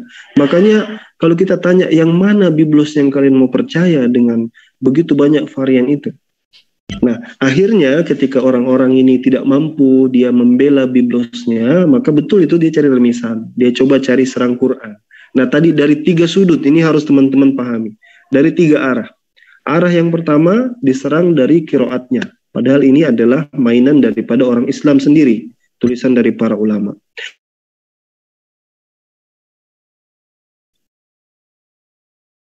Hilang suaranya. Yang lagi Pak Ustaz Alwan. Hilang lagi gitu. Yang jelas yang disampaikan Ustadz Alwan itu maksudnya ada. Ya silakan Ustadz. Muncul lagi. Hilang lagi ya? Iya hilang lagi Pak Ustadz. Narasi Quran yang dipermasalahkan itu narasi Ibnu Mas'ud misalnya. Di Ibnu Mas'ud katanya mushafnya itu nggak ada muawwizatan, nggak ada kul huwallahu ahad, nggak ada kul a'udzu birabbin nas. Itu adalah riwayat-riwayat yang juga sudah dibahas oleh para ulama. Jadi kita komplit sudah sebenarnya. Senjata kita sudah ready kalau misalnya ada yang ingin mempertanyakan itu tentang Quran. Aman itu. Yang jadi persoalan adalah siapa di antara mereka yang bisa menjelaskan pertanyaan-pertanyaan kita kepada mereka. Misalnya tadi pertanyaan Ustaz Nandar bagus. Apa legitimasinya? Ketika ada banyak varian itu berarti kan kitab itu tidak terjaga. Lalu mereka katakan, oh kami itu nggak seperti Quran. Quran itu memang ada ayat, kami yang turunkan Quran dan kami yang menjaganya. Iya. Tahun berapa inerensi itu diterapkan? Doktrin inerensi, doktrin Biblos itu terjaga. Tak sejak tahun berapa? Lalu kita ke Chicago Statement, ya. Ingat Chicago Statement itu belum lama. Chicago Statement itu berbicara juga tentang keterjagaan Biblos, bahwa Biblos itu nggak boleh salah. Jadi Biblos itu diilhami Roh Kudus. Jadi kalau kita bicara tentang keterjagaan itu mutlak, ya. Jadi jangan parsial. Nah kalau saya tantang siapa yang dari Kristen termasuk si Citos ini kalau memang mau berdiskusi ilmiah kita angkat di ring di mana saya siap meladeni. Oke, saya pikir mungkin ya. Assalamualaikum warahmatullahi wabarakatuh. Waalaikumsalam warahmatullahi wabarakatuh. Silakan Mas Citos. Mantap nih. Ya, Mas Citos ada tanggapan? Iya. Silakan. Itu pertanyaan saya belum dijawab itu. Emang nggak ada jawabannya. Siapa yang melegitimasi, memvalidasi, serta mengkonfirmasi, begitu kan? Ya, kalau qiraah tadi sudah jelas. Ya. Perubahan-perubahan yang terjadi, penghapusan kata, ya dari manuskrip. Kenapa ada perubahan dan penghapusan kata? Ternyata autografanya memang sudah nggak ada. Itu silakan. Silakan Mas Citos dijawab pertanyaan itu. Terima kasih Bang. Jadi gini, mau tidak mau kita pasti akan bicara mengenai bagaimana kanonisasi perjanjian baru. Yang pertama ya, ada 4 macam bukti Yunani. Ada papirus, uncial, minuskul, lectionary. Nah, bukti-bukti ini berikut juga kitab-kitab yang pada waktu itu sudah... Kosong ini Bang, kosong. Ya. Sebentar Bang. Sudah dipegang oleh para bapak-bapak gereja. Jadi pada waktu itu para bapak-bapak gereja mereka juga sudah memegang salinan-salinan pada waktu itu Bang. Nah buktinya seperti ini. Nah ini. Misalnya ada yang kalau tidak salah ini paling tua ya. Saya lupa ingat ya. Yeah. Nah ini fragmen Muratori. Nah ada nggak Old Testament, Gospel, Act? Oh ada. Hebrew dia nggak ada. Dia nggak pegang. Kemudian Pak Cetos, mohon maaf ya. Mohon maaf, saya ngerti apa yang Anda sampaikan dan sudah saya pelajari. Yang saya tanyakan siapa yang memvalidasi, melegitimasi perubahan, perombakan, penghapusan kata, penambahan kata. Itu udah dijawab Pak Nandar. Bapak gereja katanya. Bapak Terima gereja. kasih Mas. Terima kasih Mas Nandar. Karena kalau berbicara seputus-putus. Kalau berbicara sebentar Pak. Sebentar ya. Saya berusaha jadi pendengar yang baik. Ya sebentar. Makanya juga teman-teman juga bisa gitu. Biar saya luruskan. Semangat dulu. Bro Citos. Saya tanyakan legitimasi loh. Kalau masalah papirus sudah saya pelajari apa itu papirus. Ternyata papirus pun tidak memiliki sanad. Ya, udah diperjelas saja siapa yang memvalidasi itu aja. Ya, kalau masalah tabel-tabel ini sudah saya pelajari juga Bang Cetos karena apologet muslim ini hebat-hebat semuanya sudah dipelajari ya. Silakan langsung saja dijawab.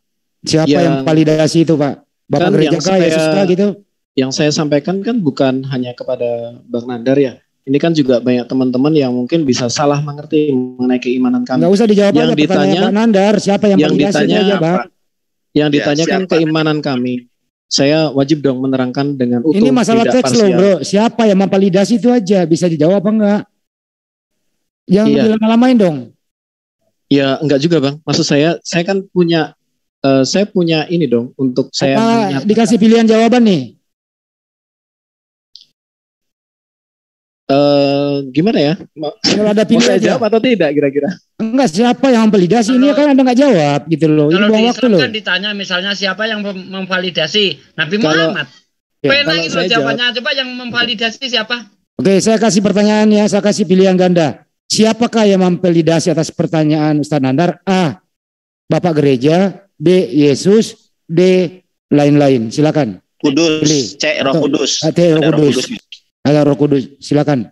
Saya nggak bisa jawab seperti itu, Bang. Saya harus menerangkan. Nanti kalian Enggak, jawab dulu baru terangkan alasannya gitu loh. Jawab dulu baru terangkan, betul. Nanti setelah gitu. jawab baru bisa Baru diterangkan. diterangkan alasannya. Misalnya Bapak gereja yang memvalidasi. Buktinya sebagai berikut. teman-teman A, B, C, D. Begitu. Itu aja sih, Bang. Kalau mau mendapat parsial ya.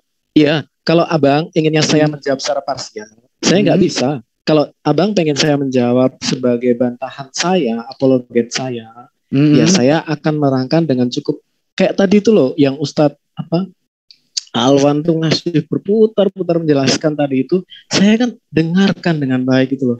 Apa sih salahnya saya anggap Tapi aja Anda saya ini lagi pertanyaannya nggak dijawab loh. Siapakah yang memvalidasi? Berarti menunjuk kepada orang atau organisasi atau siapa begitu? Kalau saya jawab, saya langsung diputus. Padahal jawaban saya itu bukan Ya, satu jawaban. enggak diputus. Tadi sudah dikasih bantuan oleh Bang Handi. Yang memvalidasi Yesus sendiri, A. Yang kedua Bapak Gereja, yang ketiga C. Roh Kudus. Atau semuanya benar? Atau semuanya benar? Silakan. Itu aja kan. Nanti setelah dijawab A atau B atau C, barulah menjelaskan. Yang memvalidasi ini adalah Saya jawab gereja. ya. Oke. Begitu. Setelah itu saya jawab ya. Oke, baik. Ya, silakan, Bang. Saya jawab semuanya gitu aja ya. Saya jawab semuanya. semuanya. Sekarang saya Buktinya jawab. apa? Silakan. Terima kasih. Nah, jadi gini, Bang. Jadi seperti ini. Ketika para bapak gereja dia mengkanon Perjanjian Baru, mereka tidak asal. Mereka juga perhatikan kanon-kanon yang sudah ada sebelumnya. Misalnya gini, ini kan ada Origen. Origen pada waktu itu pegang apa? Gitu kan. Bukunya kan kita bicara Perjanjian Baru, buku pada waktu itu kan tersebar. Kenapa? Karena ada perang. Mereka juga dikejar-kejar. Kemudian Eusebius of Caesarea pegang apa aja? Nah, ini Abang bisa ngeliat nih. Ini kemudian Cyril dari Yerusalem pegang apa aja? Nah, dari sini akhirnya diputuskan mana sih yang benar-benar grade-nya grade A. Grade-nya semuanya pegang. Yang memvalidasi itu Bapak Gereja, bukan Yesus. Tadi Anda mengatakan Yesus memvalidasi loh. Loh, kalau misalnya Bapak Gereja kan mereka juga atas tuntunan firman dong. Maksudnya mereka juga atas tuntunan Itu teologi, Bang, bukan ranah ilmiah itu. Kalau teologi mah berdasarkan bimbingan Roh Kudus, orang juga bisa mengatakan, bahkan Nabi Luga Tambunan mengatakan dia nabi berdasarkan bimbingan Roh Kudus. Itu teologi ranahnya, bukan critical text, bukan ranah ilmiah. Kanonisasi 1924 itu atas legitimasi siapa, Bang? Itu kan cuma by hafalan, Bang. Jadi kesimpulannya, Bang, yang memvalidasi siapa? Sebentar, Bang Yonatan. Bang Yonatan, kanonisasi 1924 itu cuma by hafalan loh, Bang. Saya bisa tunjukkan bukti-bukti bahwa hafalan itu menabrak manuskrip-manuskrip yang ada, bahkan dari sumber Islam sendiri, Bang. Gitu loh, Bang. Nah, ini saya terangkan bagaimana alur logiknya para bapak gereja pada waktu itu. Kita berikan, seperti ini alurnya. Ternyata mereka nggak asal. Jerome pegang apa pada waktu itu. Ya udah dijawab. Artinya bapak gereja yang memvalidasi. Ustaz Nandar, silakan. Itu bapak gereja kalau kayak gitu berarti, bukan ya. Sekarang saya tanya Mas Nandar. Kira-kira 1924 kanonisasi Quran di Kairo itu usah ke Quran dulu, ini dulu kelarin dulu ini jangan nyebrang ini lagi. Kan sama aja, Bang. Nggak sama, beda banget. Masalah Quran sudah selesai tadi. Saya dari tadi baru tanya soal Bible, nggak usah Quran lagi, nggak bisa. Saya baru tanya satu. Bang Cetos. Dari tadi saya jawab. Kalau Al-Quran ini sanadnya jelas, ya. Ada qiraah itu yang Nabi SAW yang mengkonfirmasi. Bahkan pernah bacaan Umar dengan Hisham itu berbeda, Rasulullah SAW yang mengkonfirmasi. Nah, masalahnya Alkitab ini, coba saya share lagi ya, biar tidak fitnah ya. Saya share lagi, Anda perhatikan baik-baik. Tolong di cancel dulu tuh, sharean Anda ya. Jadi Alkitab ini teman-teman, seperti yang dikatakan Al-Quran, fawailul lilladzina yaktubuna alkitaba bi'aidihim tsumma yaquluna hada min indillah. Nah, dari dua teks yang dihasilkan di atas ternyata memiliki perbedaan-perbedaan yang mencolok. Yang mana critical text banyak melakukan penghapusan kata, perubahan arti kata tertentu, ayat tertentu. Mohon maaf. Ya, jadi jelas di sini ada manusia-manusia yang kemudian merubah, mengedit firman Tuhan. Ingat loh ya, yang merubah, mengedit, menghapus firman Tuhan yang disebut biblos itu adalah orang-orang.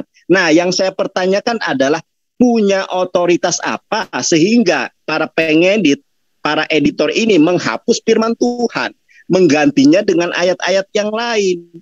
Tadi sudah dibantu dengan sebuah opsi. Apakah yang memvalidasi Yesus? Saya katakan tidak mungkin Yesus memvalidasi. Kemudian yang kedua, apakah Roh Kudus yang memvalidasi? Tidak mungkin.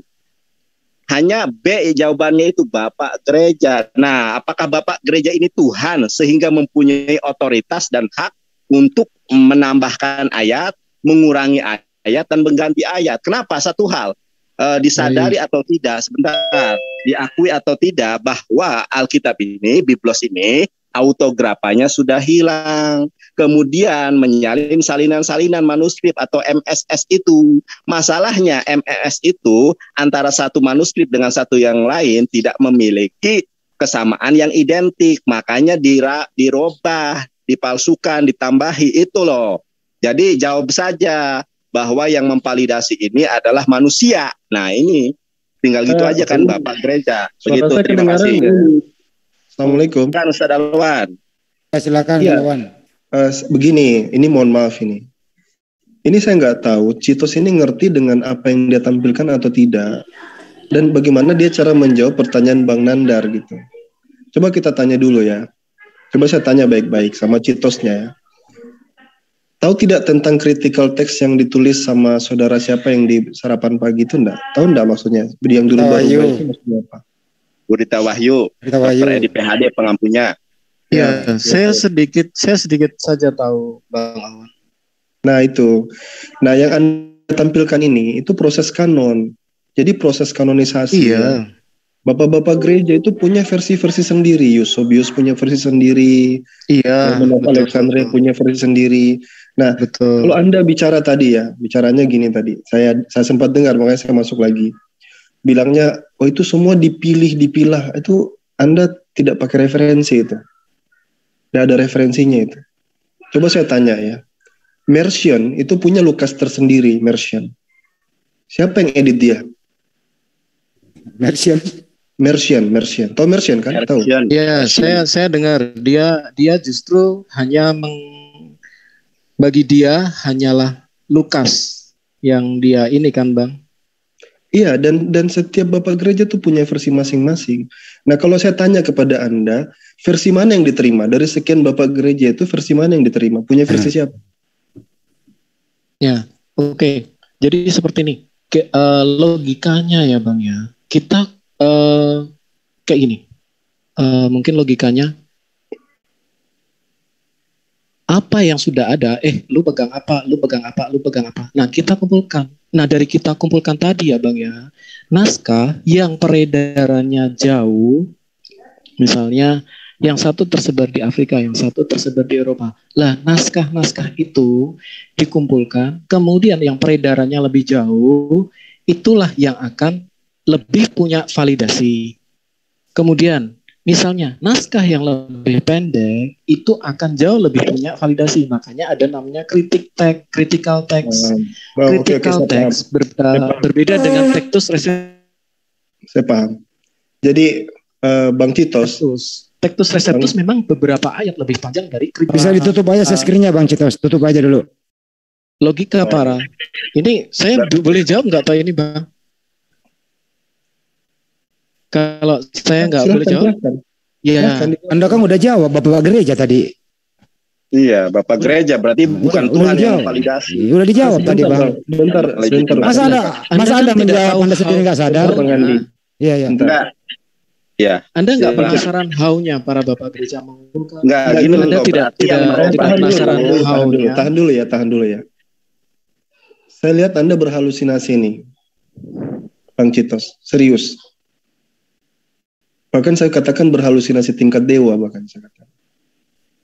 Dari mana ceritanya itu mereka bikin begitu Bapak gereja itu kumpul dokumen? Bapak baca dari mana? Iya. Terima kebenaran firman Tuhan.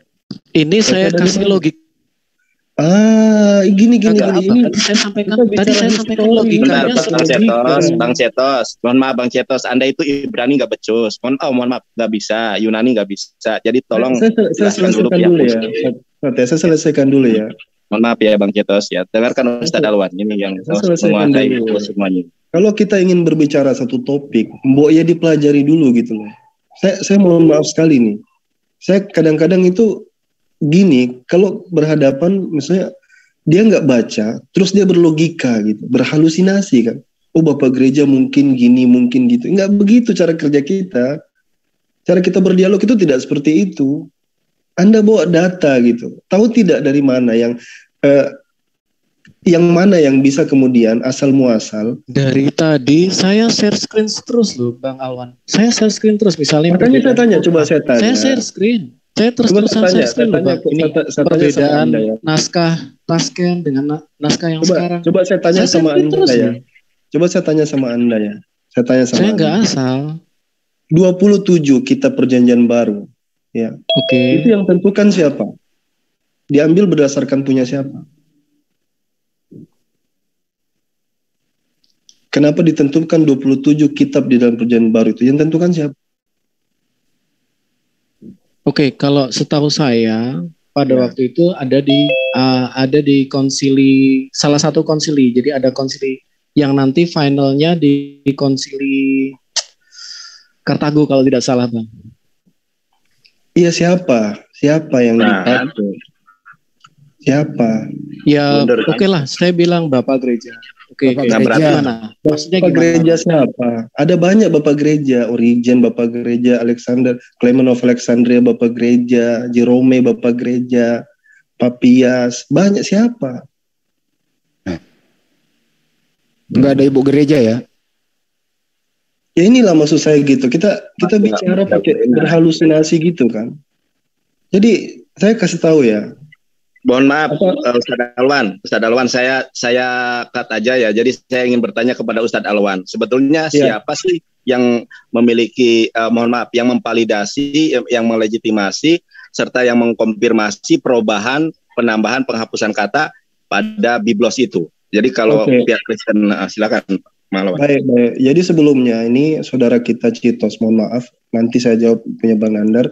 Mungkin baiknya belajar lagi, perdalam lagi. Jadi yang saya kalau mau tanya dari mana sumber muasal kanonisasi itu, ini topiknya beda sebenarnya yang Anda bawa. Itu adalah mengikuti punya Athanasius. Jadi Athanasius itu yang punya yang disetujui akhirnya. Nah, saya tutup itu program kanon. Pertanyaan Bang Yonatan Nandarin terkait kritikal tekstual ini baru-baru saja. Jadi menyinggung satu gerakan yang mana ketika mereka mendapati manuskrip yang tertua. Kenapa? Karena manuskrip yang ada yang membuat Erasmus membuat Textus Receptus atau biasa disebut The Receive itu hanya berdasarkan manuskrip di abad-abad yang baru. Saya katakan abad-abad baru berarti abad 9, 10, 11 kayak gitu. Jadi itu sudah dia menggunakan kodek Bizantin, Bang. Kalau Erasmus. Ya, kodek Bizantium atau kodek Majority. Ya, itu abad keberapa? Majority text. Itu abad keberapa itu? Abad ke-9, 10, 11. Makanya itu diragukan. Kenapa? Jaraknya 1000 tahun dengan Yesus. Jaraknya 1000 tahun. Makanya KJV itu sangat diragukan. Maka muncullah satu gerakan yang dia coba untuk menyelidiki berdasarkan manuskrip yang tertua, Sinaiticus dan Vaticanus. Westcott dan Hort misalnya. Paling gampang itu buka buku Nestle Aland. Itu ada versi scholarship-nya. Nah, kalau kita misalnya pakai itu, critical textual, mereka sudah berani mengatakan bahwa beberapa ayat-ayat di dalam Biblos yang sekarang disenangi oleh orang Kristen itu palsu. Terus maksudnya gimana, Bang Alwan? Sebentar ya, sedikit saya terangkan. Jadi menurut critical textual, penggemar critical textual, setelah menggunakan, mereka lebih condong kepada Biblos atau salinan yang lebih tua ini. Vatikanus dan Sinaiticus. Mereka lebih condong ke situ. Sehingga mereka mengatakan KJV itu salinan yang lebih lama, yang masih muda itu banyak error di situ. Salah satu misalnya itu the long ending of Mark itu. Ada juga yang Yesus pezina itu, Yesus dengan pezina. Itu semua mereka palsukan. Mereka bahkan dengan berani, dengan lantang mengatakan itu berita palsu. Saya bisa buktikan itu.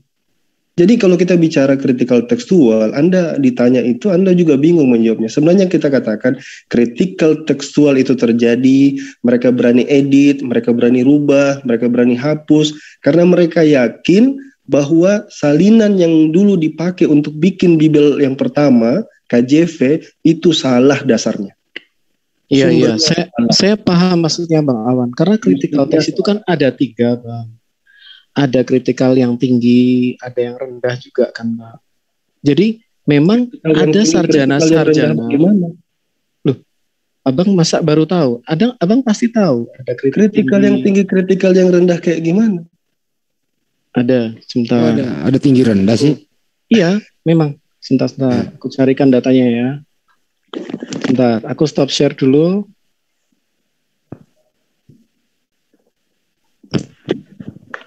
Ini kok jadi kebalik ya, Muslim yang jelasin Bible ya? Ya giliran saya ngomongin Quran, aku udah di ban terus dari tadi. Cuma 2 pertanyaan. Enggak. Quran itu saya jelaskan sedikit. Maaf. Jadi jangan pakai Quran yang tadi ada titik, enggak. Memang Al-Quran itu dihafal. Dari dulu sampai sekarang sama bacaannya. Tapi awal penulisan tidak ada titik memang. Makanya dari kali kita misal mutakin itu kopnya ada titiknya. Iya ada. Nun tidak ada. Tapi tetap bacanya mutakin.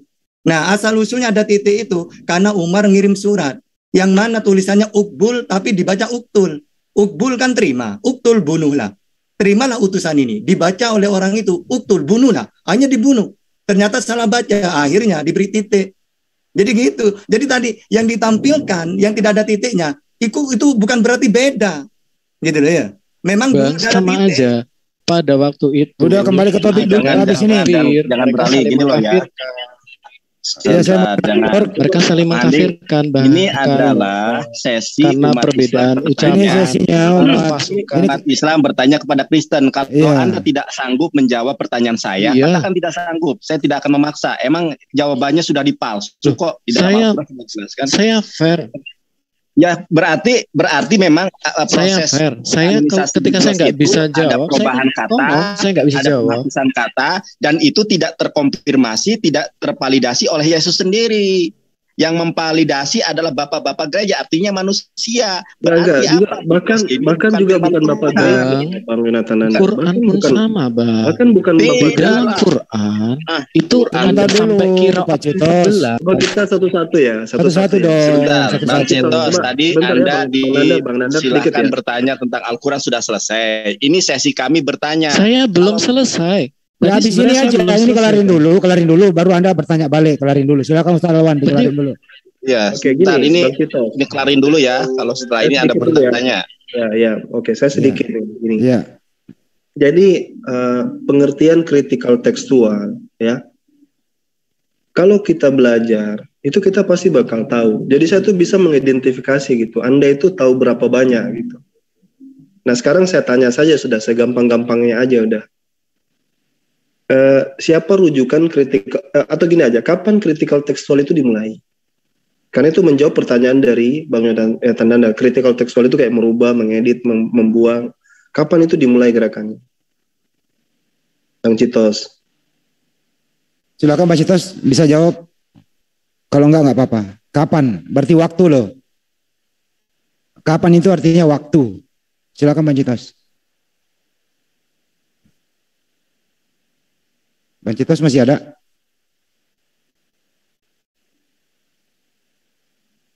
Kalau pertanyaannya kapan menunjukkan itu waktu. Misalnya pada tahun sekian gitu. 1000 tahun setelah. Masih ada. Jadi jawab. Wah, udah kabur orangnya. Udah kabur makanya gitu loh. Masih ada. Masih ada, mohon maaf. Kira kabur. Saya kepental.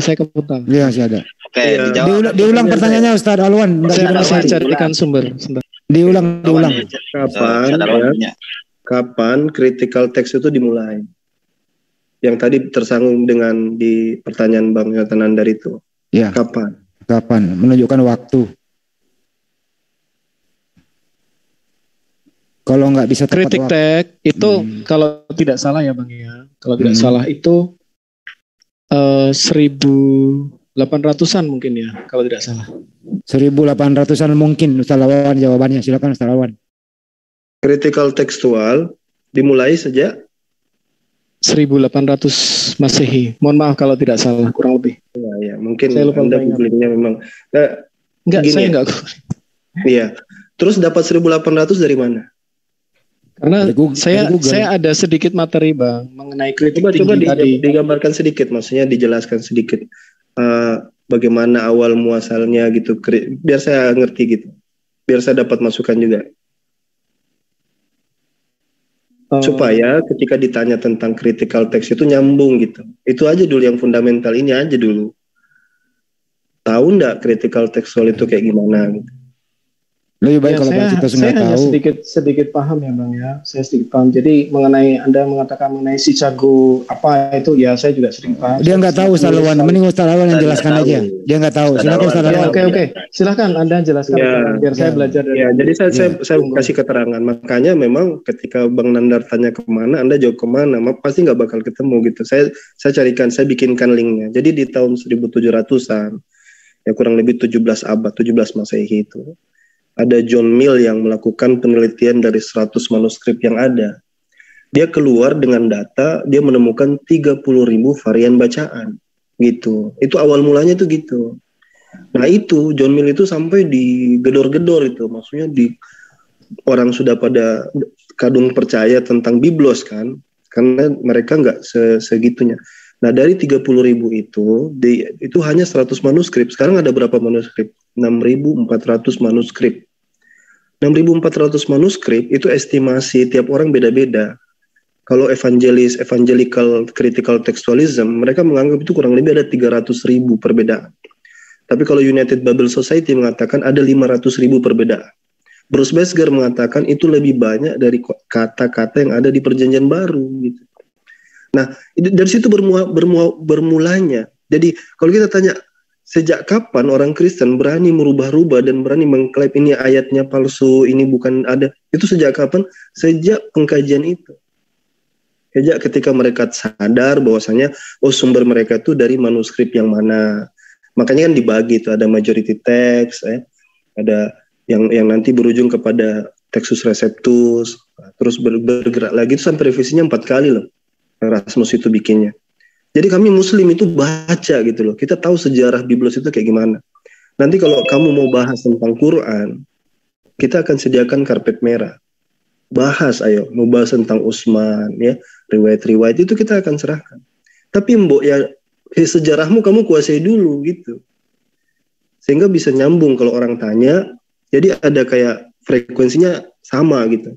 Yang kerap terjadi kayak tadi kan jatuh-jatuhnya. Jawab saya singkat, 5 kalimat. Bahwa sanad, isnad, musnad itu di Bibel. Itu kan kayak gitu kan kita mau ketawa dengarnya. Maksudnya capek kita berhadapan kayak gitu terus. Saya ingin besok-besok kita ketemu, Anda sudah baca dengan baik, baru kita diskusi. Supaya frekuensi kita nyambung gitu. Orang nanya apa, jawab apa. Itu aja mungkin dari saya. Terima kasih Ustaz Lawan. Kita ada tanggapan? Sudah. Jadi memang nggak bisa dijawab ya karena pengetahuan dari Bang Cetos perlu di-upgrade lagi sehingga frekuensinya sama. Itu Bang Cetos, ini bahan evaluasi juga Bang Cetos. Kalau ingin kemudian mengkritisi tentang Islam, Quran, pelajari juga sejarahnya, paling tidak baca original teksnya harus bisa karena para apologet Muslim bahasa Aramek ada yang bisa, Ibrani banyak yang bisa, Yunani banyak yang bisa. Itulah bedanya apologet Muslim dengan apologet Kristiani. Itu sebagai bahan evaluasi untuk kemudian menjadi lebih bermanfaat, lebih maju ke depannya. Begitu. Terima kasih. Artinya membekali diri dulu ya. Nah, membekali diri dulu gitu. Mantap, itu ya. Satu pertanyaan dari saya. Itu belum dari yang lain. Saya hanya bertanya demikian. Bang Cetos maupun Bang Arius, bahkan Bang Arius sampai kabur itu karena tidak bisa menjawab pertanyaan itu. Jadi saya menghimbau sebagai closing statement dari saya ya, ketika Anda mau mengkritisi Al-Quran, coba tanya dulu Alkitab saudara ini sudah benar atau tidak. Ternyata Alkitab saudara secara dari apa yang saya tanyakan memang sudah palsu gitu kan. Itu diakui atau tidak, jujur terhadap diri sendiri atau tidak, sudah palsu. Kalau sudah palsu, beralihlah kepada yang asli Al-Quranul Karim. Begitu, terima kasih. Assalamualaikum. Baik, terminologi palsunya itu dari... Jadi gini, logikanya, Alkitab itu palsu karena ada banyak varian. Boleh? Seperti varian. Itu? Tadi Anda itu nggak mendengar atau mendengar sih? Yang barusan bertanya itu, tadi, Bang. Ya, yang disebut palsu itu adalah ada intervensi. Kalau saya bisa tunjukkan itu dulu. Di dalam kitab Anda juga. Nah, ini kan saya bertanya, makanya tadi saya sudah jelaskan kalau Anda mau mengkritisi kami, berdiskusi tentang Al-Quran, Anda paling tidak harus bisa baca. Kalau saya tanya sejarah tentang Al-Quran, Anda bisa jawab apa tidak? Ketika saya menyuruh Anda membaca satu diksi, satu kalimat surat Al-Quran, bisa atau tidak? Kalau saya baca Ibrani, bisa. Anda bisa apa tidak? Nah itu maksud saya. Ibrani sedikit-sedikit, saya nggak terlalu banyak. Nah, kalau saya bisa. Ya, justru gini Bang, ketika saya bertanya dan saya tahu sedikit dan Abang tahu banyak, tentu Bang Yonatan justru akan lebih. Bentar Bang Cetos, bentar. Saya hanya menyimpulkan dari jawaban Anda atau dari teman-teman Anda bahwa Alkitab ini memang sudah ada intervensi dari manusia untuk merubahnya. Tadi kan saya kan tadi bertanya, sekarang saya ulangi pertanyaan saya. Siapa yang memvalidasi, mengkonfirmasi perubahan penghapusan kata dalam Alkitab? Otomatis Anda mengatakan itu manusia, berarti Bapak gereja. Ya, itu artinya apa? Itu bukan firman Tuhan. Kalau itu bukan firman Tuhan, beralihlah kepada firman Tuhan. Kalau Anda mau saya pegang alasan Anda ya, Bang. Saya pegang alasan Anda. Jadi sebentar dulu, ini sebentar dulu. Karena palsu memang Alkitab itu. Nah, dengarkan saya dulu ya. Ya, emang sudah dirubah. Sudah dipalsukan. Bahkan kalau kita kalau nanti saya temukan di dalam kitab Anda perubahan, Anda juga akan mengatakan hal yang sama atau gimana? Makanya tadi Ustadz Alwan sudah mengatakan kalau Anda mau Abang tadi mengatakan kriterianya. Ini dulu nih, satu-satu dulu. Anda akui nggak itu kalau ada penambahan? Begini, habis ini Anda boleh tanya Al-Quran dulu deh. Anda akui dulu nggak tadi pernyataan Ustadz Andar itu, Pak Citos? Mau dibantah apa mau sekata? Saya mengakui di dalam diakui palsu. Itu diakui palsu. Bukan Anda sudah mengakui bahwa saya diakui bukan palsunya, Bang. Yang saya akui. Orang jelas-jelas tadi pertanyaan saya. Memang banyak varian. Bukan varian. Saya share lagi ya. Anda masih tidak percaya. Tadi itu diksinya, kalimatnya sangat jelas. Ada penambahan, ada penghapusan kata, ada perombakan, ada perubahan. Sudah terkonfirmasi. Ustadz Yonatan Nandar, artinya sebenarnya beliau ini memang tidak bisa gitu. Kalau dipaksakan. Iya, orang masalah Bible bahasa Ibrani nggak bisa. Mau tes-tesan bahasa Ibrani dengan saya. Hah? Saya hanya paham sedikit, Bang. Paham sedikit. Ya udah, kamu tuh paham Alkitab sedikit, bahasa Ibrani nggak becus. Ya, saya pikir harusnya Abang kan senang kalau debat dengan orang yang di bawah ilmunya dengan Anda, toh Bang. Oke, kalau saya pikir gini lah ya, saya pikir gini, Bang, yang saya tengahi aja, karena dia memang belum belajar juga dengan sejarah biblosnya, belum begitu mendalami. Nah, sekarang kan dia bawa senjata ini, mungkin dia juga pernah baca tentang Quran. Nah itu jadi munculkan aja, ada Ustadz di sini, ada yang lain, kita kasih kesempatan dia. Nanti dipikir nggak dikasih kesempatan kan? Oh baik Bang, terima kasih Bang. Dulu itu bahwa Alkitab saudara sudah ada. Secara tidak langsung sudah diakui sebenarnya. Dia nggak bisa jawab aja. Ya. Udah diakui tadi. Dapat melihat, penonton dapat menyaksikan bahwa Alkitab itu sudah palsu dari hasil atau simpulan diskusi pada malam hari ini. Jadi mungkin Bang Cetos tidak menerima hidayah. Mudah-mudahan ada penontonnya di Menara Syiar yang mendapatkan hidayah dari Allah karena Alkitab itu memang sudah palsu. Saya mengatakan ini simpulan dari diskusi pada malam hari ini. Sekarang silakan saya serahkan kepada moderator. Terima kasih. Terima kasih kepada semua Menara Syiar yang ada di LC ya. Yang ingin menemukan kebenaran silakan masuk di JCC. Ya, malam hari ini. Silakan naik. Oke. Terima kasih Silakan, Pak Bang, Citos. Bang Alwan. Ya, sebentar ya, saya coba sharekan. Apa yang mau dijawab lagi nih untuk share? Tadi ketika Bang Nandar mengatakan bahwa belum kelar ini. Kitab kami ada perubahan. Oh, Anda lagi yang mau bertanya? Gak apa-apa. Ya, silakan. Dan ini Bang Alwan Pak kan Citos lagi yang bertanya, silakan. Monggo. Artinya kan silakan. Ya. Oke ya Bang ya. Jadi ini adalah submission.org. Jadi ini submission itu berserah. Berserah itu artinya Islam. Ini adalah situs Islam sendiri Bang, bukan dari situs kami. Gitu ya. Nah, kita lihat bagaimana penambahan yang hilang suaranya. Ini hilang, bukan kita yang hilangkan ya, hilang sendiri loh. Jangan sampai katakan JCC yang memute, enggak loh, hilang sendiri nih. Masih mempermasalahkan ini juga Quran, terjadi. bukannya masalah Quran Ini selesai adalah manuskrip Tasken. Sementara yang sekarang ada nunnya. Nah, bagus. Karena kritik teks itu apa? Kami merekonstruksi. Enggak, pertanyaan aja Bang, pertanyaan Pak Citos, langsung tanya. Enggak, kalau Ustadz Alwan pasti paham yang saya. Enggak, tanya aja dulu. Tanya, biar kita tahu semua. Saya baru menerang, saya diputus terus. Ya, kasih waktu aja, kasih waktu. Silakan. Nah, gitu kan enak toh. Nah, gitu loh. Jadi kemudian hal-hal yang seperti ini, saya pegang perkataan Romo Aldo, namanya teks tua itu pasti ada gitu loh Bang. Lah, pertanyaan saya, yang benar, yang diwahyukan Nabi, itu yang sekarang dipegang ada nunnya, atau yang Tasken, yang tidak ada nunnya? Kemudian saya jawab nih. Saya jawab sederhana saja. Ustaz Alwan yang nanya, yang jawab. Bentar, saya handle dulu. Mas Citos, apakah sudah selesai pertanyaannya? Ya. Belum, Bang. Oke. Buat teman-teman yang lain, tolong jangan anti kritik ya. Saya nyimak keluar gitu. Biarkan Citos menjelaskan apa yang dia mau tanyakan. Kita open semua. Jadi harap itu bagus deh. Jangan sampai anti kritik gitu ya. Malah ini justru bagus buat kita semua. Terima kasih. Ya, pahami dulu kata-kata saya. Buat teman-teman Kristen, sabar dulu. Ini soalnya keilmuan. Misalnya ini keilmuan. Biar saya yang nggak ngerti ini paham, biar teman-teman juga paham. Apa yang dipertanyakan oleh saudara kita yang Kristen ini, apa sih gitu? Nah, nanti setelah selesai dijelaskan dan beri waktu secukupnya, baru teman-teman menjawab. Silakan Mas Ito, secukupnya. Ya baik. Saya on di sini. Ya, saya dengan logikanya Bang Nandar tadi, saya juga akan bisa mengatakan hal yang sama loh. Punyamu aja seperti itu, kamu ngacak dong. Itu loh. Saya akan mengatakan hal seperti itu. Kemudian original form for fa or half is present ini.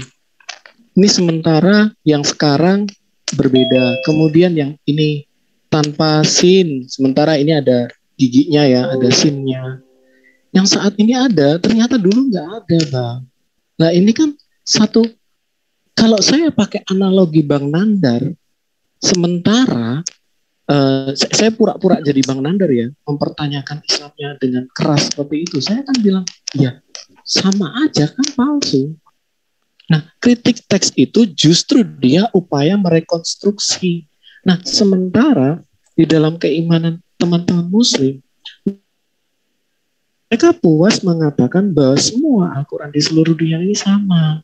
Nah pada kenyataannya antar yang Anda pegang saat ini dengan yang zaman dahulu yang tua itu, ini saya belum kasih yang beberapa lagi masih ada. Ini Anda bertanya apa menerangkan? Tanya apa menerangkan? To the point aja, pertanyaannya to the point. Saya Ustadz Alwan, saya izinkan menjawab sedikit aja, nggak banyak. Boleh, nanti secara Sebentar Mas Nandar, sebentar. Apakah kita sudah selesai? Biarkan aja, kita dengarkan aja. Ya, berikan waktu. Intinya ada perbedaan penulisan itu kan. Nah, intinya kan itu. Iya, biarkan. Okay. Bukan hanya perbedaannya, ini perubahan ya, dipindah. Alif diganti sama ya. Ini kok sekarang ada ya-nya. Kemudian ada perubahan lam into to, lamnya mana ya, lam into to. Kemudian perubahan kata perpindahan kata yang pada waktu dulu ada ini dan ini dari Muslim sendiri loh. And many more examples that can make the article very long. Inilah yang menyebabkan apa? Mujizat 19. Ya, monggo Bang Nadar. Nah, selesai. Aku jawab sedikit sebelum nanti guru-guru saya yang menjawab ya, karena beliau yang pakar Al-Quran ya. Sedangkan saya adalah evangelis, ahli Injil gitu kan. Nah, saudara, jadi inilah ada dua sudut pandang yang berbeda. Mereka, Alkitab mereka palsu karena hanya mengacu kepada manuskrip-manuskrip yang autografanya atau naskah aslinya sudah hilang. Sudah rusak, pokoknya tidak ada. Kemudian manuskrip itu berbeda-beda antara satu manuskrip dengan manuskrip yang lain. Oleh karenanya di dalam tadi Textus Receptus Westcott Hort itu memang terjadi perubahan kata, penghapusan ayat dan lain sebagainya. Ketika mereka memandang Al-Quran dengan sudut pandang mereka, itu tentu salah. Nah, masalahnya Al-Quran ini saudara terjaga bukan dengan manuskrip. Al-Quran itu terjaga dengan sistem oral, hafalan. Oleh karenanya saya mengambil sebuah ilustrasi yang sederhana. Apabila seluruh kitab suci di muka bumi ini sekarang hilang dengan suatu cara yang misteri atau suatu cara yang ajaib, tiba-tiba hilang nih. Biblos hilang, Torah hilang, Tanakh, Torah, Nevi'im, Ketubim hilang. Pokoknya semua kitab Weda dan sebagainya hilang. Al-Quran, aplikasi dan lain sebagainya hilang semua. Hanya satu agama yang akan memiliki kitab suci kembali. Apa itu?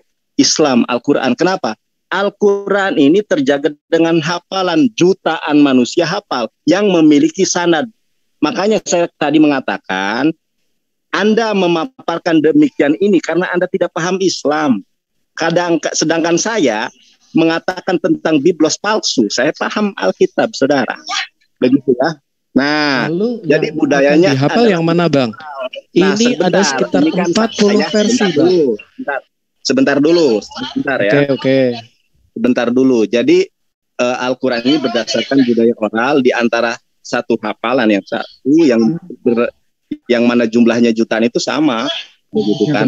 Nah, kalau berbicara itu tolong di-mute dulu suaranya berbicara sih. Nah, kalau berbicara tentang qiraah Syab'atul Ahruf tadi sudah dijelaskan. Makanya pesan saya, Anda tentang biblos minim, tentang Al-Quran hanya mengutip ini itu, kemudian mengambil sudut pandang di dalam perspektif saudara. Kitab saudara ini berusaha diaslikan berdasarkan manuskrip, sedangkan Al-Quran itu sudah saya sampaikan, puluhan juta manusia hafal Quran, di mana antara bacaan satu Al-Quran di seluruh dunia ya dengan qiraah yang sama tentu sama ya kan, dengan qiraah yang lain tentu sama, begitu ya. Misalnya qiraah yang satu sama semua, qiraah yang kedua dengan qiraah yang versi yang kedua ini ya sama semua, dan itu yang dikonfirmasi oleh Rasulullah Shallallahu Alaihi Wasallam sendiri. Makanya saya tadi bertanya, siapa yang memvalidasi, mengkonfirmasi, melegitimasi perubahan di dalam biblos? Karena apa? Karena biblos sudah palsu dan dipalsukan oleh tangan-tangan manusia. Begitu, silahkan para guruku untuk menambahkan lebih lanjut terkait dengan keilmuan yang ada. Terima kasih. Sedikit ya. Iya, bisa ya. Saya Bang. Bisa ya berarti ya. Oke. Ya, silakan habis Mas Elwan ditambahi Mr. Tata ya. Tata ya. Jadi coba ditampilkan dulu yang tadi itu, Citos. Mohon maaf, yang mana Bang Alwan? Yang screen yang tadi kamu tunjukkan, yang masalah tulisan-tulisan itu yang dulu sin, habis itu shot, coba. Yang tadi. Oh iya, sebentar Bang. Sebentar. Yang di submission.org itu. Sebentar, saya suaranya kecil, suaranya kecil. Soalnya saya buka banyak tab ini, Bang. Iya, nggak apa-apa. Kita semua. Satu aja yang tadi. Ya, demikian Bang. Silahkan. Iya. Jadi memang kalau seperti saya katakan, kalau kita bicara Quran ada 3 sisi yang diserang dari pihak kamu. Ada 3. Yang kamu tampilkan sekarang ini dari sisi manuskrip. Oke? Nah, sekarang kita pilih Kami juga diserang manuskrip, Bang. Iya, sebentar. Saya terangkan. Yang kembali manuskrip dulu ya. Saya terangkan. Ya.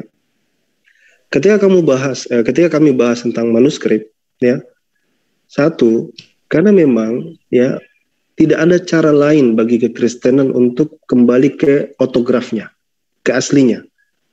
Mereka hanya punya salinan terbaik itu setelah 100 tahun setelah itu, di abad kedua, awal dari abad kedua. Jadi mau tidak mau mereka harus memilah dari sekian kopian yang ada, yang satu dengan yang lain saling bertubrukan. Satu dengan lain langsung dijawab aja Mas Alwan. Iya, saya sementara menjawab ini ya. Nah itu. Baik. Nah, itu satu. Jadi ketika biblos itu berdasarkan manuskrip saling bertubrukan, disitulah letak masalahnya. The King Gadas bilang, kami itu kaya dengan manuskrip. Ya. Tidak seperti umat Islam yang sedikit manuskripnya. Kami kaya, iya, tapi kaya tapi banyak dan berbenturan satu sama yang lain sehingga nggak tahu lagi mana yang benar, mana yang salah. Sekarang Quran. Tanya orang Islam bagaimana preservasinya Quran itu. Apakah berdasarkan tulisan atau berdasarkan oral, bacaan? Nah, kita dua. Ditulis iya, dibaca iya. Iya kan? Jadi ada qurra, ada penghafal-penghafal, ada hufaz, penghafal-penghafal, dan ada yang ditulis. Tidak ada yang memungkiri ya. Bahkan kalau kamu buka buku dari Dan Brubaker itu, Correction of the Early Quran, ya itu dia jelaskan banyak contoh di situ. Bagaimana tiba-tiba ada Allah masukkan, tidak ada Allah di manuskripnya, ya di yang lain-lain banyak. Buka saya sendiri di situ. Terus gimana nih cara kita menyikapinya? Orang Islam sendiri mengakui ada scribal error. Siapa yang pernah menentang itu? Scribal error itu kesalahan penyalinan. Kesalahan penyalinan itu pasti. Dokumen-dokumen itu kalau disalin, karena dulu nggak ada mesin fotokopi, disalin manual, pasti salah. Itu yang kamu lihat sekarang di hadapan kamu ini. Bahwa manuskrip itu ada salah, iya. Kita akui tidak. Makanya kita tidak bersandar hanya kepada manuskrip. Kita juga bersandar pada hafalan. Ada penghafal di zaman Nabi, turun-turun ya, kayak Hafaz itu tadi, dan Ja'far, banyak ulama-ulama penghafal yang itulah dikatakan bersanad, turun-temurun, bersambung, bertalian. Jadi nggak bisa dibandingkan dengan Quran, nggak bisa sama sekali. Jadi kalau misalnya kamu katakan, kita adili dong dengan hukum yang sama, Quran kamu juga manuskripnya begini, iya, kalau misalnya kami bergantung pada manuskrip. Yang kedua, paling tidak ya, manuskrip Quran itu dari 4 ada Topkapi dan yang lain ada di Birmingham, itu paling tidak ada di abad pertama, ada di abad pertama di mana Nabi SAW masih hidup. Ada. Saya tanya balik, di Kristen ada nggak? Itu tidak ada. Jadi dari sisi quality aja sudah nggak bisa samakan, gitu. Ya mudah-mudahan paham ya. Jadi yang sekarang kamu bahas ini adalah tentang naskah, manuskrip. Nah, kita bicara manuskrip, kita katakan oke, kita setuju ada scribal error dalam penyalinan, itu pasti.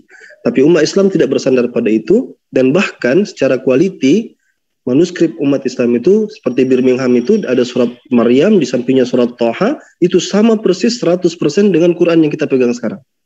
Bisa dibuktikan itu. Itu aja mungkin. Ya Bang, itu kan hanya 1 lembar Bang, manuskrip Birmingham. Kemudian Anda tadi, puji Tuhan, baru kali ini saya bertemu kawan Muslim yang berani mengakui kesalahan editor.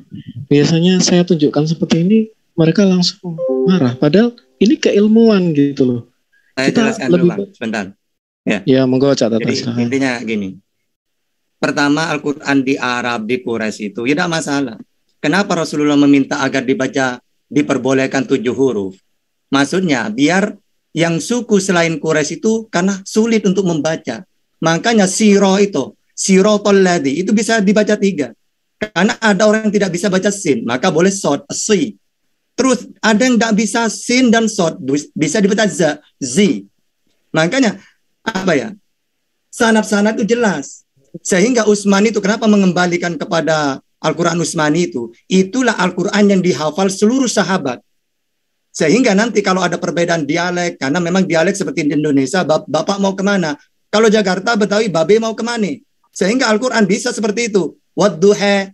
Tapi asalnya apakah Rasulullah nurun wadduha? Ya wadduha. Ya, sama dengan orang Bugis.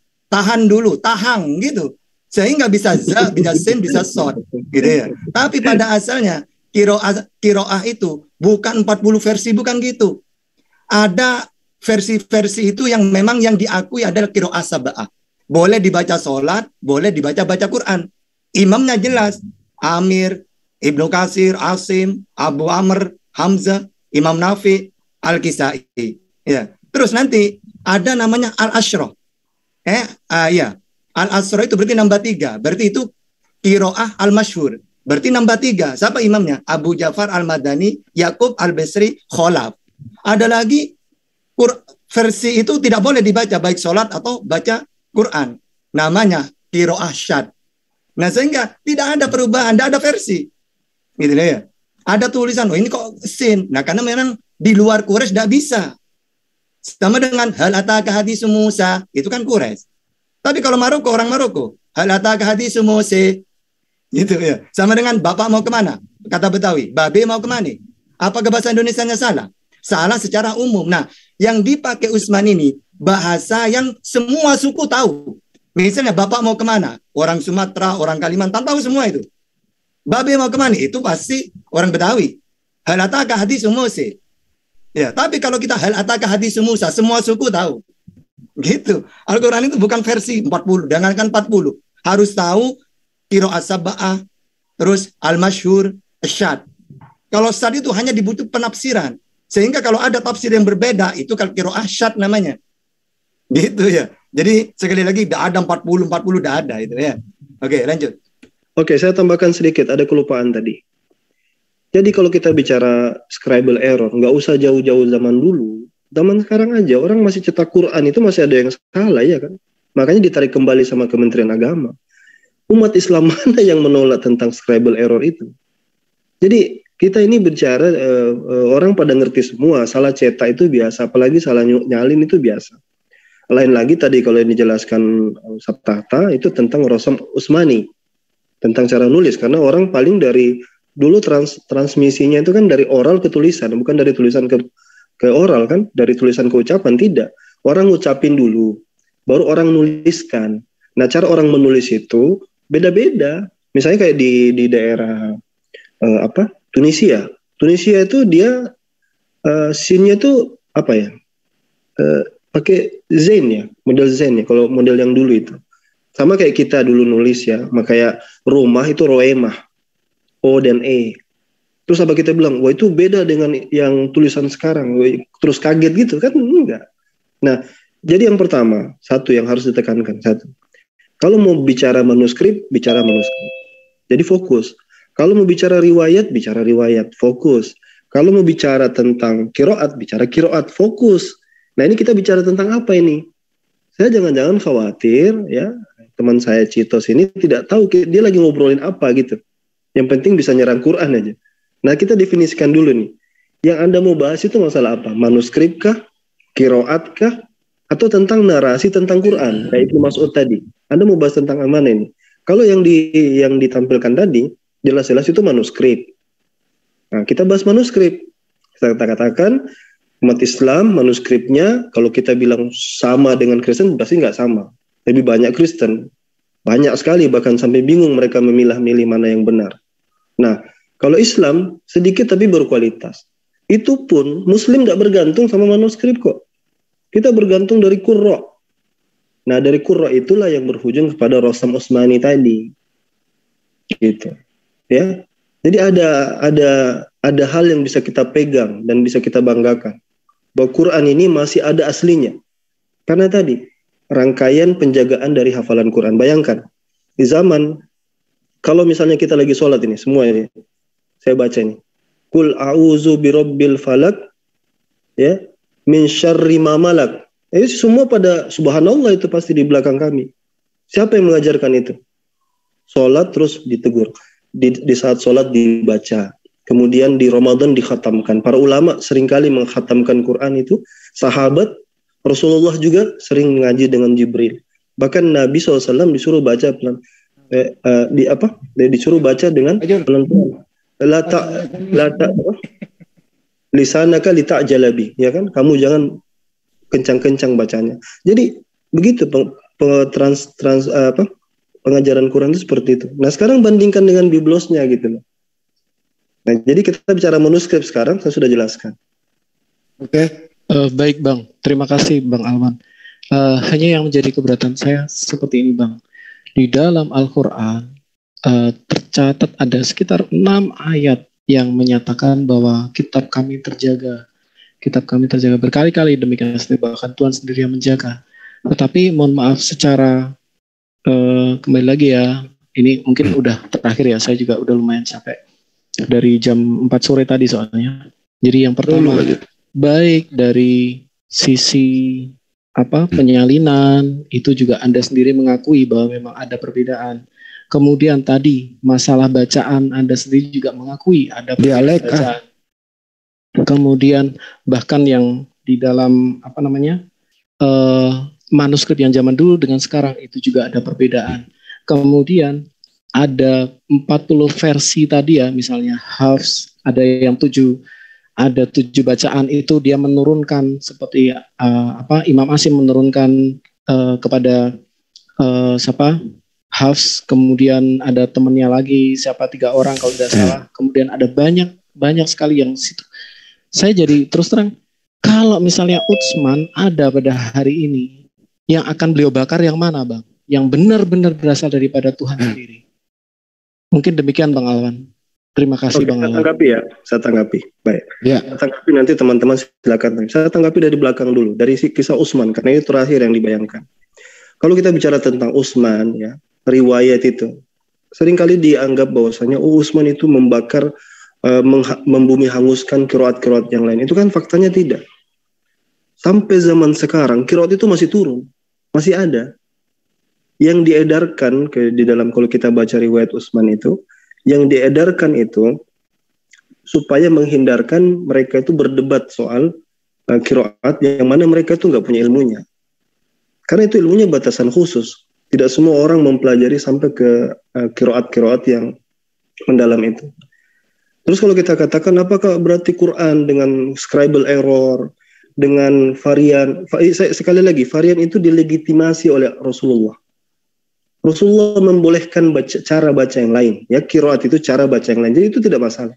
Satu-satunya masalah mungkin scribal error. Kita tidak bergantung kepada itu. Al-Quran dijaga dengan hafalan.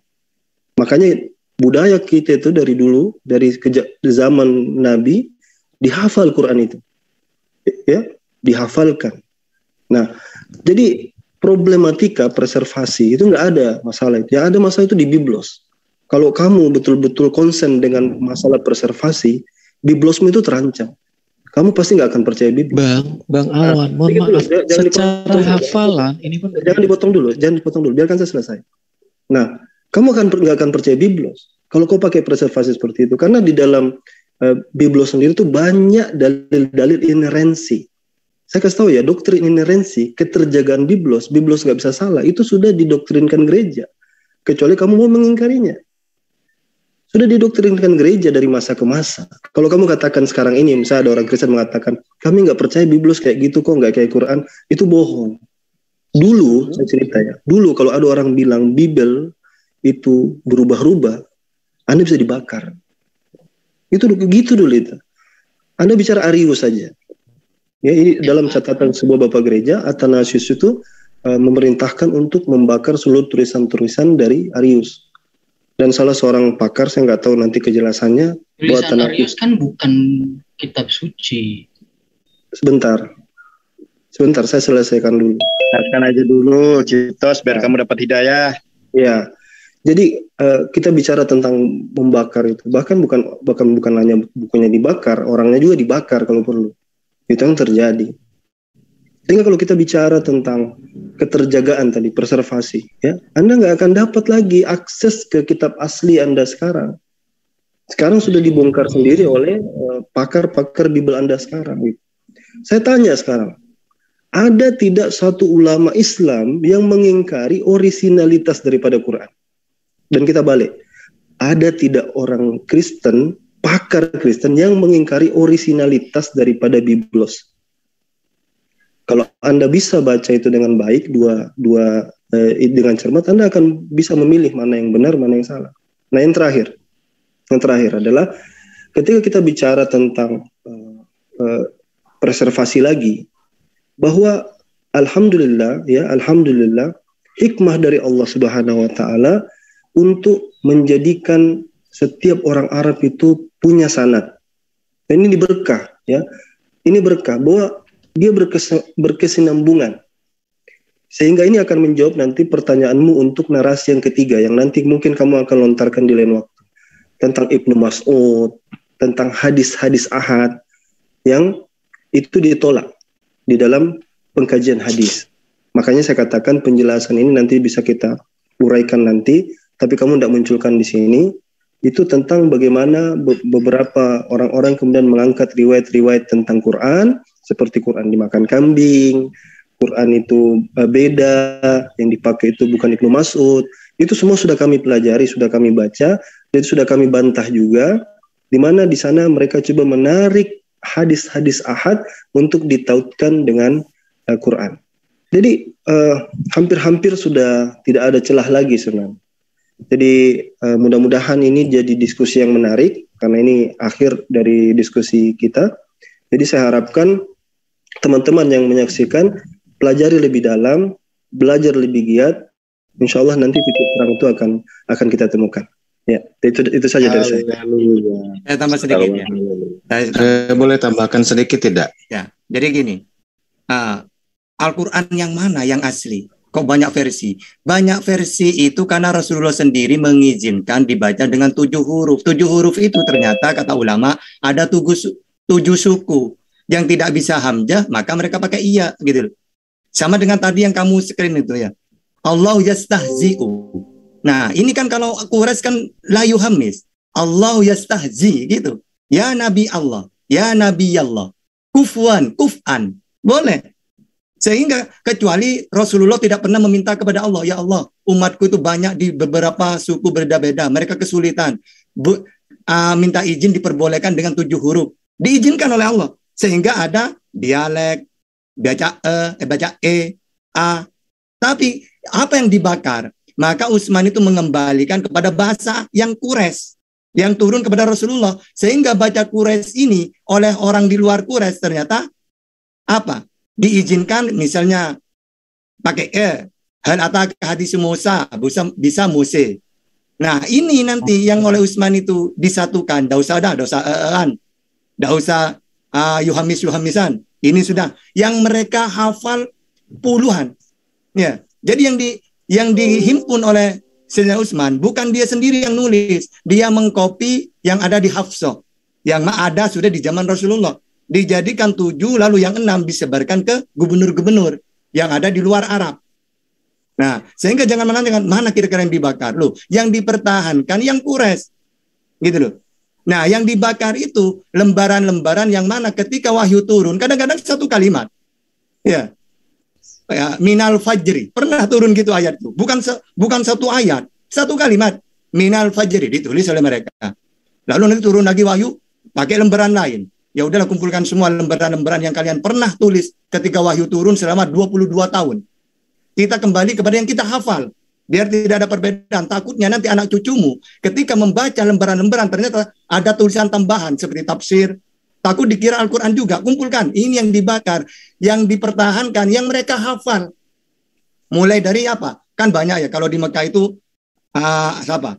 Ali bin Abi Thalib, Utsman bin Affan, Abu Bakar, Umar bin Affan, Khalid bin Walid, ya. Umar bin Fatim, Arqam, Ja'far, Hatib. Ini saya hafal 50. Di zamannya Rasulullah, sahabat yang hafal saat itu. Makanya kata Sayyidina Ali, andaikan saya di posisi Utsman, akan saya lakukan hal seperti itu. Alasannya Utsman, kenapa membakar, mengembalikan kepada hafalannya para sahabat? Takut seperti orang-orang ahli kitab dulu. Bahasa aslinya tidak ada, berpindah bahasa lain. Ini ada dalam keterangannya Utsman gitu. Dia ingin menyelamatkan agar wahyu itu sesuai turun kepada Rasulullah. Nah, ini yang yang sampai sekarang gitu loh. Iya, berarti dalam 40 versi itu Bang yang akan dibakar tahan dulu ya. Baik, terima kasih untuk Mas Tata yang telah memberikan penjelasan cukup baik ya. Di sini saya mencoba melihat di website tersebut. Sebenarnya pertanyaan daripada Cetos ini sudah dijawab oleh situs ini. Ini ya, kalau boleh saya bacakan di sini ya, akan saya translatekan ya.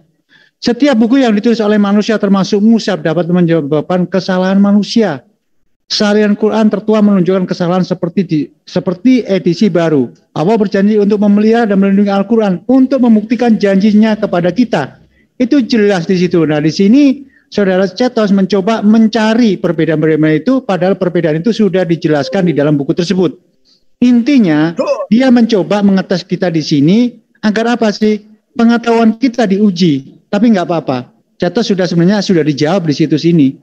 Ya, di situ jangan jelas, referensinya jelas, pembuat bukunya jelas, jawaban-jawaban di situ jelas dan dijawab dengan jujur, dengan jujur di buku. Nah, ya. Saya kira apa yang dibawakan Cetos ini sebenarnya untuk apa ya? Mengadu domba di antara kita. Pemahaman teman-teman Muslim satu dengan yang lain itu sudah diuji di sini.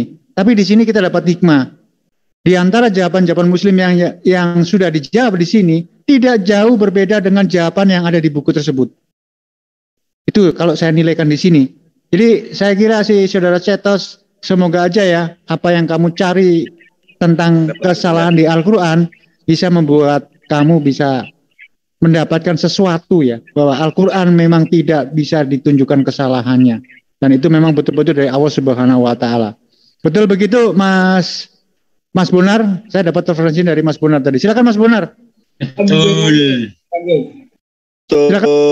sekali. Sedangkan Alkitab sudah palsu ya, tadi sudah dikonfirmasi ya. Ya, di sini ini kan yang tadi ya. Bentar ya. Ini. Gimana palsunya gimana? Palsunya di mana? Nah, ini kan ya di sini dia membuka ayat-ayat ini ya.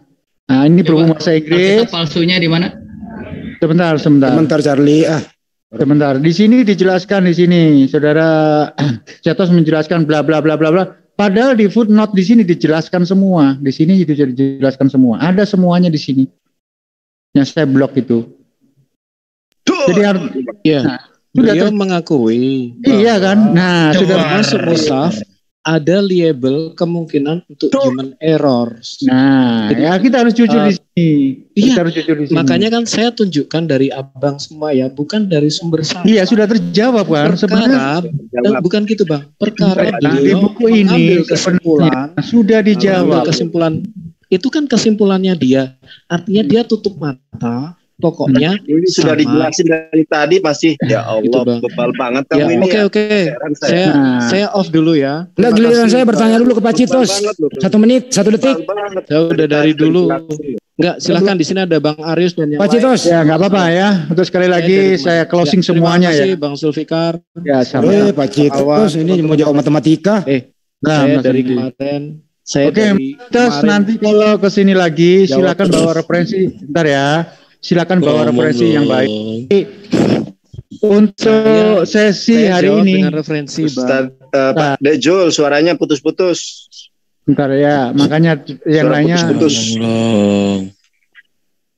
Ya, cek ya.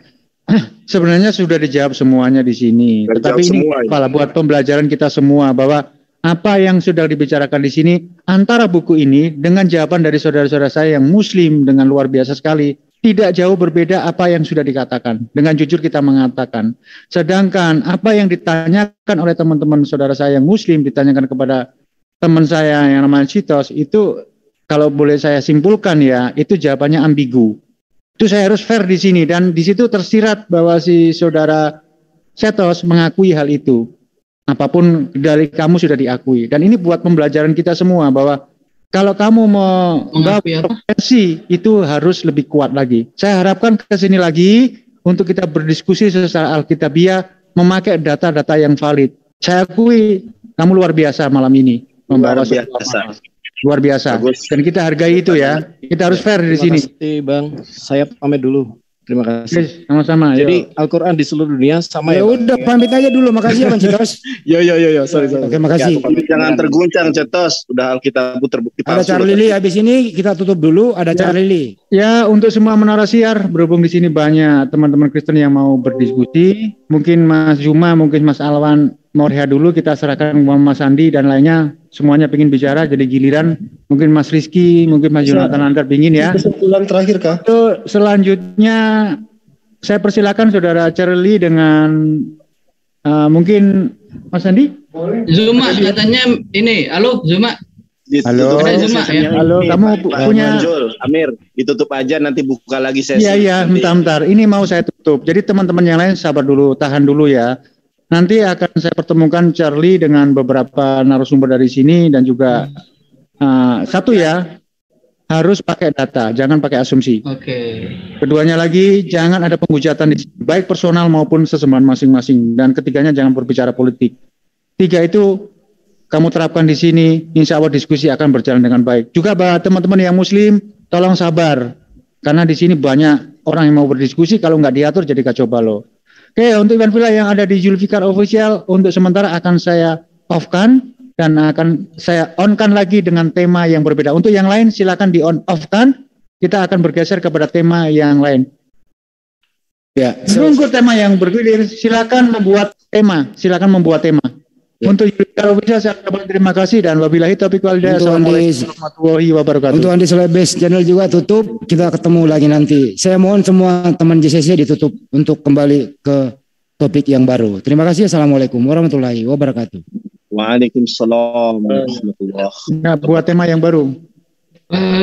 Saya waktu itu sempat dijadwalkan sama Zuma, tapi ini ya, saya sih waktu itu dari RIM diundang untuk dipertemukan. Halo?